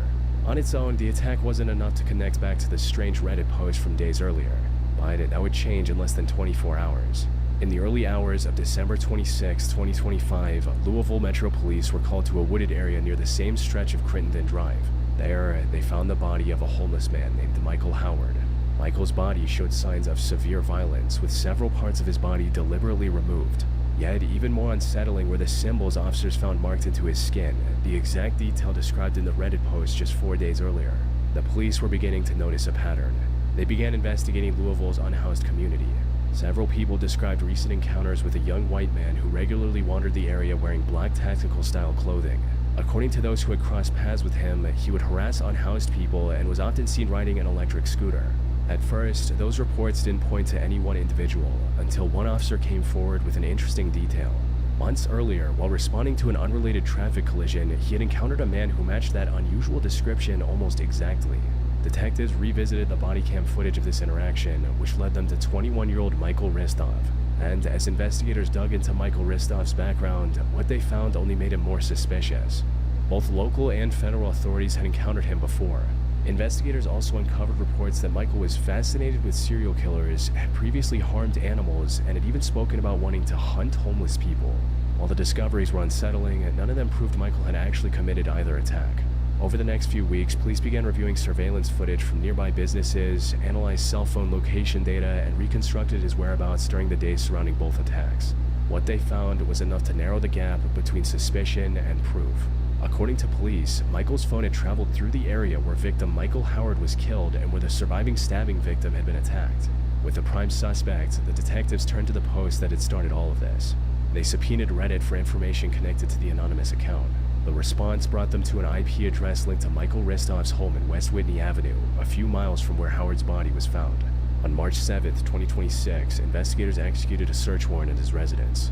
During the search, they recovered several electronic devices, including the scooter witnesses had reportedly described, and a backpack believed to have been used around the time of the attacks. Investigators also found a disturbing photograph in Michael's iCloud that appeared to show part of Michael Howard's remains. Around the same time, DNA testing on the backpack confirmed hints of Michael Howard's DNA. At that point, investigators had moved well beyond suspicion. They had surveillance footage, cell phone records, DNA evidence, digital evidence, and the anonymous Reddit account traced back to Michael Ristov's home. On May 13, 2026, a grand jury officially charged Michael with murder. The following day, on May 14th, members of the Louisville Metro Police and the department's SWAT team surrounded Michael Ristov's home to serve the arrest warrant. At around 1 p.m., officers announced their presence and attempted to take him into custody. But instead of surrendering, Michael barricaded himself inside. He was heavily armed and prepared, which meant he had been expecting this. A standoff with SWAT officers followed, lasting hours. Police deployed chemical agents and remotely operated equipment in an attempt to force him out. But instead of coming out, Michael made an unusual call to 911 to explain exactly how he believed the confrontation would end. 911 operator Miller, where is your emergency? Yeah, so I'm being swatted at my residence. My name is Michael Ristov. I'm having a shootout with the SWAT team of your department. I am not surrendering. I am going to die. Where's the address to where you are? In West Whitney Avenue. West Whitney Avenue. What's your name? Michael Ristov. H-R-I-S-T-O-V. Not long after, the standoff came to an end. A SWAT officer fired a single shot, and that was it. With the immediate danger over, police searched the house one final time and recovered loads of tactical equipment, but nothing that answered perhaps the biggest question left in the case. Who had made the Reddit post, and why? Looking back, the person behind the post had known those details because he was the one planning them. The Reddit user was Michael Ristov. He likely did it because he wanted fame for the murders without revealing that he was the one behind them. By posing as an unsuspecting observer who would simply notice a pattern, he could anonymously generate interest in his own crimes and watch as people began discussing them. And for someone who was already fascinated with serial killers and had shown interest in other violent criminals, that was likely the point. He wanted the same kind of notoriety and fear that the people he studied had gotten, and the Reddit post was his way of building that while staying hidden behind it. On December 14, 2013, a 48-year-old man from Port Washington, New York, uploaded a photograph to Facebook. The image showed the trunk of his car packed with fuel cans and propane tanks, and the caption read, "If you're gonna go out with a bang, might as well do it right with 25 gallons of gas and 40 pounds of propane." The man behind the post was Michael, or Mike, McNeil. Mike lived in a quiet suburban neighborhood with his wife Angela and their 2-year-old daughter. From the outside, there was little to suggest anything unusual about his life. He was just another husband and father living on a residential street in Port Washington, which made the photograph all the more unsettling. What would a suburban father need with 25 gallons of gasoline and 40 pounds of propane? A few people wondered the same thing, asking Mike where he was planning to escape to or use the gas for. "You are on Long Island. Where exactly are you planning to escape to? That's some expensive gas for your race car. Or is it an imposter?" But Mike brushed off the concern, replying, "Stocking up to avoid gas lines in case of hurricane, and we grill all winter long." His explanation seems reasonable enough, and no one thought much more of it. But just 8 months later, that comment about stocking up on gasoline would become one of the most unsettling details of his story. On the evening of August 5th, 2014, at around 8:15 p.m., officers from the nearby police department were called to Mike's home following reports of a domestic dispute. When they arrived, Mike's wife and their 2-year-old daughter were still inside. But as officers began escorting them out, they noticed something strange. The air around the house smelled strongly of gasoline. At first, they couldn't tell where it was coming from. But sensing the danger, they quickly moved the mother and child further away from the property. They had barely made it down the driveway when the detached garage exploded. The blast was so violent and powerful that witnesses compared it to a bomb. A huge fireball rose over the neighborhood as thick black smoke filled the sky, while the force of the explosion rattled homes blocks away.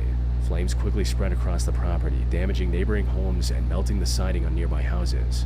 More than 100 firefighters from 17 departments responded as police evacuated the surrounding residents. Once the fire was finally extinguished, investigators began searching through what remained of the garage. Inside the rubble, they discovered the body of 48-year-old Michael McNeil. At first, it might have seemed like Michael had simply been caught in an unexpected explosion by accident, but fire officials determined that wasn't the case. What was even more disturbing was when they sifted through the debris, investigators recovered gasoline containers and propane cylinders that looked disturbingly similar to the ones Michael had photographed and posted online 8 months earlier. So why had this happened? The first and most likely explanation centered on what had been happening inside his marriage. By the summer of 2014, Michael and his wife were going through a bitter divorce. The relationship had deteriorated to the point that she filed a restraining order against him. In fact, the only reason officers were already at the house that evening when the explosion happened was because of another domestic dispute. There were also signs that Michael had struggled with anger management before. Earlier that year, he had been charged following a road rage incident after an argument with another driver escalated into criminal misconduct. Looking at those facts alone, the conclusion seems straightforward. This was a man in the middle of a volatile divorce who had snapped during yet another argument. But if the explosion really had been nothing more than a sudden burst of rage, why had Michael made a Facebook post about 25 gallons of gas and 40 pounds of propane 8 months before that argument ever happened? The timing didn't line up with someone acting on impulse. It suggested that whatever happened inside that garage had been thought about and possibly planned long before the night of August 5th. But not everyone who knew Michael saw it that way. In a Land Cruiser forum discussing his death, a man named Carl wrote, "I was close to Mike and his family. Mike did have a problem, but he did not try to harm his wife or child. This I know for a fact." But the belief of someone who knew him personally wasn't enough to explain away what the evidence actually pointed to. The Facebook post was from 8 months earlier, and cylinders recovered from the debris matched exactly what he had photographed. And whether Angela had called 911 or not, Michael wouldn't have known. The garage was a detached structure with no line of sight to the front of the house, meaning as far as he was concerned, his wife and daughter were still inside when it went off. Everything about that night suggested that Michael hadn't just been trying to destroy the garage, he was trying to take out everything. That being said, none of these theories were ever confirmed, and no official motive was ever established. In hindsight, Michael's explanation about the grilling and hurricane supplies becomes much harder to take at face value. If the explosion had been planned, those supplies may have been the first step toward the fire that ultimately shook an entire neighborhood. Whatever Michael's true intention was, we will never know for sure. It's kind of crazy how much of our lives we can manage through the internet now. You can order dinner, book a hotel, buy a plane ticket, and have pretty much anything delivered to your front door in minutes. But for some reason, when it comes to something as important as finding a doctor, the process can still feel like it's stuck 20 years in the past. You still end up searching through websites, making phone calls, sitting on hold, and trying to figure out whether someone actually takes your insurance. I don't want you putting off taking care of your health because of that. I know I'm guilty of putting off something as simple as a routine checkup all the time. That is where today's video sponsor, ZocDoc, comes in. ZocDoc is a free website that helps you find and book high-quality, in-network doctors, all based on your own preferences. You can search through the 200-plus specialties and see which doctors take your insurance and read reviews from real patients before deciding who feels like the right fit for you. They have over 150,000 providers across all 50 states, covering everything from primary care and dentistry to dermatology and eye care. You can book in-person or video visits, see real-time availability, and schedule instantly, no phone calls required. Appointments made through ZocDoc typically happen within just 24 to 72 hours, and sometimes even the same day. Taking care of your health just got way easier. Go to my link at ZocDoc.com/chillingscares, also linked in the description, to get started and check that appointment off your to-do list. Thanks to ZocDoc for sponsoring this video.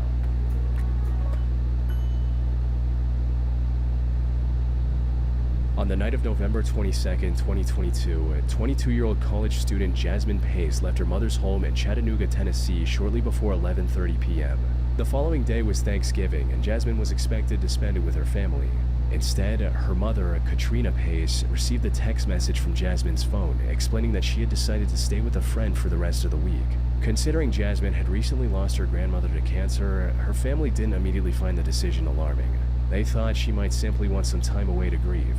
But 3 days later, that assumption would fail. On November 26, 2022, a new post appeared on Jasmine's Facebook account. The caption read, "Enjoying Thanksgiving with my baby." The post itself was a collection of random pictures and videos Jasmine had taken. On the surface, it was nothing unusual. But to people who knew Jasmine, the post didn't seem right. One comment simply said, "She didn't post this, y'all." Other comments pointed out that posting pictures like these were highly uncharacteristic of Jasmine.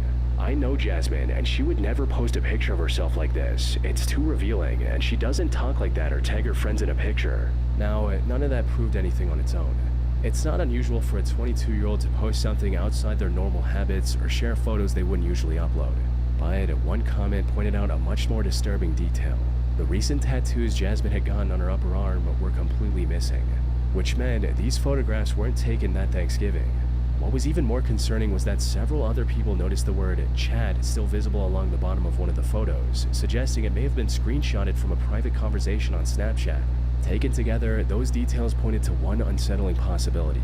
Someone had gone through Jasmine's older photos and private messages to piece together a Thanksgiving post after she disappeared. Worried that something had happened to her, her family began retracing her final movements. The friend she had supposedly been staying with hadn't seen or heard from her. Other friends had received text messages saying she wanted to be left alone, but strangely, none of those friends had actually spoken to her directly. Whoever had Jasmine's phone was trying to make everyone believe she was safe and simply wanted to be left alone, but it wasn't enough to convince her parents. Using a tracking feature on Jasmine's SUV, they located it parked outside an apartment complex. They reported the discovery to police, who took a missing persons report. But with no clear evidence of foul play at the time, the investigation made little immediate progress. So Jasmine's parents continued searching on their own, and as far as they knew, Jasmine didn't know anyone who lived there, which raised another question. If Jasmine hadn't gone there to visit someone, then who had left her car there? The answer came from two details her family had overlooked: a location pin Jasmine had sent shortly before she disappeared, and phone records showing she had spent more than an hour speaking with a phone number her family didn't recognize the day before she vanished. Both details eventually led them to apartment number 210. It belonged to Jason Chen, a computer science student Jasmine had recently been seeing. When Jasmine's mother entered the apartment, she didn't have to search for long before realizing something was terribly wrong. Jasmine's travel bag was sitting on the kitchen counter, and her driver's license and credit cards had been left behind in a drawer. Now, leaving behind a driver's license and credit cards alone in an empty apartment didn't necessarily mean Jasmine hadn't left voluntarily. But by this point, almost every detail seemed to contradict the last. Jasmine was supposedly staying with a friend who hadn't seen her. Her SUV had been left outside an apartment she had no connection to, and the only signs she was safe were messages no one could confirm she had actually sent. Police, meanwhile, had secured the apartment and later returned with a search warrant. Unfortunately, every room they searched only made the situation worse. There was blood on the hardwood floors, between the bathroom tiles, and soaked into the bedroom carpet. Investigators also found large quantities of cleaning supplies and empty trash bags, suggesting someone had spent considerable time trying to clean the apartment. But the strongest evidence came only moments later. Investigators recovered a knife from Jason's bedroom and bloodied clothing discarded near a dumpster outside his apartment. It was clear some sort of altercation had taken place involving a knife. And when investigators sprayed the apartment with Blue Star, a chemical that reveals traces of cleaned up blood, the entire hallway lit up. Sadly, with that amount of blood, it was becoming more and more likely that Jasmine hadn't survived. Over the next several days, more and more evidence kept coming out revealing what had happened after Jasmine arrived at Jason's apartment. Surveillance footage showed Jasmine's car around midnight on the 22nd. Later, it was driven away by someone noticeably taller than her, heading toward the same apartment complex where her parents had found it parked. Jason's movements the following day revealed even more. Surveillance footage from a Walmart showed him alone, buying bandages, peroxide, and cleaning products. For a college student whose friend had just disappeared after spending the night at his apartment, those purchases painted a chilling picture. However, the most damaging footage came later that day. It showed Jason leaving his apartment carrying a large suitcase before loading it into his car. By November 29th, police had tracked Jason to his parents' home and arrested him. They also noticed fresh cuts on his right hand, suggesting he had recently been in some kind of physical struggle. Looking through his belongings, they found Jasmine's SIM card tucked inside a glasses case in his backpack. That single discovery answered one of the biggest questions surrounding the case. Jason had been the one sending messages from Jasmine's phone after she disappeared. And it also explained the unusual Thanksgiving Facebook post that Jasmine's family and friends had immediately recognized wasn't hers. He had gone through Jasmine's older photographs and private conversations before uploading them himself, hoping to convince everyone she was still alive. However, in trying to alter Jasmine's digital trail, Jason forgot to cover his own. His phone records showed he had driven out to a stretch of road running alongside the Tennessee River. On December 1st, investigators searched that same area and found a suitcase. Inside were Jasmine's remains. At trial, Jason's defense team tried to argue self-defense. But after 7 days of testimony, the jury needed less than an hour to reach a verdict. Jason was sentenced to life imprisonment with no possibility of parole for premeditated murder. In hindsight, the strange Thanksgiving post that was meant to hide the truth ultimately became one of the strongest pieces of evidence against him. On May 8, 2013, a user by the name Emily C. made a post on Yelp about her missing friend, stating, "My friend Maribel Ramos has been missing since Thursday, May 2nd. She was last seen at her apartment in Orange, California. Please help her family, friends, and I to find her. If you have any information as to her whereabouts, please call Detective Ramirez or Orange Police Watch Commander. Please share the link with your friends and family. We need all the help we can get." The post quickly gained traction online as dozens of users started responding with concern and support. Some of them knew her personally. "I met Maribel many times at the dog park. She is so sweet and I admire her accomplishments. I was horrified to see her missing person post. Shocked me." Others had found out about her through news channels. "Wow, I just saw the article on ABC7, praying for everything to turn out okay." But what no one knew at the time was that among the dozens of people commenting on the thread was someone directly responsible for Maribel's disappearance. Maribel Ramos was a 36-year-old woman. She was a U.S. Army veteran and had served for 8 years, including 2 combat tours in Iraq. She was about to graduate from Cal State Fullerton with a degree in criminal justice in the spring of 2013. But exactly 24 days before her commencement ceremony, she suddenly disappeared without a trace. 11 days before she went missing, Maribel made a phone call to 911. In hindsight, what she said on that call was her first cry for help. Then, on the evening of May 2nd, 2013, a security camera captured Maribel dropping off her rent check at her apartment's leasing office. It was the last time anyone saw her, and she was reported missing the next day on May 3rd, 2013. That's when one of her friends had made the Yelp post, and before long, people in the area began offering their own theories about what might have happened.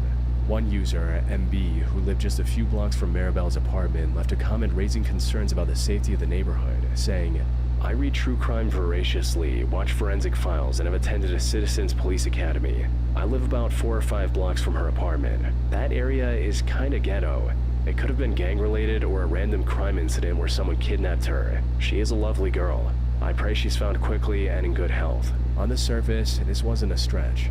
Maribel was 5 foot 3 inches tall and weighed about 125 pounds. But there was a problem with that theory. When police searched Maribel's apartment, they found no signs of forced entry, no evidence of a struggle, and nothing to indicate that anything violent had taken place inside, which made it unlikely that a stranger had broken in and taken her. Instead, the circumstances increasingly pointed towards someone Maribel already knew. Police began looking into the people closest to Maribel, and her phone records quickly led them to her boyfriend, Paul Lopez. The two had met on Plenty of Fish, a dating site, and had only been dating for about a month. Maribel called Paul on the evening of May 2nd, shortly before she was last seen on surveillance footage, so investigators brought him in for questioning. But Paul's story checked out. GPS data from his car showed he was nowhere near Maribel's apartment that night, and police cleared him then and there. With every lead outside the apartment going nowhere, attention shifted back to where the case had gained traction, the Yelp thread. While police had been working through suspects, the comment section beneath Emily's post had continued to grow, and people had already started noticing something. One commenter going by the name KCK had been drawing attention from several users. He appeared unusually insistent on proving how close he and Maribel were, even though nobody had questioned him about it. He wrote, "She is my BFF and my only family. She is absolutely the best woman I ever met. We had so much fun together. I miss her so much. She always knew that I will give my life for her without any hesitation." On its own, the comment could have been written off as a friend in distress. I had one user, Grant D, noticed something disturbing about the way Casey had worded it.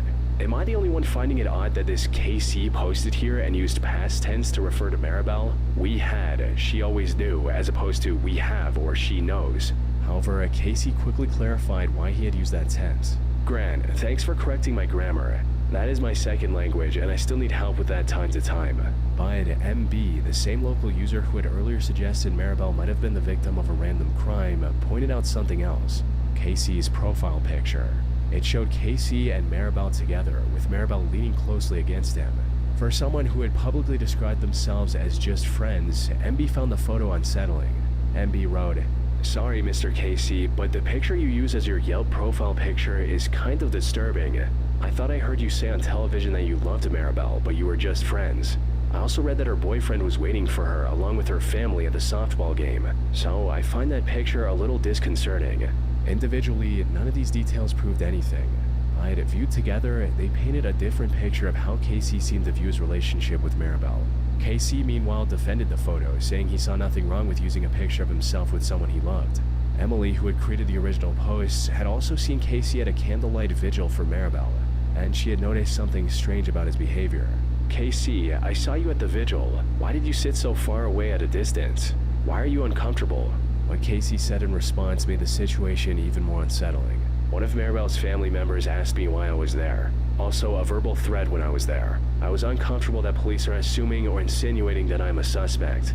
He then added, "I understand that we are all concerned about her, especially I am more than anyone else. Yes, she is my only family and I will give my life for her. Is that love? People can assume all they want and express their opinion." By this point, Casey was openly talking about police considering him a suspect, even though nobody on the thread had accused him of anything. And despite all the attention his comments were getting, Casey kept posting. Eventually, one user suggested him to stop commenting because the more he tried to explain himself, the more suspicious he was starting to look. Shortly after, Casey disappeared from the thread. Casey was Maribel Ramos's roommate. His real name was Kwang Choi Joy, a 54-year-old who had been living with Maribel for around 18 months. Casey had met Maribel through a Craigslist ad she posted looking for a roommate, and the two began living together in 2011. Over time, Casey developed feelings for Maribel that she didn't return. He had seemingly become obsessed with her, going as far as getting cosmetic surgery to look younger and paying to take her on a cruise. But during this time, Casey lost his job and stopped paying his share of the rent. The two began arguing over money, and eventually Maribel told him he needed to move out. And this is when the 911 call was made. 11 days before Maribel disappeared, one of their arguments got bad enough that she called the police. "Why are you crying?" "Because I'm afraid." "What? Your roommate?" "Well, he used like a 3-time belt he's Korean, so he's an older gentleman, but we had a discussion tonight, and I honestly felt like I'm just telling him that I'm not comfortable with him anymore, and apparently he's supposed to be leaving at the end of the month. By the time Maribel went missing, police already had reason to look closely at KC, so they placed him under surveillance. KC began visiting the Orange County Public Library to use its computers. An IT specialist monitoring his activity found that KC had searched, how long does it take a human body to decay? Then he pulled up a satellite map of a remote area and zoomed in on a lone tree beside a road, almost as if he was looking for a specific spot. When the police went to search that area, they found a shallow grave hidden in the brush near the tree. The body in it was so badly decomposed that investigators had to rely on dental records just to confirm it was Maribel. The Orange County coroner spent 6 months trying to determine a cause of death, but the condition of the remains made it impossible. Despite that, the coroner ruled her death a homicide. Casey was arrested on May 17, 2013. In July 2014, he was found guilty of second-degree murder and sentenced to 15 years to life in prison. In the end, Grant D had been right. When Casey posted on that Yelp thread, he hadn't been careless with his grammar. He had referred to Maribel in the past tense because he already knew he had killed her. And while dozens of users were posting their concern and hoping for a safe return, Casey was reading every single one of them, knowing exactly where Maribel was the entire time. Taylor Jean Scrum was a 22-year-old physical therapist assistant from Jacksonville, Florida. According to her family, Taylor had a passion for trying new things and was always eager to meet new people. One of those passions was motorcycles. Under the TikTok username NinjaTay21, Taylor documented her life on two wheels. Whether it was joking about high-speed rides or playful exchanges with other riders, motorcycles had become a central part of her identity. Her videos attracted thousands of fellow motorcycle enthusiasts, but not everyone was there to cheer her on. Some followers couldn't help but worry about how dangerous the hobby could be, with one commenter writing, "My mom was a paramedic, and the horror stories I've heard about not wearing the right gear on a bike is real. Please be safe." But Taylor never seemed intimidated by those comments. She understood the risks and accepted them as a part of the experience, which is why she would occasionally joke about the dangers of riding. On May 23, 2022, she posted yet another video aimed at the people who kept warning her. The on-screen caption read, "You're going to get yourself killed on that." It was her way of expressing her frustration with those who constantly commented on the danger she was putting herself in. The TikTok caption even read, "I know, Karen, I know." Now, it's hard to blame the people who are worried. Motorcycling on its own is dangerous enough, but Ninja Tay wasn't just a casual rider. She was a sports bike enthusiast, regularly riding bikes built for very high speeds. And in 2022 alone, over 6,200 motorcyclists were killed on American roads, the highest number ever recorded. Later that evening, Taylor set out for what had become a weekly tradition. She joined a group of fellow riders at Woody's Barbecue in Palm Coast for the area's weekly bike night. It was a regular meetup where local motorcyclists would gather, eat, and ride together. After bike night wrapped up, Taylor and 3 other riders got on their motorcycles and began heading back to Jacksonville, traveling northbound on Interstate 95. At approximately 9:39 p.m., as the group approached mile marker 296 in Flagler County, all 4 motorcycles collided with one another while traveling in the left lane. According to Florida Highway Patrol, investigators were never able to determine why the riders crashed into one another. The impact threw all 4 riders onto the interstate. An SUV traveling in the center lane then struck some of the riders, while the survivors were taken to a nearby hospital with non-life-threatening injuries. By the end of the night, authorities confirmed that 2 of the 4 riders had died in the crash. One of them was 22-year-old Taylor Jean Scrum. But while the crash itself was devastating, one thing about it didn't make sense. How had 4 experienced motorcyclists, all familiar with the road, suddenly collided with each other on an open stretch of interstate with no obstruction and no other vehicle involved? The most obvious explanation was speeding. Several witnesses reported seeing the group riding aggressively and weaving through traffic shortly before the crash. And given Taylor's online presence, where high-speed rides and adrenaline-fueled clips were a regular feature, it wasn't surprising that many people felt the answer was obvious. Across social media, particularly on Taylor's last TikTok post, the prevailing opinion was that the riders had been pushing their luck until it finally ran out, with one commenter writing, "It gives me chills every time I hear about a biker death, then I go to their page and this is the last vid." But even though those witness accounts existed, the Florida Highway Patrol never concluded that the group had been racing, nor did investigators publicly identify excessive speed as the cause of the collision. So the official explanation remained that the motorcycles had collided with one another for an unexplained reason. Still, not everyone was convinced. Some people online believe the SUV driver may have deliberately swerved toward the motorcycles, with one user writing, "If the bikes were traveling at an excessive amount of speed, how fast was the SUV going that was seen approaching the group in the center lane when they collided? Did the SUV do a road rage swerve because the bikes were speeding, causing one of the riders to panic swerve into the other riders to avoid being hit by the SUV? I ride, and I've seen people in cars do crazy things to stop riders from doing things they feel inappropriate. It's a thought." It was a reasonable question, but the physical evidence didn't support it. Investigators determined that the SUV only came into contact with the riders after they had already been thrown into the roadway. There was nothing to suggest the vehicle had caused the initial collision. Other possibilities that could have explained the crash, such as a blown tire or a mechanical fault that sent one rider into another, were also ruled out. No defects were found in any of the 4 motorcycles, and no roadway hazards were identified at the scene. With every testable explanation eliminated, the Florida Highway Patrol was never able to determine exactly why the 4 motorcycles collided. In the days that followed, Taylor's social media was flooded with people returning to watch the final video she had posted just hours before the crash.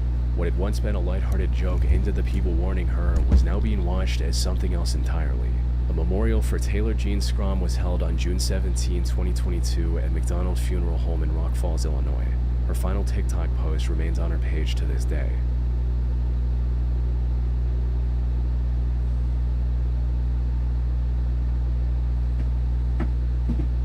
Yeah. And we're back with the Stuff Realtor, Nick Roosevelt. We're back live. All right, everybody. We're gonna do a Portugal show. Everybody, come on over to YouTube. We're going to YouTube Live now. There now. We're getting the fuck out of here now. Everybody. Hi. Oh shit, I gotta close these. Houses are closed. You guys are good. You guys are good. It's a lot. Lots of listening, lots of learning. Let's get some peace in here. All right, we got 2 waters. We got cigarettes. We've got Action Bronson's manager glasses. Everybody. Corona Sun Brew. That's gonna be fucking disgusting. It's not good. It can't be good. Corona gave up on that like immediately. Like, never mind. Ooh. It's like sugar. It worked.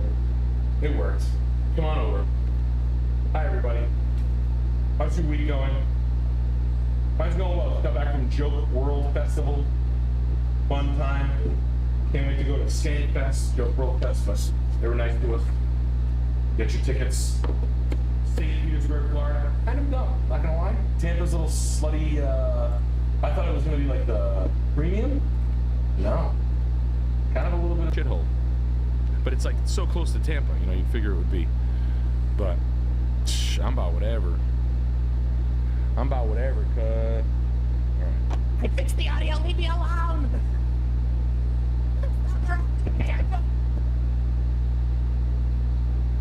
Audio is perfect. Speakerphone, good. Alright, we got that going on. It's fine now. It's fine now. One error. I clicked one button incorrectly. Alright. Perfect. I'm listening to a little horse jumper of love lately. Get off my case. Don't scream at me when you type in all caps. You leave him alone. We've been working on Andrew Wilson impressions. So for anything, you leave him alone, you fucking whore. You're a prostitute! You're a prostitute! I don't have sex for money! Okay, that's how your relationship with God is? Oh, all right. Oh, okay. That's fun. But that's fun. Let's just do that shit. You take it up the butt for $100. I'm gonna have like that's gonna be fun. Up the butt. Up the butt. Drinking water, rehydrating. Not a place you want to be. Just thinking about Andrew Wilson impressioning a lot is fucking funny. Pulling me over? Because you're a glorified security guard. That's why. Is that to a cop? Yeah. Oh. Telling a local cop? Then show me the radar that I was going 5 miles an hour over. Exactly, because you can. No. Anyway. You're overweight. You eat in your squad car, don't ya? They don't have physical tests to be a local police officer, because if they would, you would fail. All right. How the hell are you? Oh, it's good. What is going on? Cape Coral, Florida is undervalued. That's fun. So this is how turbulent Florida is. This is really fun in the real estate world. It's literally dropped off so hard that it's starting to become like you can almost jump back in the form of an uninsurable, hurricane-ridden hellhole, like a Cape Coral or parts of Florida, a Tampa, a Nashville or something like that, which is interesting, you know. And I'm like, my state is getting overvalued and it's starting to peak, like everything. If you're in an overvalued place, and this is what I think about.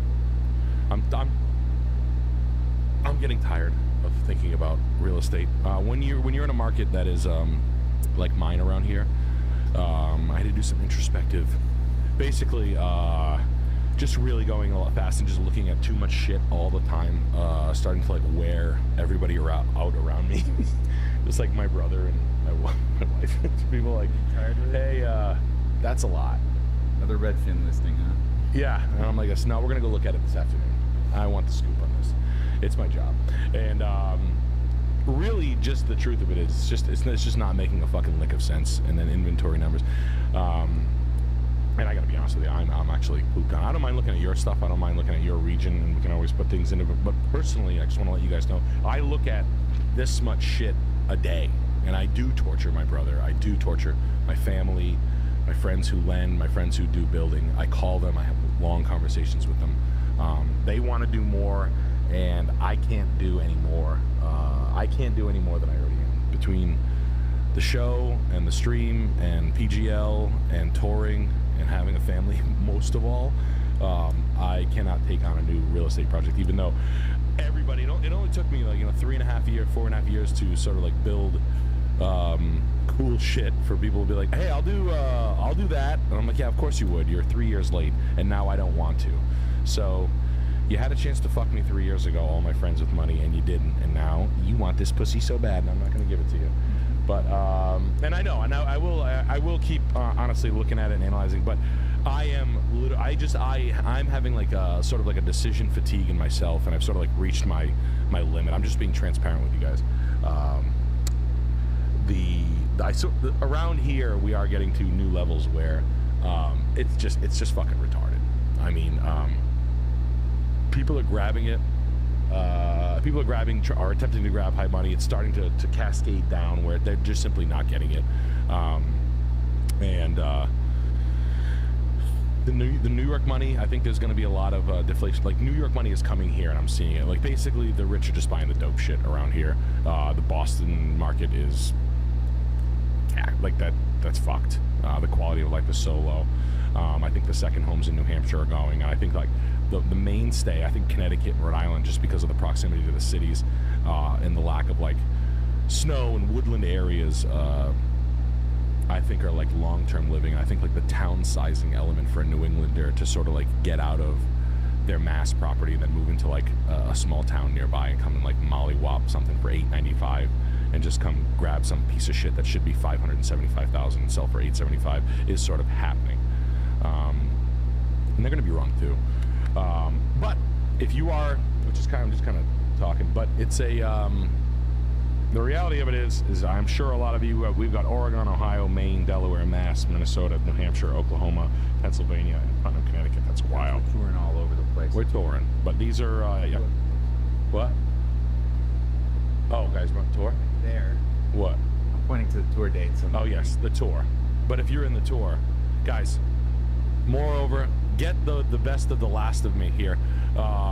40 cities.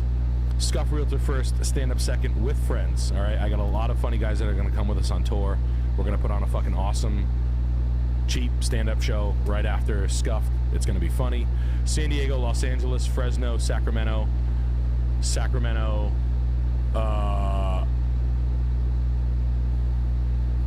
Francisco, Eugene, Oregon, Portland, Oregon, Yakima, Washington, Tacoma, Washington, Spokane, Washington, Long Island, Pottstown, Perryville, Louisville, Nashville, Huntsville, Mobile, Austin, Dallas, Tulsa, Wichita, St. Louis, Fort Wayne, Chicago, Detroit. Wow, Connecticut just booked us. Holy shit. Philadelphia, Pittsburgh, Columbus. God damn it. All right, so that's gonna be all. That's gonna be your last for that specific thing. If you haven't seen the show, if you think it's just real estate listings, you're a fucking asshole. Like that, I would do that. You think I would just do that? You think I would sit here and just do that? No way. We're having fun. We're running bits. We're doing slideshows. Let's go. But buy tickets now. Sell me out, please. What? See, Alex does that. And that's really cool. It's really cool. Yeah, we're gonna have fun with it.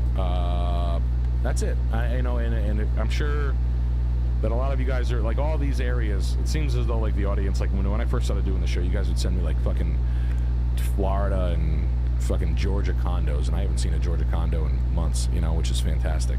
So hell yeah, brother. That being said, let's just jump right into it. We appreciate your patience. New drop. Just shout out to all the Jen, Abby, Jess, all the girls working their ass off to get things listed. Just the things that you see in the million. Guys, shop for a $3 million house. You see a rug like we sell. They didn't pay what you pay, okay? They don't know how to do this. I don't have a fucking gigantic dealership. I'm direct to consumer. If I get it cheap, I sell it cheap. It is what it is. I sell it as cheap as I possibly can. All right, go for it. All right, we're selling rugs like fucking crazy. I'm in a good place holistically. But I'll be honest with you, the people buying them are rich women shopping me to high hell. I'm selling them in Texas and North Carolina, and I know who's buying them. They're ladies, grab your husband's credit card. And come out. Visa, we take Amex, we take. Take it all.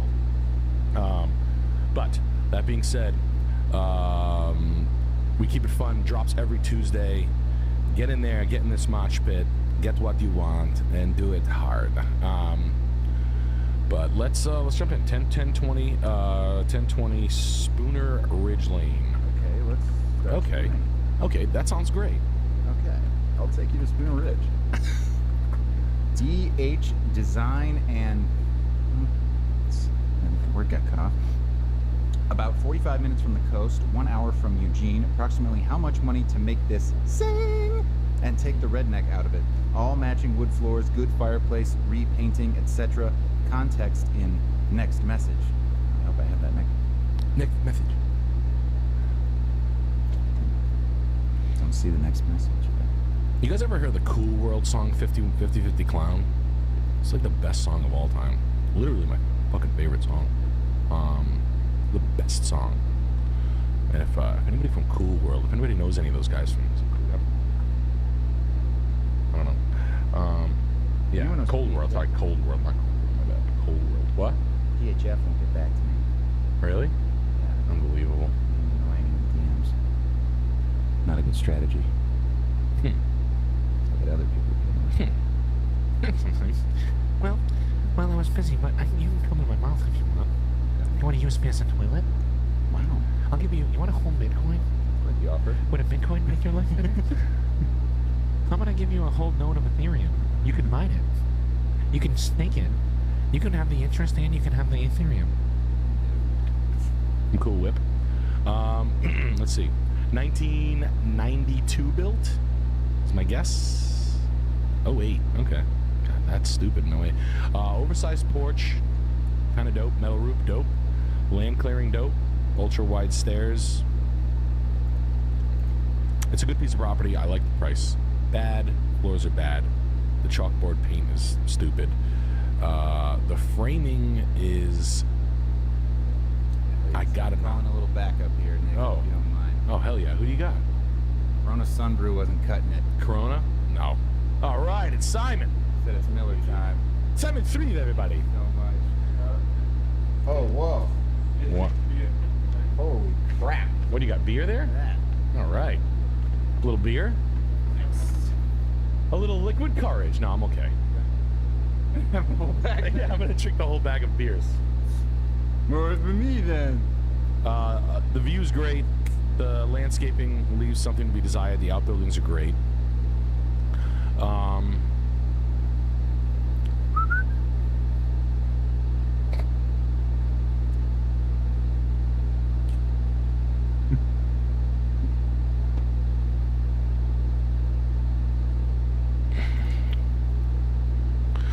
I mean, these are a little interesting. This is like biker with money shit.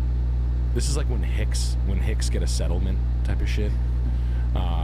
That's kind of what this is. This is like, yeah, I sold my trucking company for too little, to be honest with you, probably in the grand scheme of things. And somehow you put like a, you know, this is you being fancy, is you put a stained glass window that you found. But everything, I mean, just the components of the house are all bad, and that's the only part. The layout is cool, the location is cool, the square footage is cool, and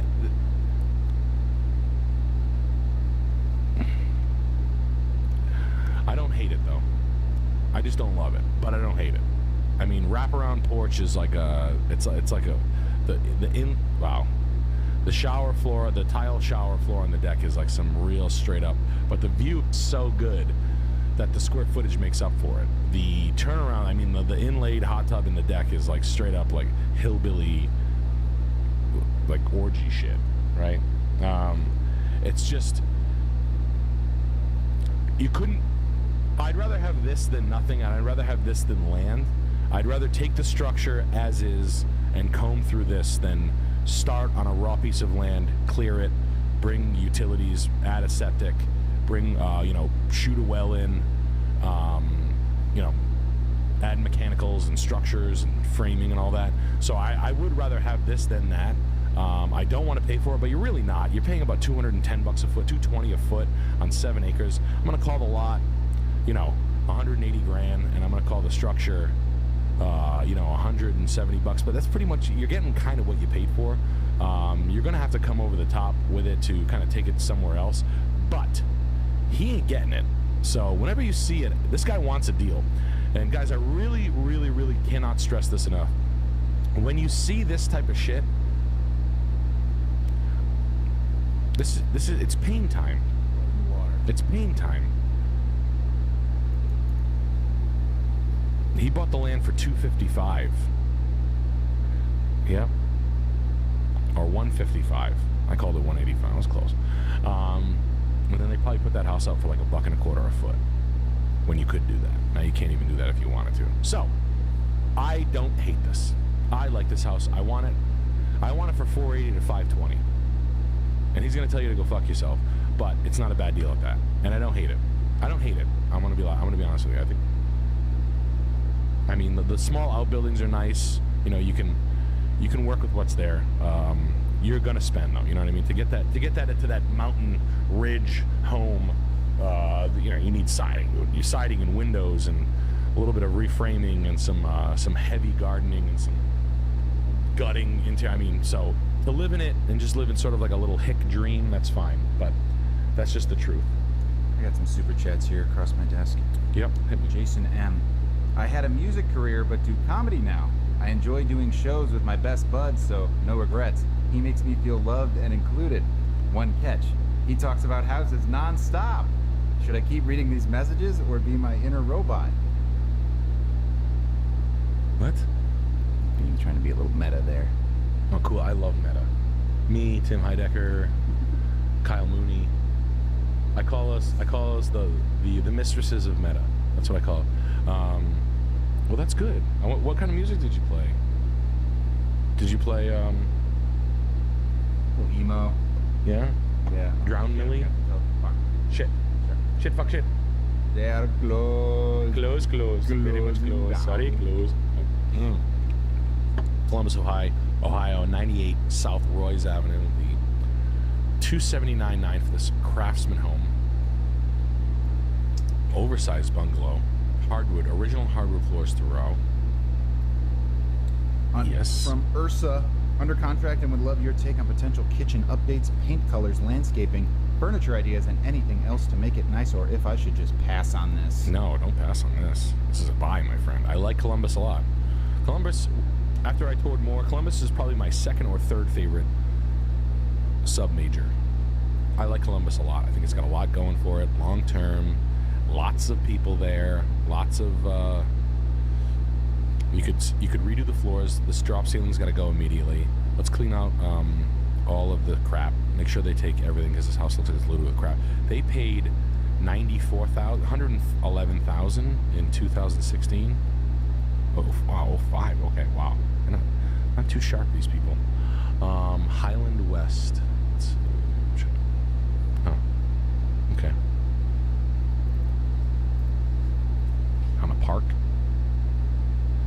backs up to a park.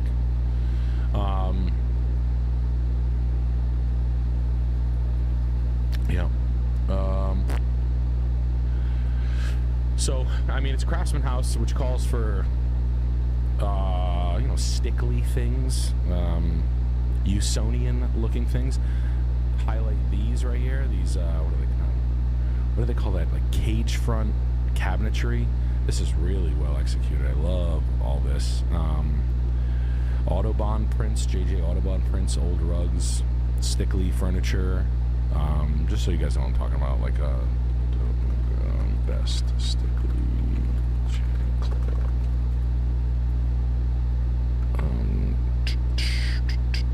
Like what do they call them? Morris chairs. This is a Morris chair right here. This is the stickly. This type of shit. You can find this stuff. You can find stickly on Auction Ninja and Facebook Marketplace. A lot cheaper. These are $2,500 a piece. New, $4,000 new. So you can find them used for $400 a piece. But that shit, you know, leather sofas and stickly chairs and you know that style stuff. I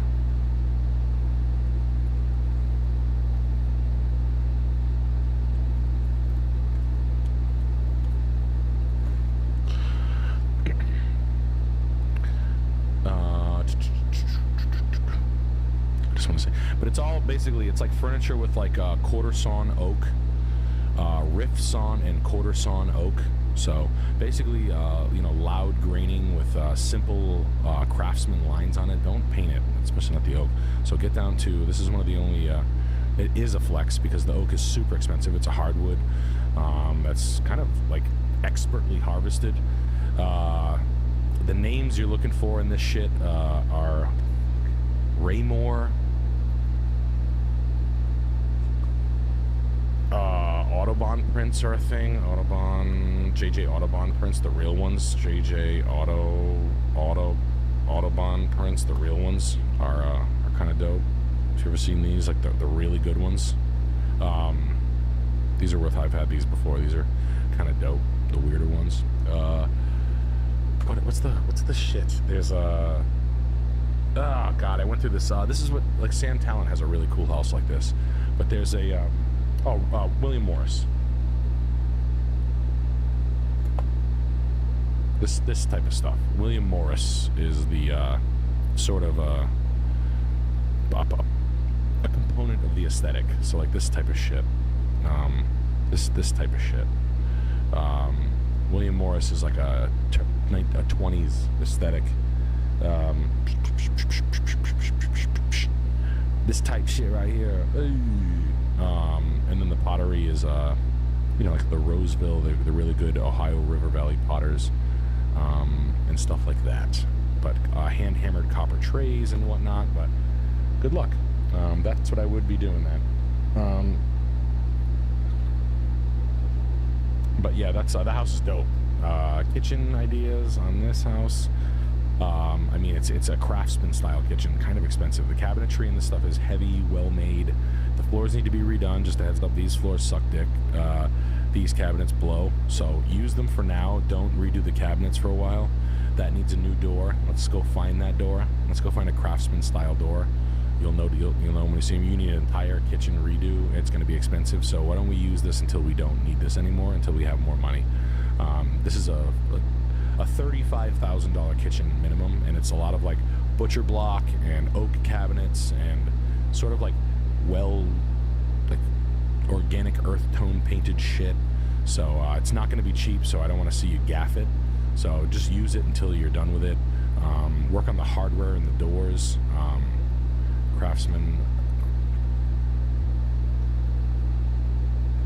hardware. So like this type of shit right here, like this is that like look right here, sort of this. That's kind of like everything's gonna like jive.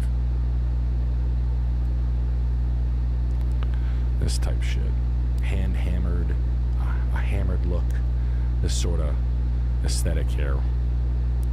That's what you do when you get a bungalow or a craftsman. You know, this old school pantry taken down to original, brought back all the hardware, armor, a cast iron sink, that type of shit, you know.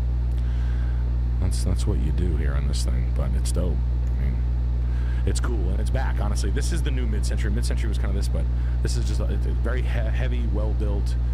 It's got a whole bunch of like kind of Klingon components with it, but I like this guy too. I like this stuff. Got some more super chat. Yeah, hit me, please. Leak too serious, making $87,000 a year and saved $56,000 with a family of 5. There's nothing but dog houses available around East Atlanta. Feeling very discouraged. What should I do, man? Thanks. You're saving money. Are you in a you have dual income? Is the wife allowing that much savings? If you are saving that much money right now and you're in Atlanta, how's Alpharetta to you? Is that too much money for you? Can you not? 87 grand, I get it. Alpharetta. I mean, you're doing the right. If you're able to put away $57,000, the money you'll make by investing your money into. I know that the stock market's overvalued right now, and you know, Jamie Dimon's threatening every day, but I think the way your S&P investment's going to outperform real estate. You can't just leave Atlanta with 5 kids, okay? Yeah, your kids have to. Yeah, how are your kids going to ride the 4-wheeler down the highway? You got to teach your daughter how to do a wheelie on a 4-wheeler. No. Alpharetta is. Yeah, Alpharetta is very nice though, man. There are parts of Atlanta that I like, but I know it's like, yeah, of course I like the expensive shit, right? I used to hang around in East Atlanta Village, drink there. I got it. Raising kids there is another story, right? Oh, hell no. Oh, hell no.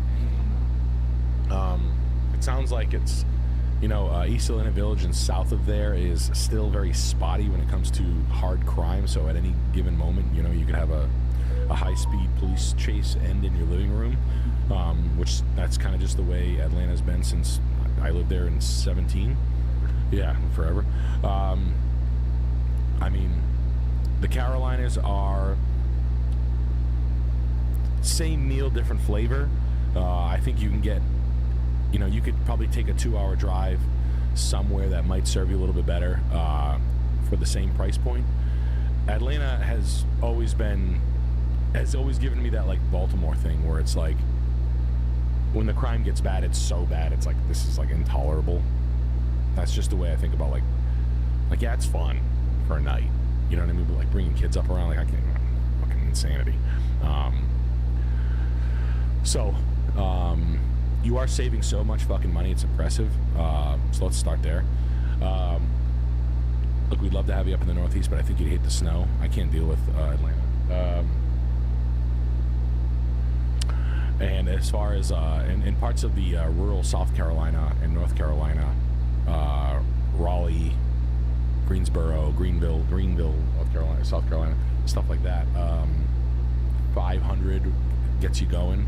At 80 grand, you're still playing that 230, hope it gentrifies. And that's the way Atlanta's always just been like a slow, new area gentrification for the past like 10 years. Like kind of like stagnant gentrification, but sideways almost, because the population's so fucking big. And I feel like Philadelphia is going to go through that same thing just because it's you know, a top 10 population in the United States. And just the performance of the other cities that are like cities with like heavy fucking crime and shit. You know, the 230 to 320 price point has sort of been kind of like lingering for a decade, you know? So it's like, hey, I go to this fucking former crack house that was on the first 48 that, you know, a prostitute got her head stepped on for a month and a half. And then you can buy that house for $127,000 and then, you gotta work the blade better. I don't know what to tell you. Yeah, but I don't want to live in Atlanta at all. I know you're from down there, but I think if you want to feel like that and a little bit less, upstate New York and parts of Pennsylvania are your fancy. And I'm just being honest with you. If you want like same kind of price point, come see it. If you don't believe me, go to central New York. Rochester, Syracuse level. It's like Atlanta light, but way less dangerous. way less heat. But you're doing well, man. Just keep saving. As far as that goes, invest and hold. I'm not big on putting my money into Atlanta. Atlanta sort of like can't help itself. It's had like so many chances to be the one, and it was like the belle of the ball when I was there, and I don't know. There's something about that place. She can't get their act together. Anyway, Caribou, Maine. Eterius, a quick one here. Coffee on your website is very nice. Thank you, sir. Thanks. Appreciate that. It's Bolt Coffees. They roast the coffee with us. We taste it. I try. Listen, I don't know. Whatever. I'm into it.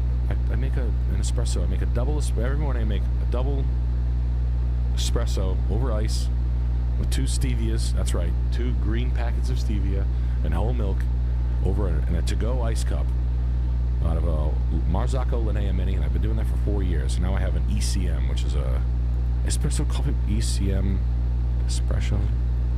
How about this one? This thing right here. I'm into it. Right?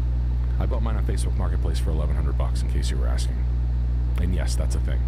And this is life-changing. I highly recommend everybody doing this.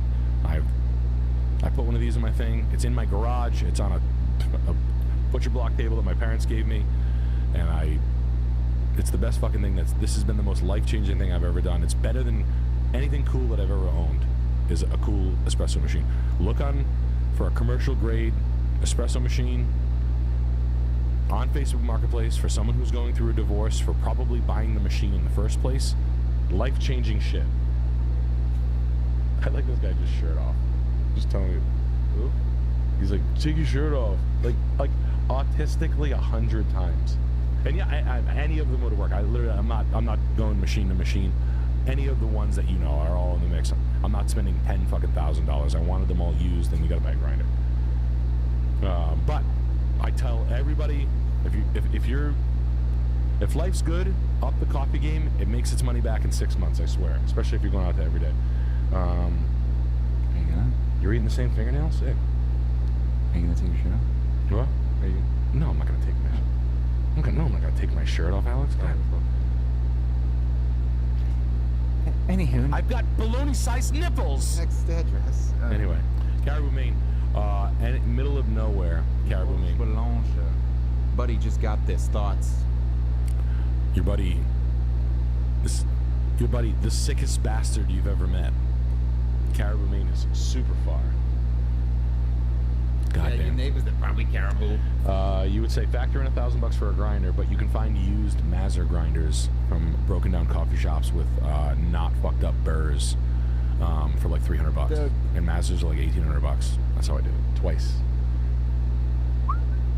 Get a good espresso off Facebook. You do what I'm not drinking that shit. You think because I'm from Boston I'm drinking Dunkin' Donuts? What are you, fucking nuts? Whatever happened to coffee-flavored coffee? What is that? Dennis Leary. The worst stand-up bit in the history of the world. Dennis Leary's the worst thing that's ever happened. Mochaccino, frappuccino, frappuccino, flippuccino. Fuck you, a chino. It's like the worst. Dennis Leary could go fuck himself, dude. If I ever saw... Man. She says, what kind of coffee you want? I said a coffee. I don't know, the one that goes in a cup. That's Leary. Yeah. Just Andrew Wilson and Dennis Leary hanging out. Just getting verbally accosted by Andrew Wilson and Dennis Leary. Oh. But you pour liquid into a cup. Just pour it in the cup. Are you too stupid? Did you stay up all night using narcotics again? You probably did, because you're a whore. It's like a fucking cat frap flap half cat fash. How about you give me a fucking cup of coffee? No, Dennis Leary is the worst thing to happen in New England since Dave since Dave Matthews Band concerts. But $115 for this Caribou, Maine, 2-bedroom, 1-bath, 724 square feet, $160 a foot. Fun fact, this is I don't know if you search. I'll just show you guys where this is Russia, Maine, just so you guys know. This is so far north. I bought a Toyota pickup here one time in Presque Isle, which is, I mean, it's actually, I went further than this. This is really fucking far. Yeah, there's Presque Isle right. Oh no, that's Portland. You up there? I'm down for whatever, cuz. I said forget about it, cuz. Yeah. Forget about cuz. Combine those two memes somehow. Yeah. So, okay. Oh wow, it's more north than Presque Isle. Caribou. I went to Presque Isle. It's 8 hours from me in Rhode Island. Wildly far. Canadian border. Super intimidatingly cold. Went in the middle of the winter. My new diesel F-350 was stalling, and the 94 Toyota pickup that I bought was running like a champ. In Presque Isle, you could sign, if you called the town, there's nobody there. You can take over houses. There are properties up there. There used to be. I mean, this is going back a minute now, but there's just no one going there. So they'll take taxpayers. And I think there's cities in this country where you're like, hey, do you have anything that's delinquent tax? You can call wholesalers. There are cheap properties in this region of the world. I mean, I'm showing you this one. This is a ticking house for 125 grand, but right below it are 4 other comps for 75, 90, 99. I'm sure he looked. I mean, this is a wild place to live, truly. I mean, you are far, far, far away from civilization. Moose country.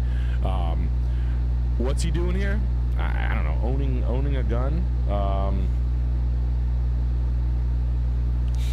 Yeah. I mean, thinking about life. Yeah, I like the golf club. Yeah. I mean, talk about the guy last week with the isolationist mom. I mean, you're not that concerned with aesthetics, but if this were this guy actually was concerned with aesthetics, which is wild to me. The staircase is nuts. This house was flipped by a semi-craftsman. I just want to see this thing right here. You can rent this for $1,000 a month. Wild. All right.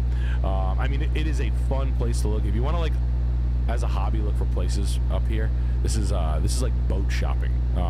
Crazy stuff. 2-bedroom, 1-bath on a half-acre lot. Convenient in town. I mean, I'm not gonna lie to you. I totally get it.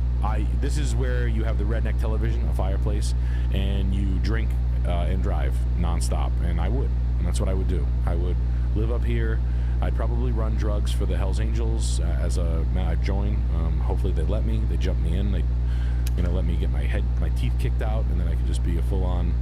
And a bag of heroin and I would boof a bag of heroin. I'd put a bunch of them in my saddlebags, and I'd ride across the border, and I'd be I'd try. That's what I would do up there. So your boy who did this is totally wild. Good for him. Not my cup of tea. Too remote. If I'm doing Lubeck. Lubeck is my pick of the litter, and I'll show you location-wise. Inland Maine, inland isolation, not my thing. Isolation coastline, Lubeck right here. Now we're talking right here. This is like the opioid capital of Maine, and they have flies, coastal flies, but really far. But end of the world, United States, truly the most far right. Hell yeah. So what sort of ideologies? No. Tell me about your ideologies. Groiper. You're not making fucking sense. God, I gotta get fucking Andrew Wilson impression done perfectly. Help me, chat. That's my pick of the litter as far as if you really want to look like shop this. You sell pics of your sniz online. Sniz? He's got like weird terms for things. He's got like video game guy terms. Shake my butt at you. Yes, I did see Shane repping the shirt. It was a big week. I got one on Rogan, then he hung out. Shirt here. It is the Gillis. Rebranded. Yes, they are coming in tomorrow. We have them. We sold a lot of them yesterday, but thank you, Shane. Appreciate that. And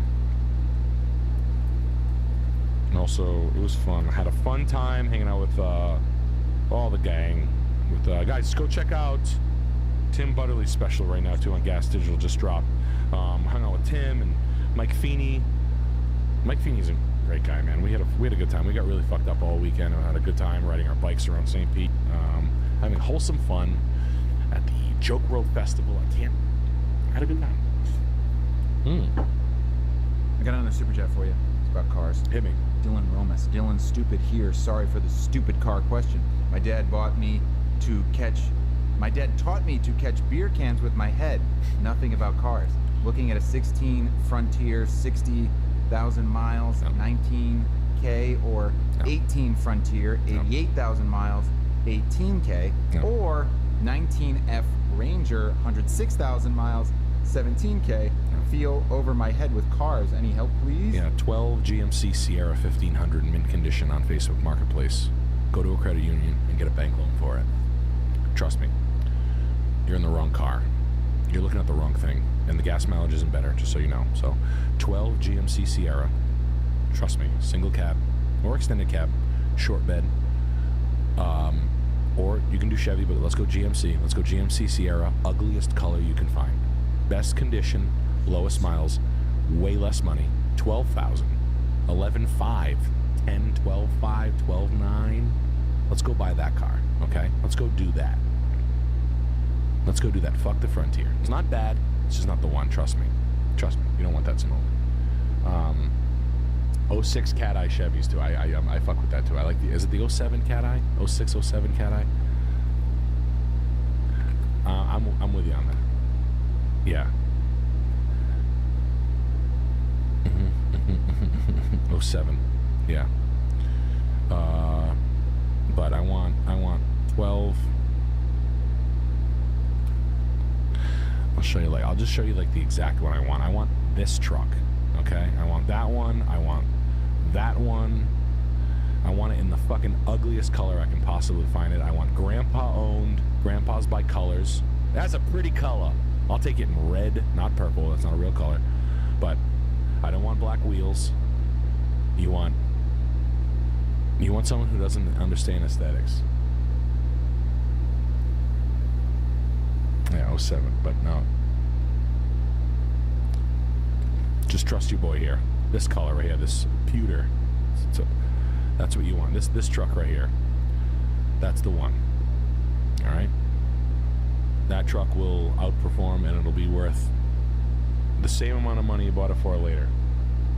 08 to 13. Trust me, trust me, yes. Yes, yes. Or bang, 06, 04 to 06 Tundra. No, I'm not paying that. I want this one. Maroon. Long bed. Crew cab long bed. Ugly fucking truck. Red. Here we go. Boom. Incredible truck.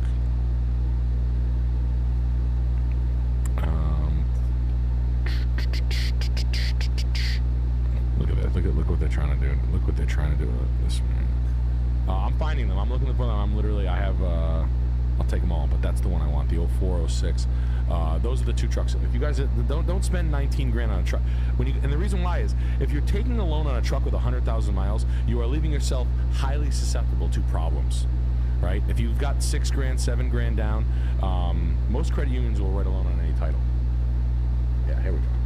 Yeah, these guys are driving too many miles to drive 1-ton pickups, man.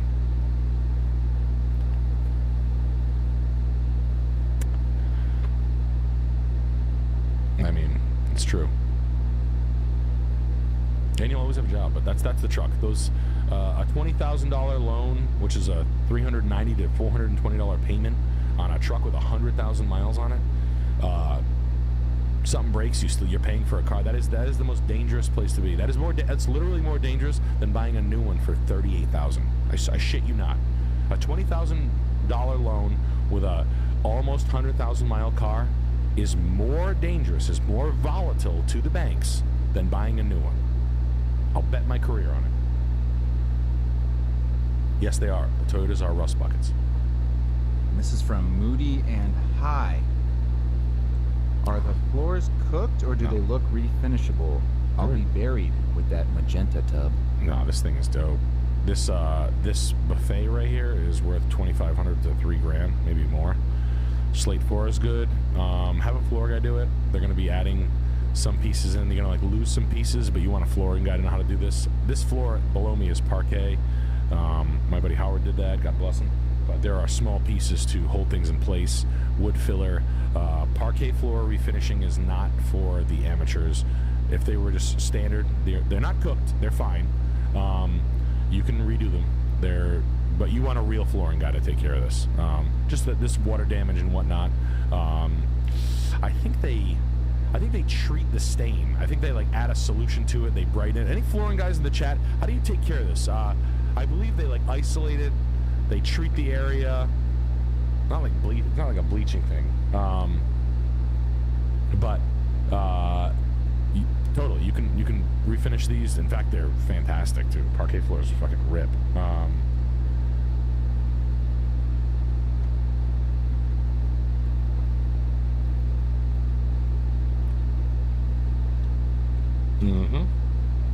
Yeah, no, it's great. Great house. Yeah, you need it's a pretty big flooring job. Oh wow, this basement's mint. You could eat off that floor, literally. I just throw my food right there on the floor and I'd eat off that floor every day. Rice and toast. I like that new floors. Yeah. This house is incredible. Absolutely incredible. English ivy.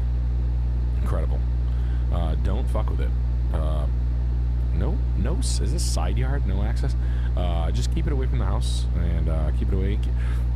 I would do a little bit of light tree work. Maybe drop this tree. I don't need a fucking 80-foot insurance master right on the side of me. I'll check the skylights on this. Love the house. Love what it is. Like a little more front door. Just curb appeal.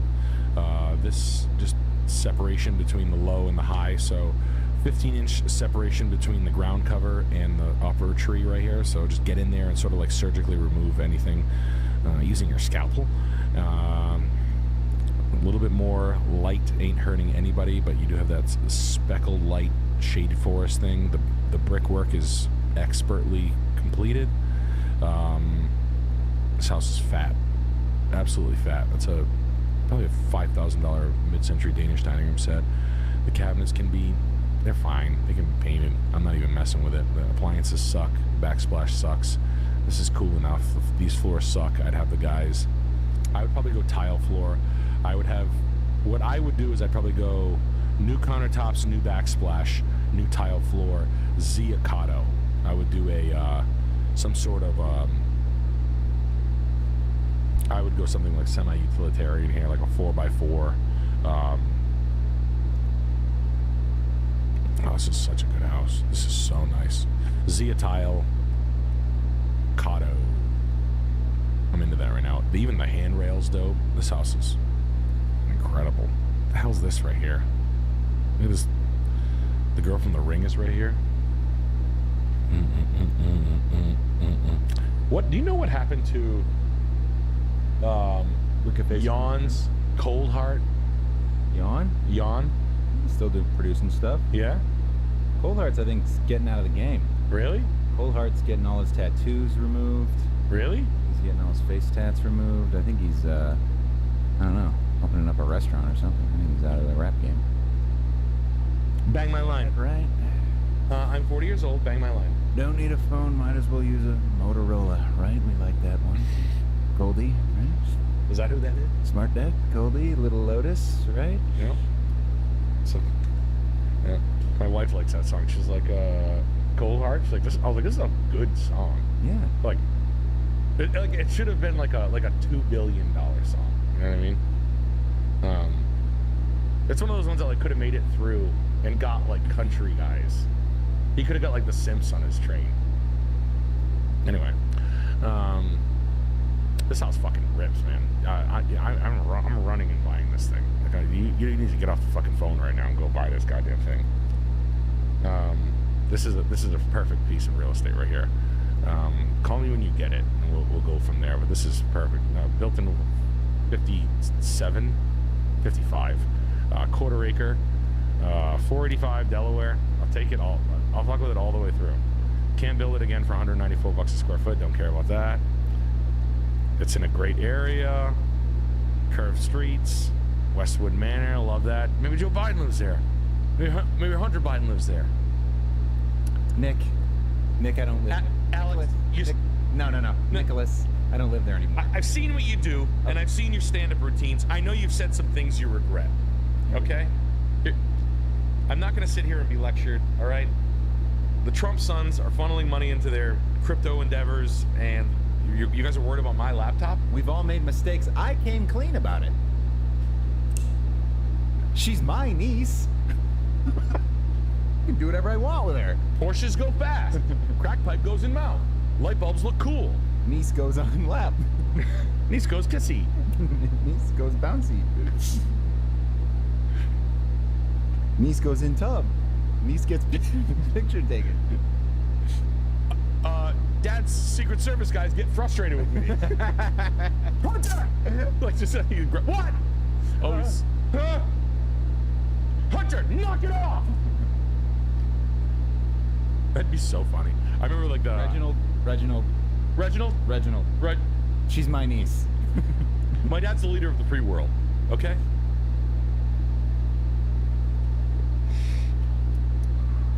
I got some more super chats for you. Hit me. Pacifico. I bought a 30-piece collection of MCM pottery. Blue Mountain, Van Briggle, Royal Hager for $250 to start an antique side hustle. Was this a good move, or should I scream, cry, Gronk spike, all of it immediately? I'm selling it on Etsy. Go for it. I mean, the best pieces sell the most. Make sure you break it down and sell it like components wise. Cups of 4, sets of 8, and whatnot. What is it, Van Briggle? What? Show you bought. Hager. Blue Mountain. I think I know what it is. I bought it. I traded it. He didn't call it Van Briggle, did he?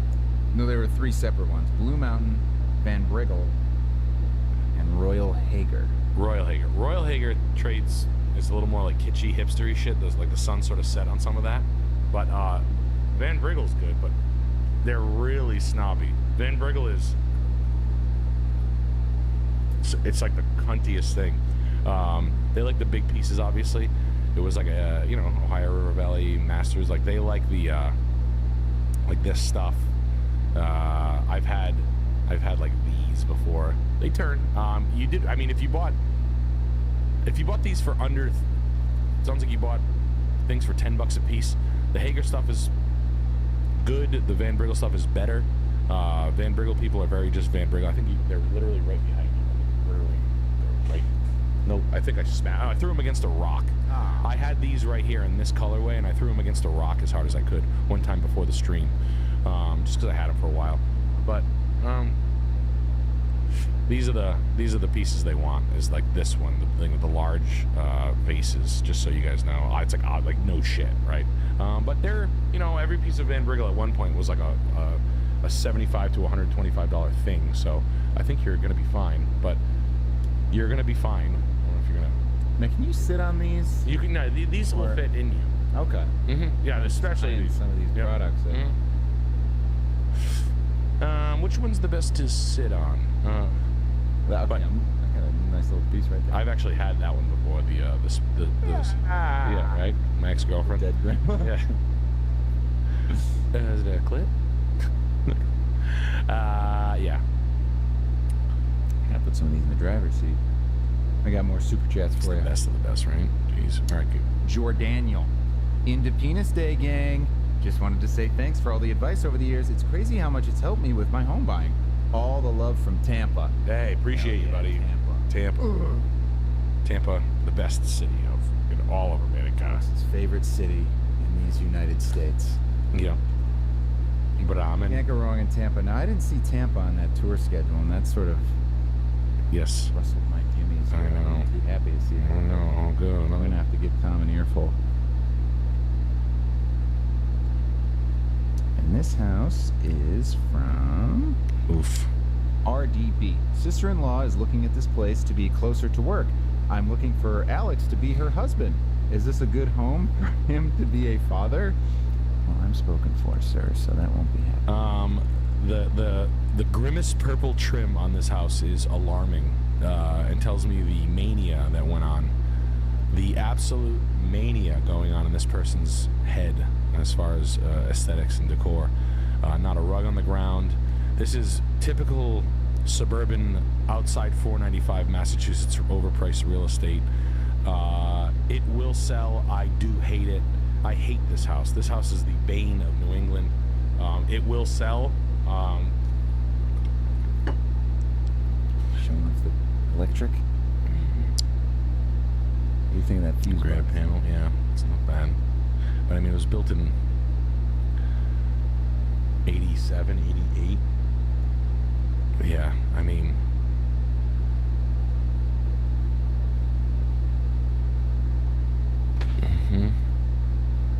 big stupid yard, big stupid house, solar panels, problem, tired roof, problem. Who owns the solar panels? Question number 1. Question number 2, roof's tired as shit underneath it. What are we gonna do about that? That's literally problem number 1, built in 98. Selling for, selling for his estimate. 1 acre lot. Look at that stupid shit on top of your house. Oh, yeah, so everybody in Mass, we all fucking just bitched out for a bunch of bros selling solar. Hook, line, and sinker. This house is, this house sucks, man. This house sucks. The only way that this house gets better is that you have to make this house. You need like a colonial revamp, and the siding, windows, doors, garage door, interior, kitchen, gut is. I mean, we're like 300. Never mind the fact that the contractors who do the work that she needs to drive fucking brand new Denali's. This house just sucks. It just sucks. Okay. This is why. This is this area outside 495, right? See the 495? That's what I was talking about. See, like, that's really expensive, still stupid expensive, starts to get cheaper, not good, not great. You're far away, you still got a long commute, lots of traffic, kind of in the middle of nowhere. There's a good restaurant there called, it's a great breakfast place in Norton. It's like something daughter, the farmer's daughter, I think it's called. Great breakfast place, but Attleboro's kind of a fucking dump. Taunton's a shithole. Like these areas kind of fell off. This is like the corridor that's getting there. You can make money, but it's rough, and you're still spending $700. So the maneuver is you buy one of these, and then you yuppie the shit out of it, and you sell it to an insurance golf bro who doesn't understand how Boston works, and he's got a job at a hospital selling bone density machines, and like they're like, I love it. I got a plug-in for my Tesla, and or you sell it to like an Asian guy or something and his wife, and they're like, I lived in Boston and my rent was $5,000 a month, and out here I have a whole acre, and it's like, yeah, but dude, your house sucks shit. This is sort of like the bane of New England. This whole area. I'm just not into it. You can buy houses if you want to play this game. I would probably spend a little bit more and go. I would go up Route 1 a little bit more, Walpole, or I'd go deeper into like Franklin. Better stuff in out this way. This way is a little bit more value, cooler house, better land, same shit commute. Actually, a little bit less commute because the traffic is daunting here. Here, you're coming in the other way. You can sneak through the back roads through Framingham jobs and whatnot. I think there's just more upside in like a Northbridge.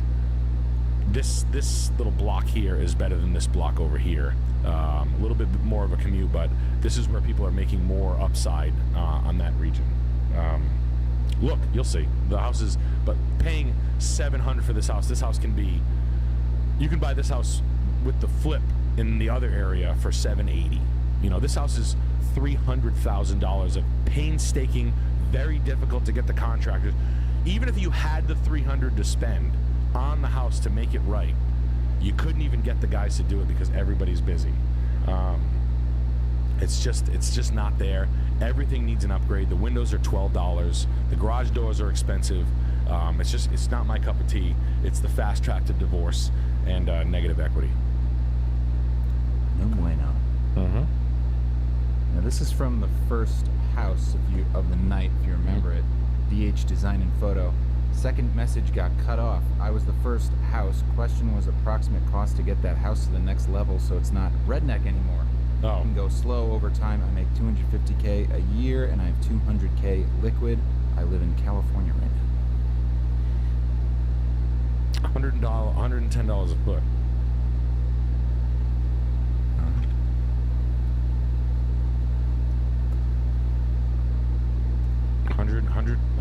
foot, 270,000. If you're coming back over the top.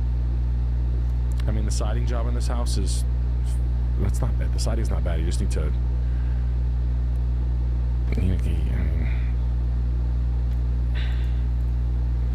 flooring is, you know, I'm going $100 a foot, $110 a foot.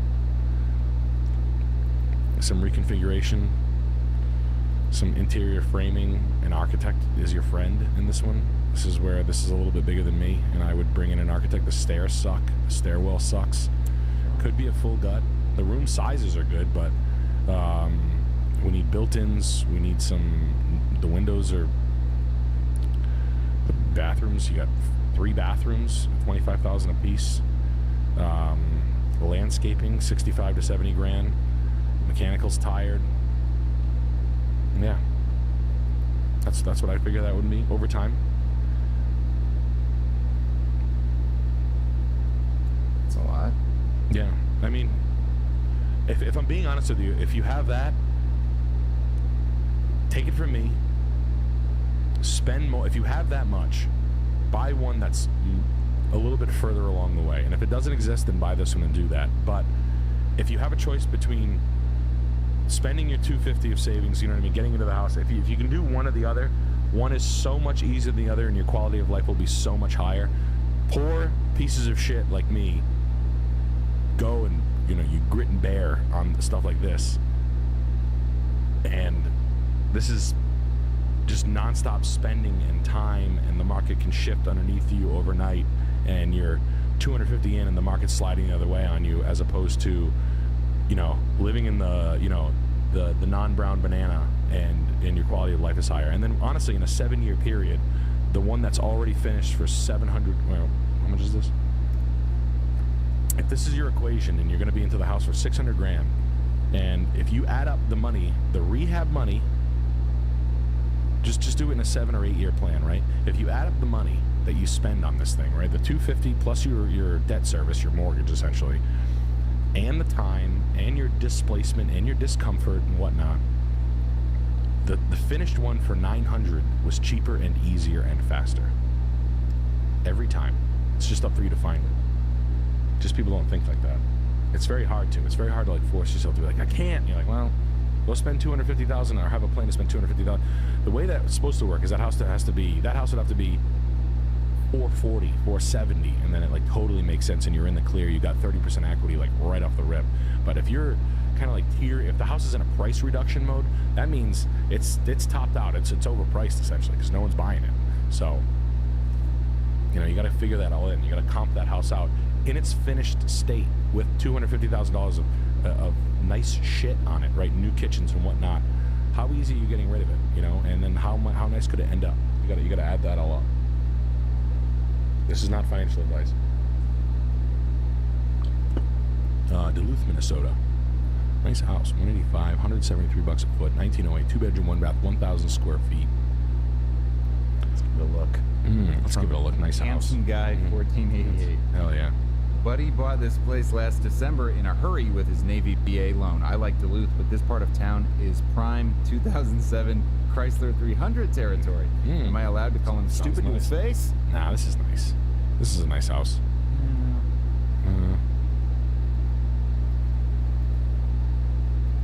This is okay. Nah, these houses peak out. I mean, that's what you're buying, man. You know, he spent 187 grand. He's got low cost of living. He's fucking UFC tough. Very long in that neighborhood. He's living really long. He's doing UFC runs. He's got cauliflower ears. He's cauliflower. He's bone smashing his ears.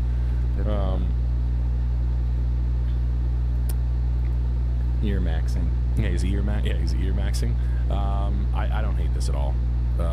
These turn of the century, 1910, 1908.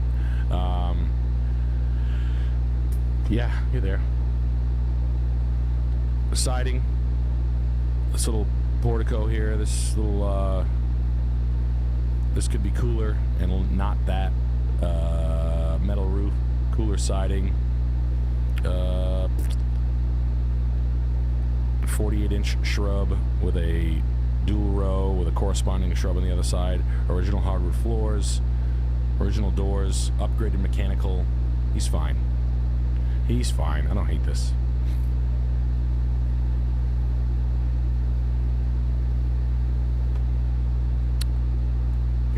I don't get that all.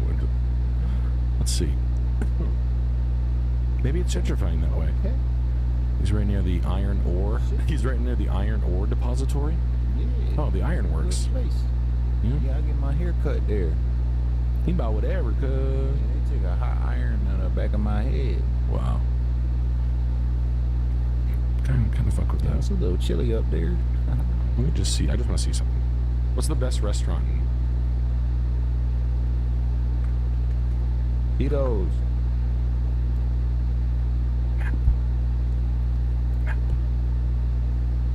Let's see. Eater map. It's got a couple places over here in the Iron Port. You can go here to the Viker Distillery. Okay. Northwater Smokehouse, right near here, right near downtown. He's got the Alto Pinto. All right. The little tapas menu. Duluth's best bread. This guy's about whatever. The Bent Paddle. Okay, I'll go there. Yeah. OMC Smokehouse. Okay. Lincoln Park. Clark. There is a place called Ironworks in every single Ironworks. city. There is. Every single town has a restaurant called Ironworks. Yes, of course. That happens. It's like Miller's Pub. Yes, there's a Miller's Pub in every city. Kind of Dead. I'll take Kind of Dead. That Upper Peninsula area, that Wisconsin area. I'm calling it right now. Madison, Wisconsin is Austin, Texas in 7 years. Calling it. You can take that to the bank. Clip that. Clip that. Don't care. If it's not Madison, it'll be one of the Wisconsin. I think it's got street heat from the people that know. Yeah. It's got heat. Yeah. I got more super chats here. John M. Hey guys, you mentioned last stream that Danbury is a good spot to start an MEP business. Would you live in Danbury or 20 minutes outside it? Torrington looks nice, but is a little too far. Bridgeport sucks. Waterbury is hood. Oh, okay. I never heard it called an MEP business. I mean, listen, servicing yuppies is always a plan. That should always be servicing a nice yuppie. Listen, you want crab shorts guys don't touch stuff, and they pay. They just want the best. Yeah, proper branding and whatnot, pergola building, and sort of a hands-off New Yorker level ownership. Jesus Christ, hanging pictures for $200 an hour. Come on, I'm paying for it right now. Not personally, but I know. I know Wisconsin's been it for 25 years, but it's gonna like truly be awesome. It's gonna like start to do that. Price cut, $26,000. Metal roof, 19th century. Oh, 18th century. Yeah, I was right. 1790s. From Austin EHK. Looking to move the family to New Hampshire. 4 kids. I need a home office plus room for a few goats and chickens. My parents might follow me. Any room to add an in-law suite / building? Yeah. What would you offer? This is good. In-law suite here. Rare access in-law suite. Small.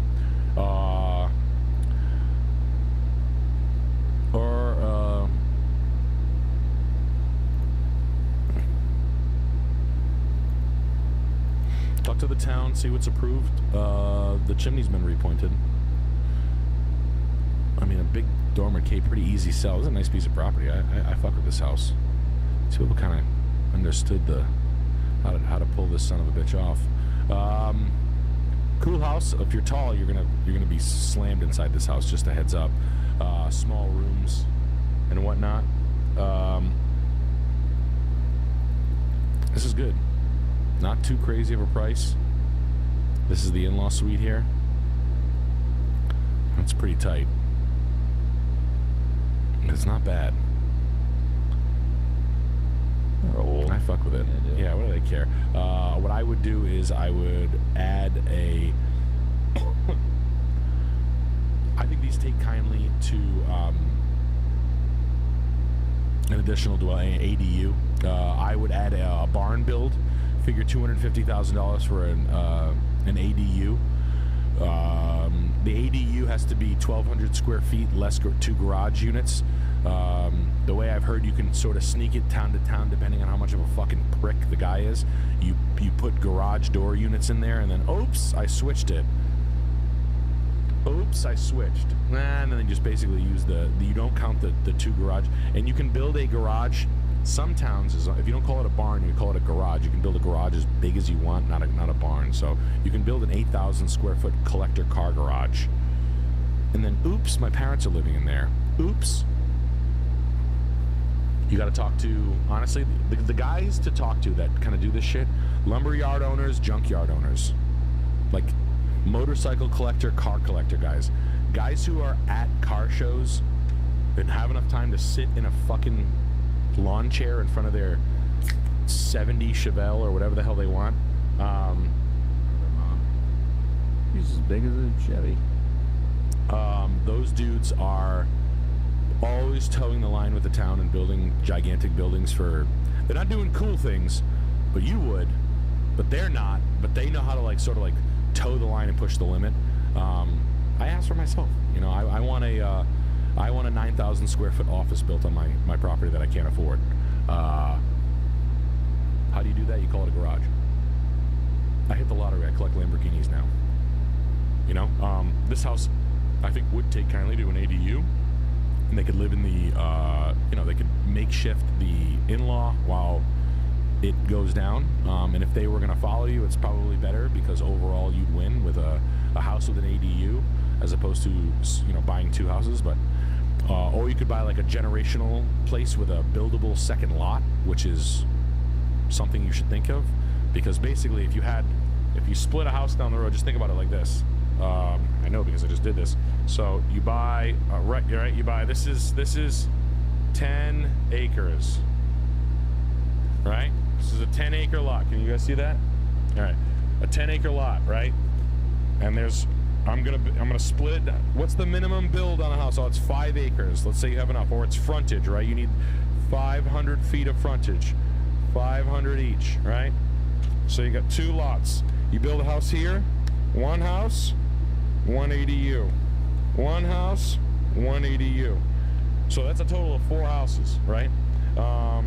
Houses with easily understood buildable second lots are of value. Even if they're not identified or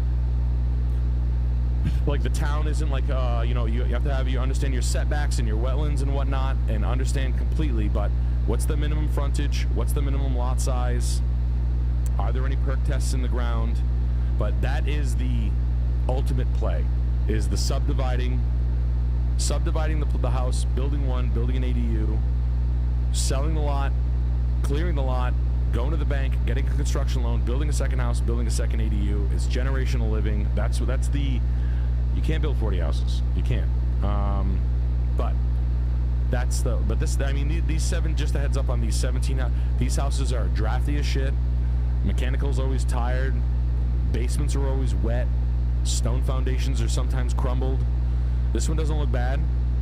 This one looks, up to snuff, but that's what you're looking for. This isn't fun. You know what I mean? You got a little bit of a curvature in the old ridgeline there. A little bit of curvature on the old ridgeline on the roof there, too. And trust me, they want it. Like, the towns that people are doing this, they want taxpayers, You need a pump and you need you need to scratch this all out and clean that out and make a swim in there. But I like this. I fuck with this. $4.99. What would I offer? Where in New Hampshire are we? Walpole. Never heard of it. Not that far. Not close, but not far. Oh, you're near Brattleboro. Okay. Okay. I mean, that's Hickville. What did that guy buy? $289? $216. Put a metal roof on it, painted it, put new windows on it, new siding. He'd take $440, but can you find something that has a buildable? What's the lot size? I mean, that's really what you're looking for, is minimum lot size for secondary development, frontage, and whatnot. If there's something advertised with it, you're going to pay for it, but that's That's the dream on what you're looking at, dude, with 4 kids. Looking for something with a buildable lot. That's how you pull it off. You separate the lots have value, you go get a construction loan, and then you can have built-in home...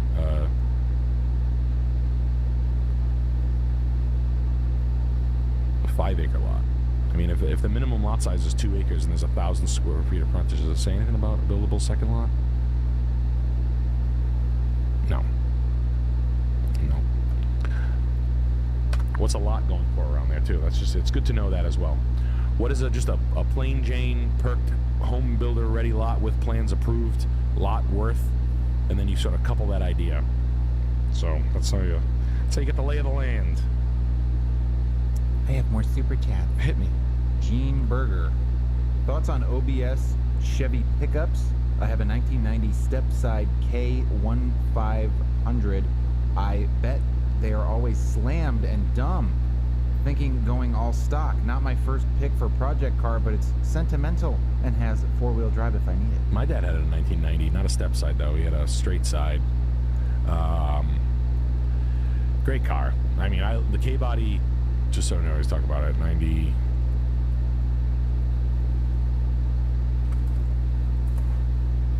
Yeah, I fuck with these cars. Oh, this is only 300,000. Yeah, I went through like a weird, like I almost bought one of these. Like that's the one I want. I want those wheels, extended cab. That's the exact truck I want. I don't want the slammed one. I want the 4x4 auto cloth bucket seat. I'm into them. I like this. That's a great one right there. The wheels get me every time. Great car. I'm not a step side guy. That's your truck essentially. I get it. That's a 2-wheel drive, I think. That's your truck right there. Yeah, I'm into them. I like them. I think they're arguably the best looking truck. That body's the best looking classic truck you can get. Period. End of story. I'm not arguing. We got Nate the Great. I work from home and need car to drive to the gym. Wife has a nice car, so this is just for me. I don't really care what it is, just want it to work. Get a used Prius. I'm in Wisconsin, so snow is a concern. No. Cheap is ideal, but not required. Ideas? Thank you, boys. If you need all-wheel drive, used CRV, highly used CRV, cheapest 4-wheel drive cold weather vehicle. Actually, go with a truck. Just get it, and then the cheapest truck. Honestly, go 98 to 06 Tundra. But they're gonna be rotted out. Go same year Civic, same year Lexus. 06 Lexus. Go get old school all-wheel drive Toyota Sienna if you're a maniac. Real cheap. I mean, my dad bought a Prius last week with a billion miles on it and a newer battery for $200. And I was like, I'll take that. He's like, I can't. But I was like, shit. I know. You need to smash it? Yeah. Nah, I was like, we need to run it. Nah, it was a runner. It was like a decent runner. Yeah, man. Actually, you know what? Subaru's not bad. Yeah, you're right. Cheap Subaru's not bad. Yeah, I'll go with you on that one. I'll fuck with you guys on that one. Yeah. Scion, Matrix. These are good. These are good things. Honda Fit. I mean, front-wheel drive cars, though. You know what I mean? Cheap shit cars. That's what I'm looking for. You know what I mean? If you can find an 06 RL, Acura RL, that's an all-wheel drive, 3.5 liter, great car that sometimes sneak through. This car right here, 05 RL for sale. This car, the bubble RLs, like this car right here. Oh, this car, that car right there, that's the one. $6 grand. I want to buy one of these tomorrow. Like I want to get rid of all my cars. I bought a 9 black Acura with 100,000 miles on it when I got my check from Adult Swim. I should have never sold. That car is as nice as my 23 E450 wagon. Wow. Yep, it is. It's fat. Out of town. Nah, it's nice. No, it's nice. But a bubble body, not this body. This body. This is the all-wheel drive one. This is a beast of a car right here for an all-wheel drive car. Hybrid ES. Hybrid Camry is a great car. Camry. We got Andrew DeLuce. Teach me how to haggle, Nick. Graped by old boomer ladies earlier today buying antique vanity for the wife. Wouldn't budge on price. Then after the sale from the back, I hear it's sold full price. Yeah. The way I give old ladies bad prices is I say, listen, we are at a sale with no cameras. I could rip every hair out of your head right now, and I gotta be honest with you, I just found out that my dog has cancer and I want to die. I want to go to heaven with my dog. All dogs go to heaven, but I go to heaven with my dogs. I will press your eyeballs into your head and I will rip every hair out of your head before the cops get here. And when the cops do get here, I'll pin my trachea to the back of my throat and kill myself if you don't sell me this for this $5. Unalive. Yeah, I will unalive myself. Yeah, I'm just kidding. The way I give bad offers at Brimfield is I say, can I make you an offer without you getting mad at me? Say the thing is $500. I'd be like, can I make you an offer without you getting mad at me? And I kind of say it like semi-confident. And they go, sure, I love offers. Because always remember, sellers love offers. It doesn't matter what they are. I have $200 and I don't have $225. I always say the next negotiation push that I don't have that. I do it a lot, and honestly, it works. I'd be like, fine. I'd be like, I know you're gonna get You're gonna get $325 on it. I got it. It's gonna be in 2 hours, but now it's gone, and you have the money in your pocket, and I'll pay you right now. And they're like, fine. It works. That's what I do. That's what I've been doing. You know what? Some of the Buick 300, you know, some of the Buicks are good too. I should have said that shit. The 3800 motor Buicks, the Buick Centuries, the 2002 Buicks, the 98 to 2004 Buicks, some of the Pontiacs as well, I think. I'm kidding. I don't have dogs. I don't have dogs. Wow, look at the price on this thing. What? It's affordable. Oh, Miami, Ohio. That's why. Where Tony Hinchcliffe's from. And this is from Arc High Vest. Needs new windows, roof, parts of the overhang need repair. The utility basement was flooded last. Checked it so the water heater and air unit are probably trashed. Is it too much work for a first house? Yes. It's not a bad one, but this is a pro-level house.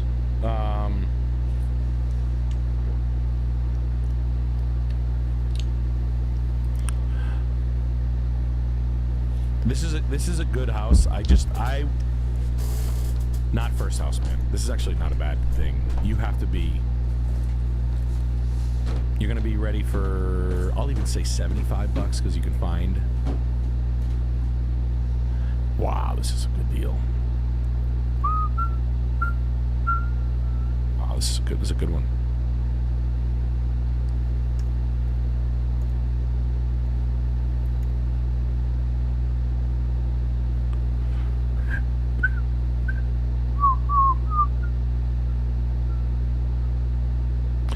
Great.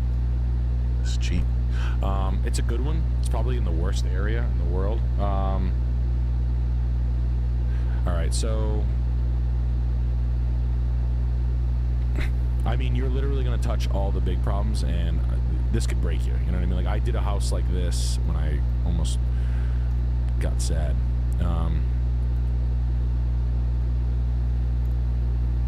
We're going to listen to Blair. Come on now. Like, you're gonna touch every ounce of this house, but the condition isn't that bad. I mean, all new plumbing, busting open horsehair walls, which is a nightmare. Electrical contractors hate working in these because snaking wires isn't a reality, and you need to snake wires. You need to snake.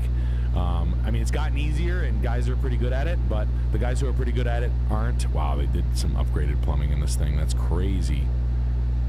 This is crazy. This is a good house, dude. Damn, I don't want to say no to this for you. I don't want to, like, ruin everything for you. TV in the corner. This was lived in. Not code. So, I'll bet you there's... The knob and tube's probably been stripped out of it. There's no mortgage on this, so this is all cash buy, all cash fix. The original garage doors are dope, and they could be refinished properly with the workshop in the back. The wainscoting is original, and it's really good. The paint job on this house is like $12,000. The side yard over here, like, it calls for like brick and English gardening.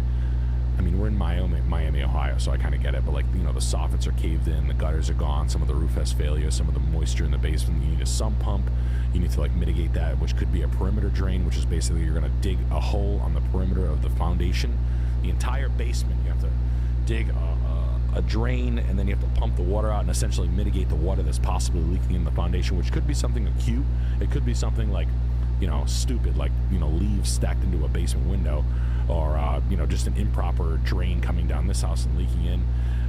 It was obviously a former schoolhouse or something, but it's one of the better cheap houses I've ever seen by way of flip and what it is. It's good, man. I think it's a little too big for your britches, anybody's britches. You are going to spend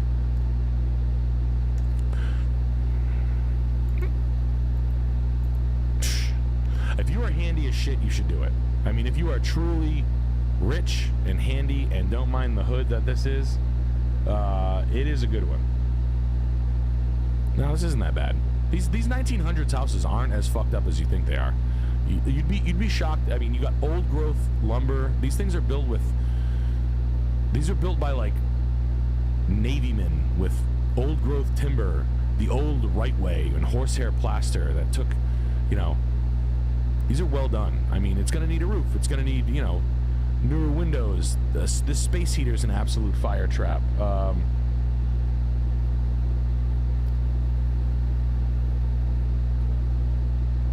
Oh, Miami, Oklahoma. Sorry about that. Dude, we looked for a house for a dude. This dude had like 5 or 6 kids for a house in Oklahoma. I was getting houses for like 3 weeks. Not a deal in sight. They were very expensive.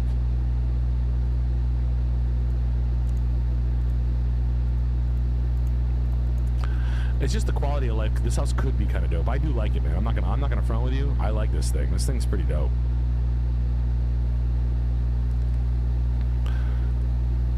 Damn. It's right in Cherokee Nation, right in Joplin, Missouri. Jesus Christ. Yeah, isn't Joplin bad? Joplin? Where? Miami.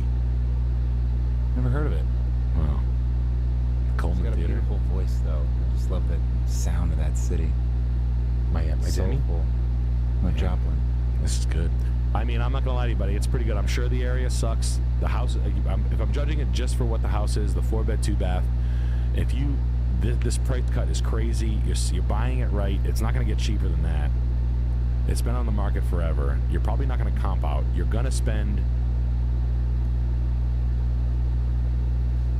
I mean, I gotta see. Give me a sec.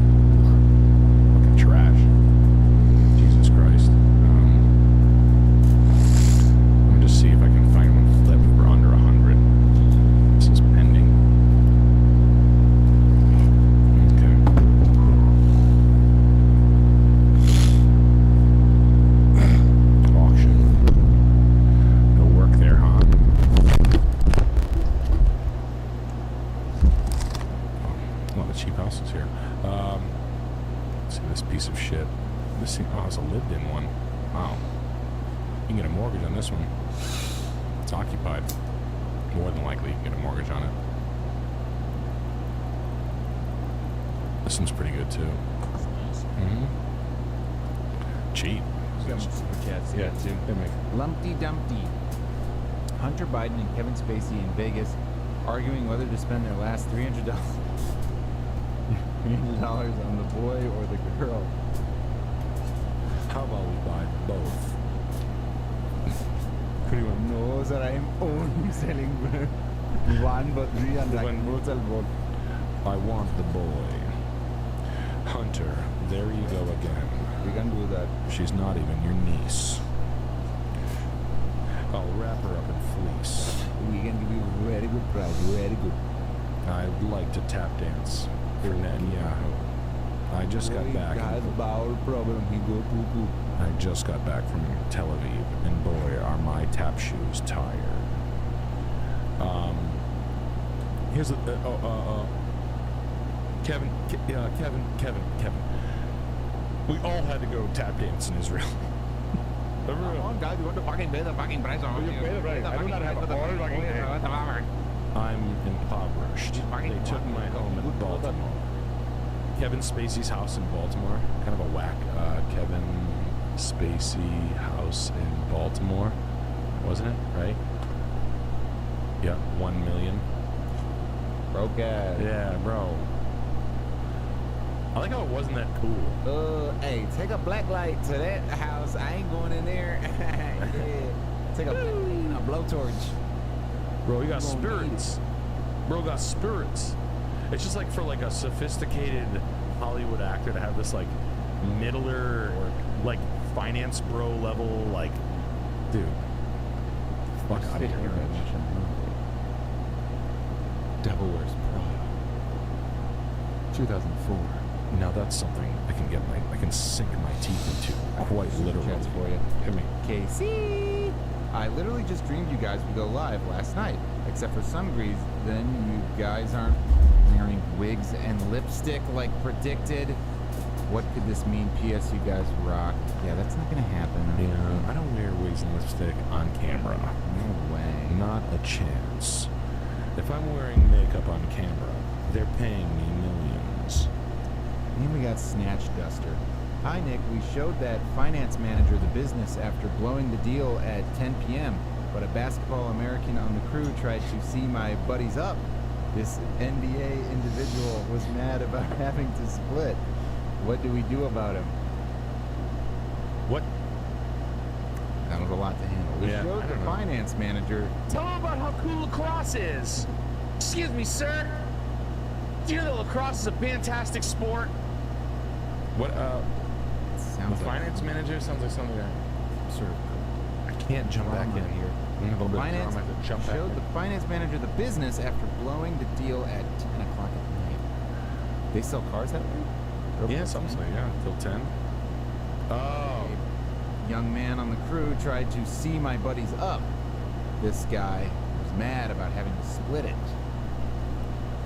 I'm gonna split the deal. Too bad, you're getting knifed.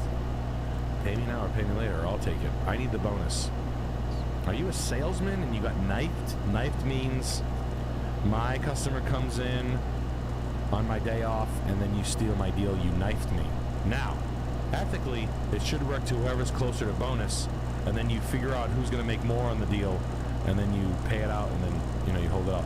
People try to be snobs about it, but, I don't know what that is, yeah. I got more super chat. I'm wearing a wig right now.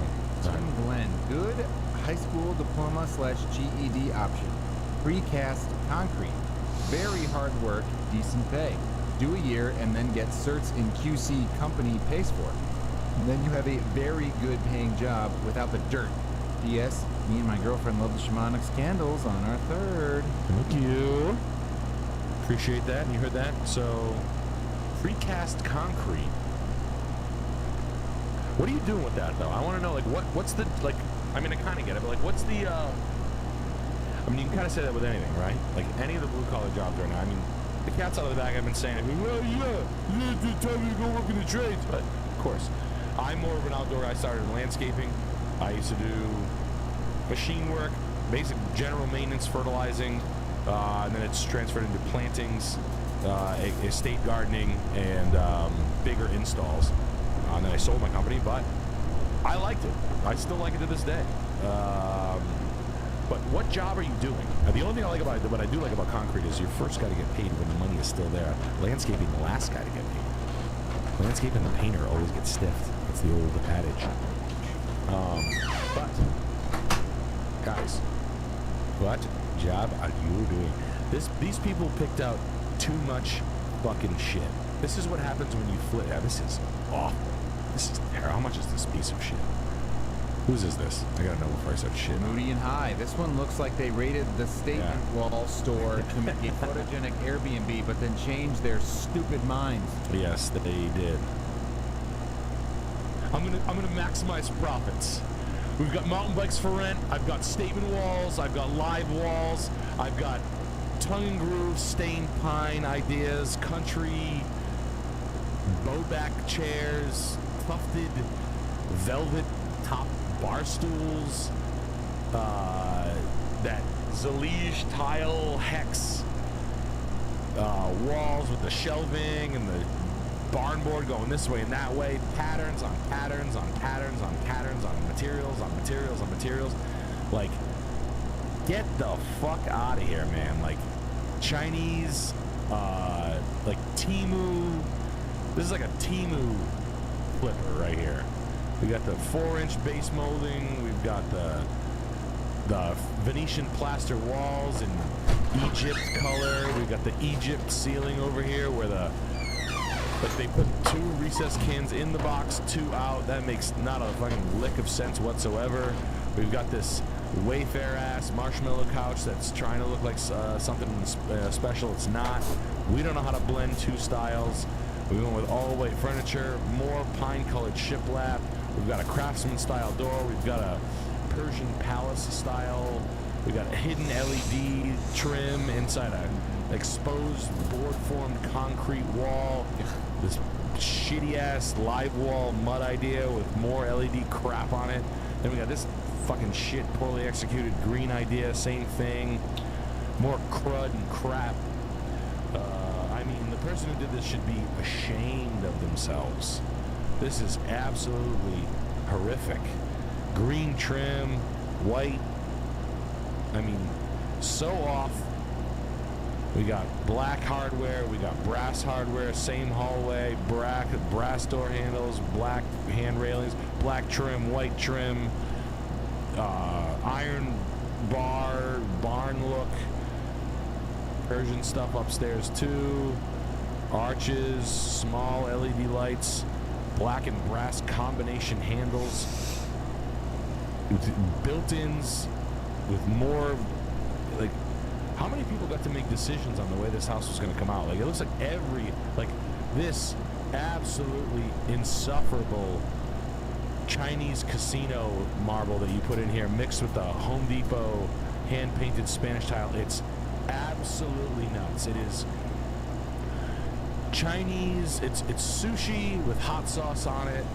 It's the worst thing it could be one of the worst we've ever seen on the show. Yeah.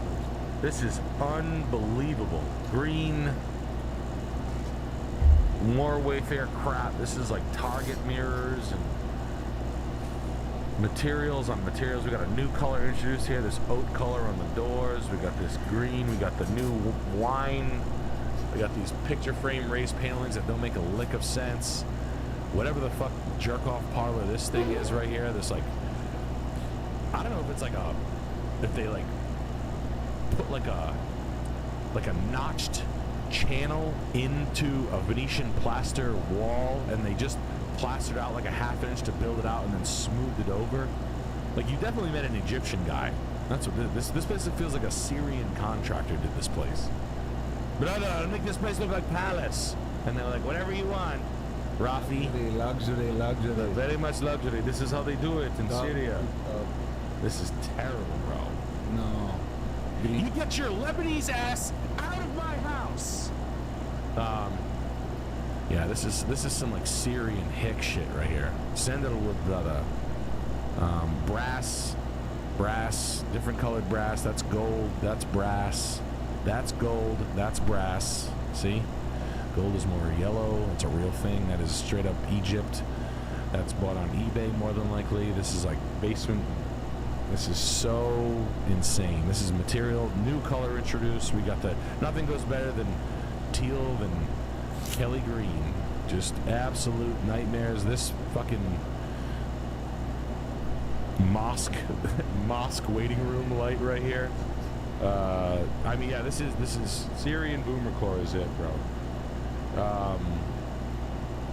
What, you don't like luxury? This looks like country farmhouse. Are those eggs?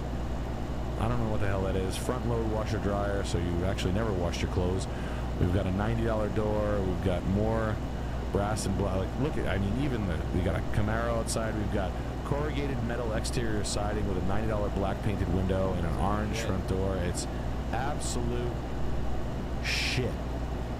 Absolute shit. This house was bought for $80,000. $70,000. I was close. Very good, very good. Very good, close. You are close. Scop-rated guy. But I put all my own money into it. Come on, brother. I put all my own money into it. Me and Rafi, my guy. Come on, brother. Thank you for showing me. You understood how this show goes. I appreciate you. Absolute shit. It's sold on 2026 to a retired New York cab driver with a sex addiction. Okay. Walnut Street, Putnam, Connecticut. I think I've actually looked at this house. Walnut sauce. Walnuts. Yeah. Putnam, Connecticut, right nearby me here. Hold on, let's hit a super chat real quick. Please, I love the 3-in-1 skillet.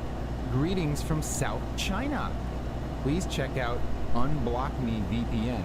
And can I get a Chinese Downy Bitcoin fanatic? You the best. No, don't do it. Bitcoin. Bitcoin is Bitcoin, the cryptocurrency. Forget you, Chinese retard. Very, very good. It sounds very good. You're not ready for decentralized cryptocurrency. Come here, bro. Blockchain technology can be used for wealth accumulation and for wealth. Ethereum, I think Ethereum, for full node, I think Ethereum is the cryptocurrency I invented the blockchain technology. Is that Vitalik Buterin? Yeah, that's true. That, shit. Fuck. Too white them. Dude, they're so hard to do. Cryptocurrency. Decentralized unit. Decentralized currency. Debasing of the economic repercussions. Debasing of the U.S. dollar. Their currency. OPEC will have conversations. Fuck, I used to be able to do it. I can't do it. I lost it. That's so loaded. He's so loaded. He's got so much money. Oh, I said goated. No, I think he's loaded. Both. Okay, let's check out Walnut Sauce Street from Crawlspace 999. I just bought this. Have about 40,000 left over for house improvements. What should I do? Nice house. Welcome to the neighborhood. Congratulations. Heavy iron straight fertilizer in your lawn right now. 5 bags of dirt just thrown on these loose patches right here just to get them back. Seed in September 10th. Buy a bag of seed. Just an easy one. That's a $200 one. Nice. Power wash this.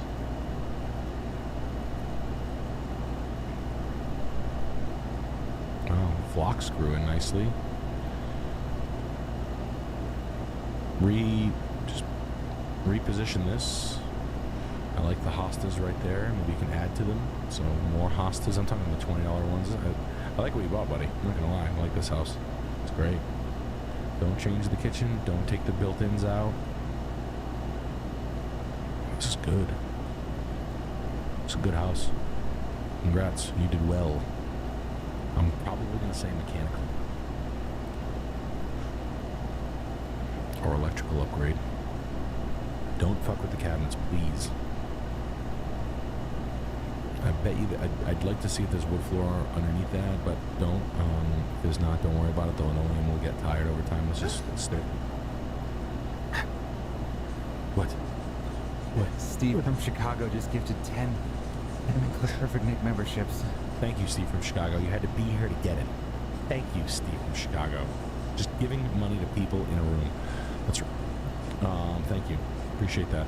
Redo the floors upstairs. You can do this yourself. Rent the sanders and the paper from Home Depot. You can pull this off yourself. Matte finish, clear, Ben Moore, best of. And if this one's too much, just paint it again. Fuck it, no big deal. But I would strip these and sand these matte. These are, I mean, these are $2,500. Not even. These are fucking $800 repairs. This is well executed. I love this. This is cool. Is there a failing post right here? That's why there's a sag right here. If so, jack it up with a car jack. And an 8x8, jack it up, replace what's there, sit it back down. That's how you fix that. I don't want carpet. I don't want moisture and mold. Love the stone house. I would love a door that is refit, repainted. A paint job would make this house look killer. A very dramatic monochromatic paint job would look killer on this house with a fantastic garage door. But the house is really fucking nice. I really, really enjoy this. The stone wall's dope as shit. Cool. I like the fenced-in area. Maybe a little tree work. Get some dead leaders gone. If this was a glass-fronted root cellar with a cool paint job on it, tree, stone path, get that away from it. Really implement this into a garden shed area, or you know, even more of an area. Like, I would move these gardens. This is where the sun is. Shit. This would be a tea time area where this is both. This is a little bit more functional. English garden style here. Workable garden here. Maybe a little bit of land work, bobcat work, clearing up this area. It looks like this was planted and maintained at one point. Let's get it back there. Even if this is wildflower seed and there's a break in lawn that's cut to like carefully executed wildflower seed where you reloomed and you planted a bulb lasagna back here. But like an English garden inside an old like Putnam farmhouse is this is a great house, man. This thing kicks ass. You did very well for yourself. It's a great area. Who sold it to you? Did Skylar Gagnon sell it to you? Friend, hello, Skylar. Shout out. She's a great realtor in Connecticut. Great house. I like Putnam a lot. Elizabeth's farmhouse, fantastic. Stomping ground is fantastic. Great place. Hell, I even like the Deary Brothers place. That's great. This is a great house, man. This guy did well with it, but he wasn't a greedy pig about it either. Probably mechanical. I would upgrade the mechanical as absolutely hard as possible. Insulation and mechanical. A little bit of tree work, and then the rest of the sanding and the landscaping shit I do myself. Bulb lasagna is, I'll show you. It is this. Where you plant, you basically have, you buy bulbs bulk at the end of the year from like Job Lot or Home Depot, and you plant them at the proper depth, and you do shit like this, like fields of like this type of shit. Wildflower, bulb lasagna. You can do potted if you want, but you can do shit like this. It's a high-level landscaping maneuver. But I have alliums. I have Globemaster alliums here. In my house, these jams, these are dope. I think the bulbs are like they're forever, but they're like $3 or $4 a piece just for a fucking bulb. But go with it. Great house, man. Fertilizer with iron, straight for it with iron for 3 or 4 shots before the end of the year. Aerate, overseed, green grass, English garden, cooler, more dramatic paint job, upgraded mechanical, brick and stone. Actually, not even. I would do all irregular flagstone. There's a quarry nearby you in Putnam that sells Sanssouci Quarries sells the irregular flags you want. You want the upright irregular flags, and I would probably plant walking paths over here. Maybe not, but I really, really like it. Power wash the fence, clean it all up, stain it. I mean, congrats, the house is fucking dope, too. Do we have any over there? More houses? Yeah. No. I think more super chats. Oh, hey. T. Meister. Hi, Nick. I was the top salesman at a low-volume luxury dealership. I recently left that to get a cold-calling job. I don't like it and have 10x the stress. Should I cut my losses and go back, or try to stick it out? Thanks. No, go back. What the fuck did you do that for? fucking idiot. Cold calling, Joe. What Are you crazy? That's like, oh man, I was a doctor and I left to suck dick at a truck stop. Here's the thing. I like when a trucker punches me in my lower chin as hard as he can and I can't breathe out of my nose for a while, but he uses me as a rag doll. Sure. You know? But I was a doctor making, you know, like $40,000 a week. You know, but doing the like, load has a good viscosity to it. I like when it's crunchy. Yeah, I like when I'm getting screamed at by a manic psycho and a pit bull's biting my foot. Full-on cottage cheese just chewing on it. I love giving head at gunpoint. Psychopath, are you crazy? Keep on fucking sucking. Keep on fucking sucking your I'm a chocolate man now. Naples, Florida, go ahead, hit me. Oh, I got more super chats. Okay, yeah. Leak too serious. Hey, it's the guy from ATL again. I kind of work here, so can't really move anywhere too far, and I'm solo income with my wife, who is a housewife. Could you explain more about the S&P versus Atlanta real estate? Didn't quite understand that. Hey, thanks. Well, you can just basically invest your money and make 10 to 15% right now. If you're saving that much money, you have to have some sort. You need with a financial planner. This isn't financial advice, but you're doing so well. You could straight up just invest, and I think you might outperform a real estate move in Atlanta at this time. This is for like the real estate hater talk. This is for people who invest in the S&P versus real estate year over year. Some real estate's going to do well, some's going to do bad. I don't see an upside potential in some of these Atlanta areas. So, the amount of money you're able to save is fucking crazy. Good for you. You should look into Roth IRAs and absolute.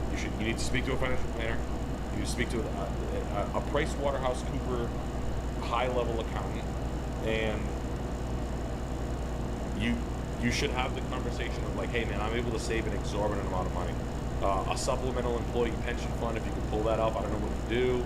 A backdoor Roth IRA, some of the vehicles that you can utilize, and sort of like grow your money over at a better rate than your normal investor.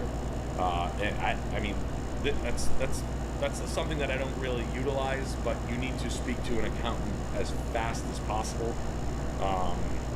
If you need a great one, James Bohan on Instagram, he can help you out with that. We have Joe Quattrochi and James Bohan. They will help you through that stuff. Look into it. I don't trust the market. I know I get it, but talk to James Bohan's CPA on Instagram. He's a friend of the show. He's been on the show. Any of those who just got a membership, you can go back and watch that. I mean, the guy's graduated top of his class from USC Business School. I mean, I couldn't have brought a better guy here. Great guy overall. But hit him up. He's got more valued advice on what to do as far as CFP, Certified Financial Planning. As far as the real estate goes in Atlanta with what you're looking for, I mean, I think you're saving a crazy amount of money. I just wanted you to be able to access your savings properly when you need it. And in order to do so, I think you need to speak to someone a little bit more professional than me. Speaking of finance, Showbee999, 22, graduated finance and have been building a software company for municipal government. Product is legally required and a huge hole in the market. It will kill. Have 10 reps and 2 experienced co-founders. Want to go to Miami? Dumb? You want to go to Miami? Yeah. Go to New York City if it's that much of a lock. You want to go to Miami? What are you, a fucking pervert? You need to go to Miami because if you're making content anywhere else, your videos aren't going to look cool. Yeah, you can go hang out with Miami has the best clubs. It has the best restaurants. Yeah, it has the coolest. It has the coolest guys. You can hang out with like yellow suit wearing girls. You can have thongs. Yeah, you can hang out with guys that don't speak English. You can hang out with a guy in a yellow car. Yeah, you can have a yellow Lamborghini guy. You can hang out with a cool fucking Persian dickhead guy. You can hang out with Liar Man. A guy with dreadlocks. Braided dreadlocks with a little shell on. My brother is Prince. Or I guess Prince is a word they use for literally anybody in public position. Yeah, Prince of Haiti. Yeah, man. No, I would not go to Miami. Miami's fucking cooked. No. I know. I would think that more PE guys are in Jupiter or in Palm Gardens, not Miami. I know they're in. Yeah, Miami's Miami's the fucking worst, man. Brickle, all that shit. Miami sucks. Very third world coded. Yeah. No, I mean, I think that South Florida has all the, like, you know, heavily wealthy New York fucking transplants that move, but I think they move to that part, like West Palm area. But that's an overall pass. What's the scoop with this house? Burning suburban. Sister bought this in October, sight unseen. 100% online purchase. Brother-in-law works commercial construction and has a lengthy track record of successful flips in the Bay Area.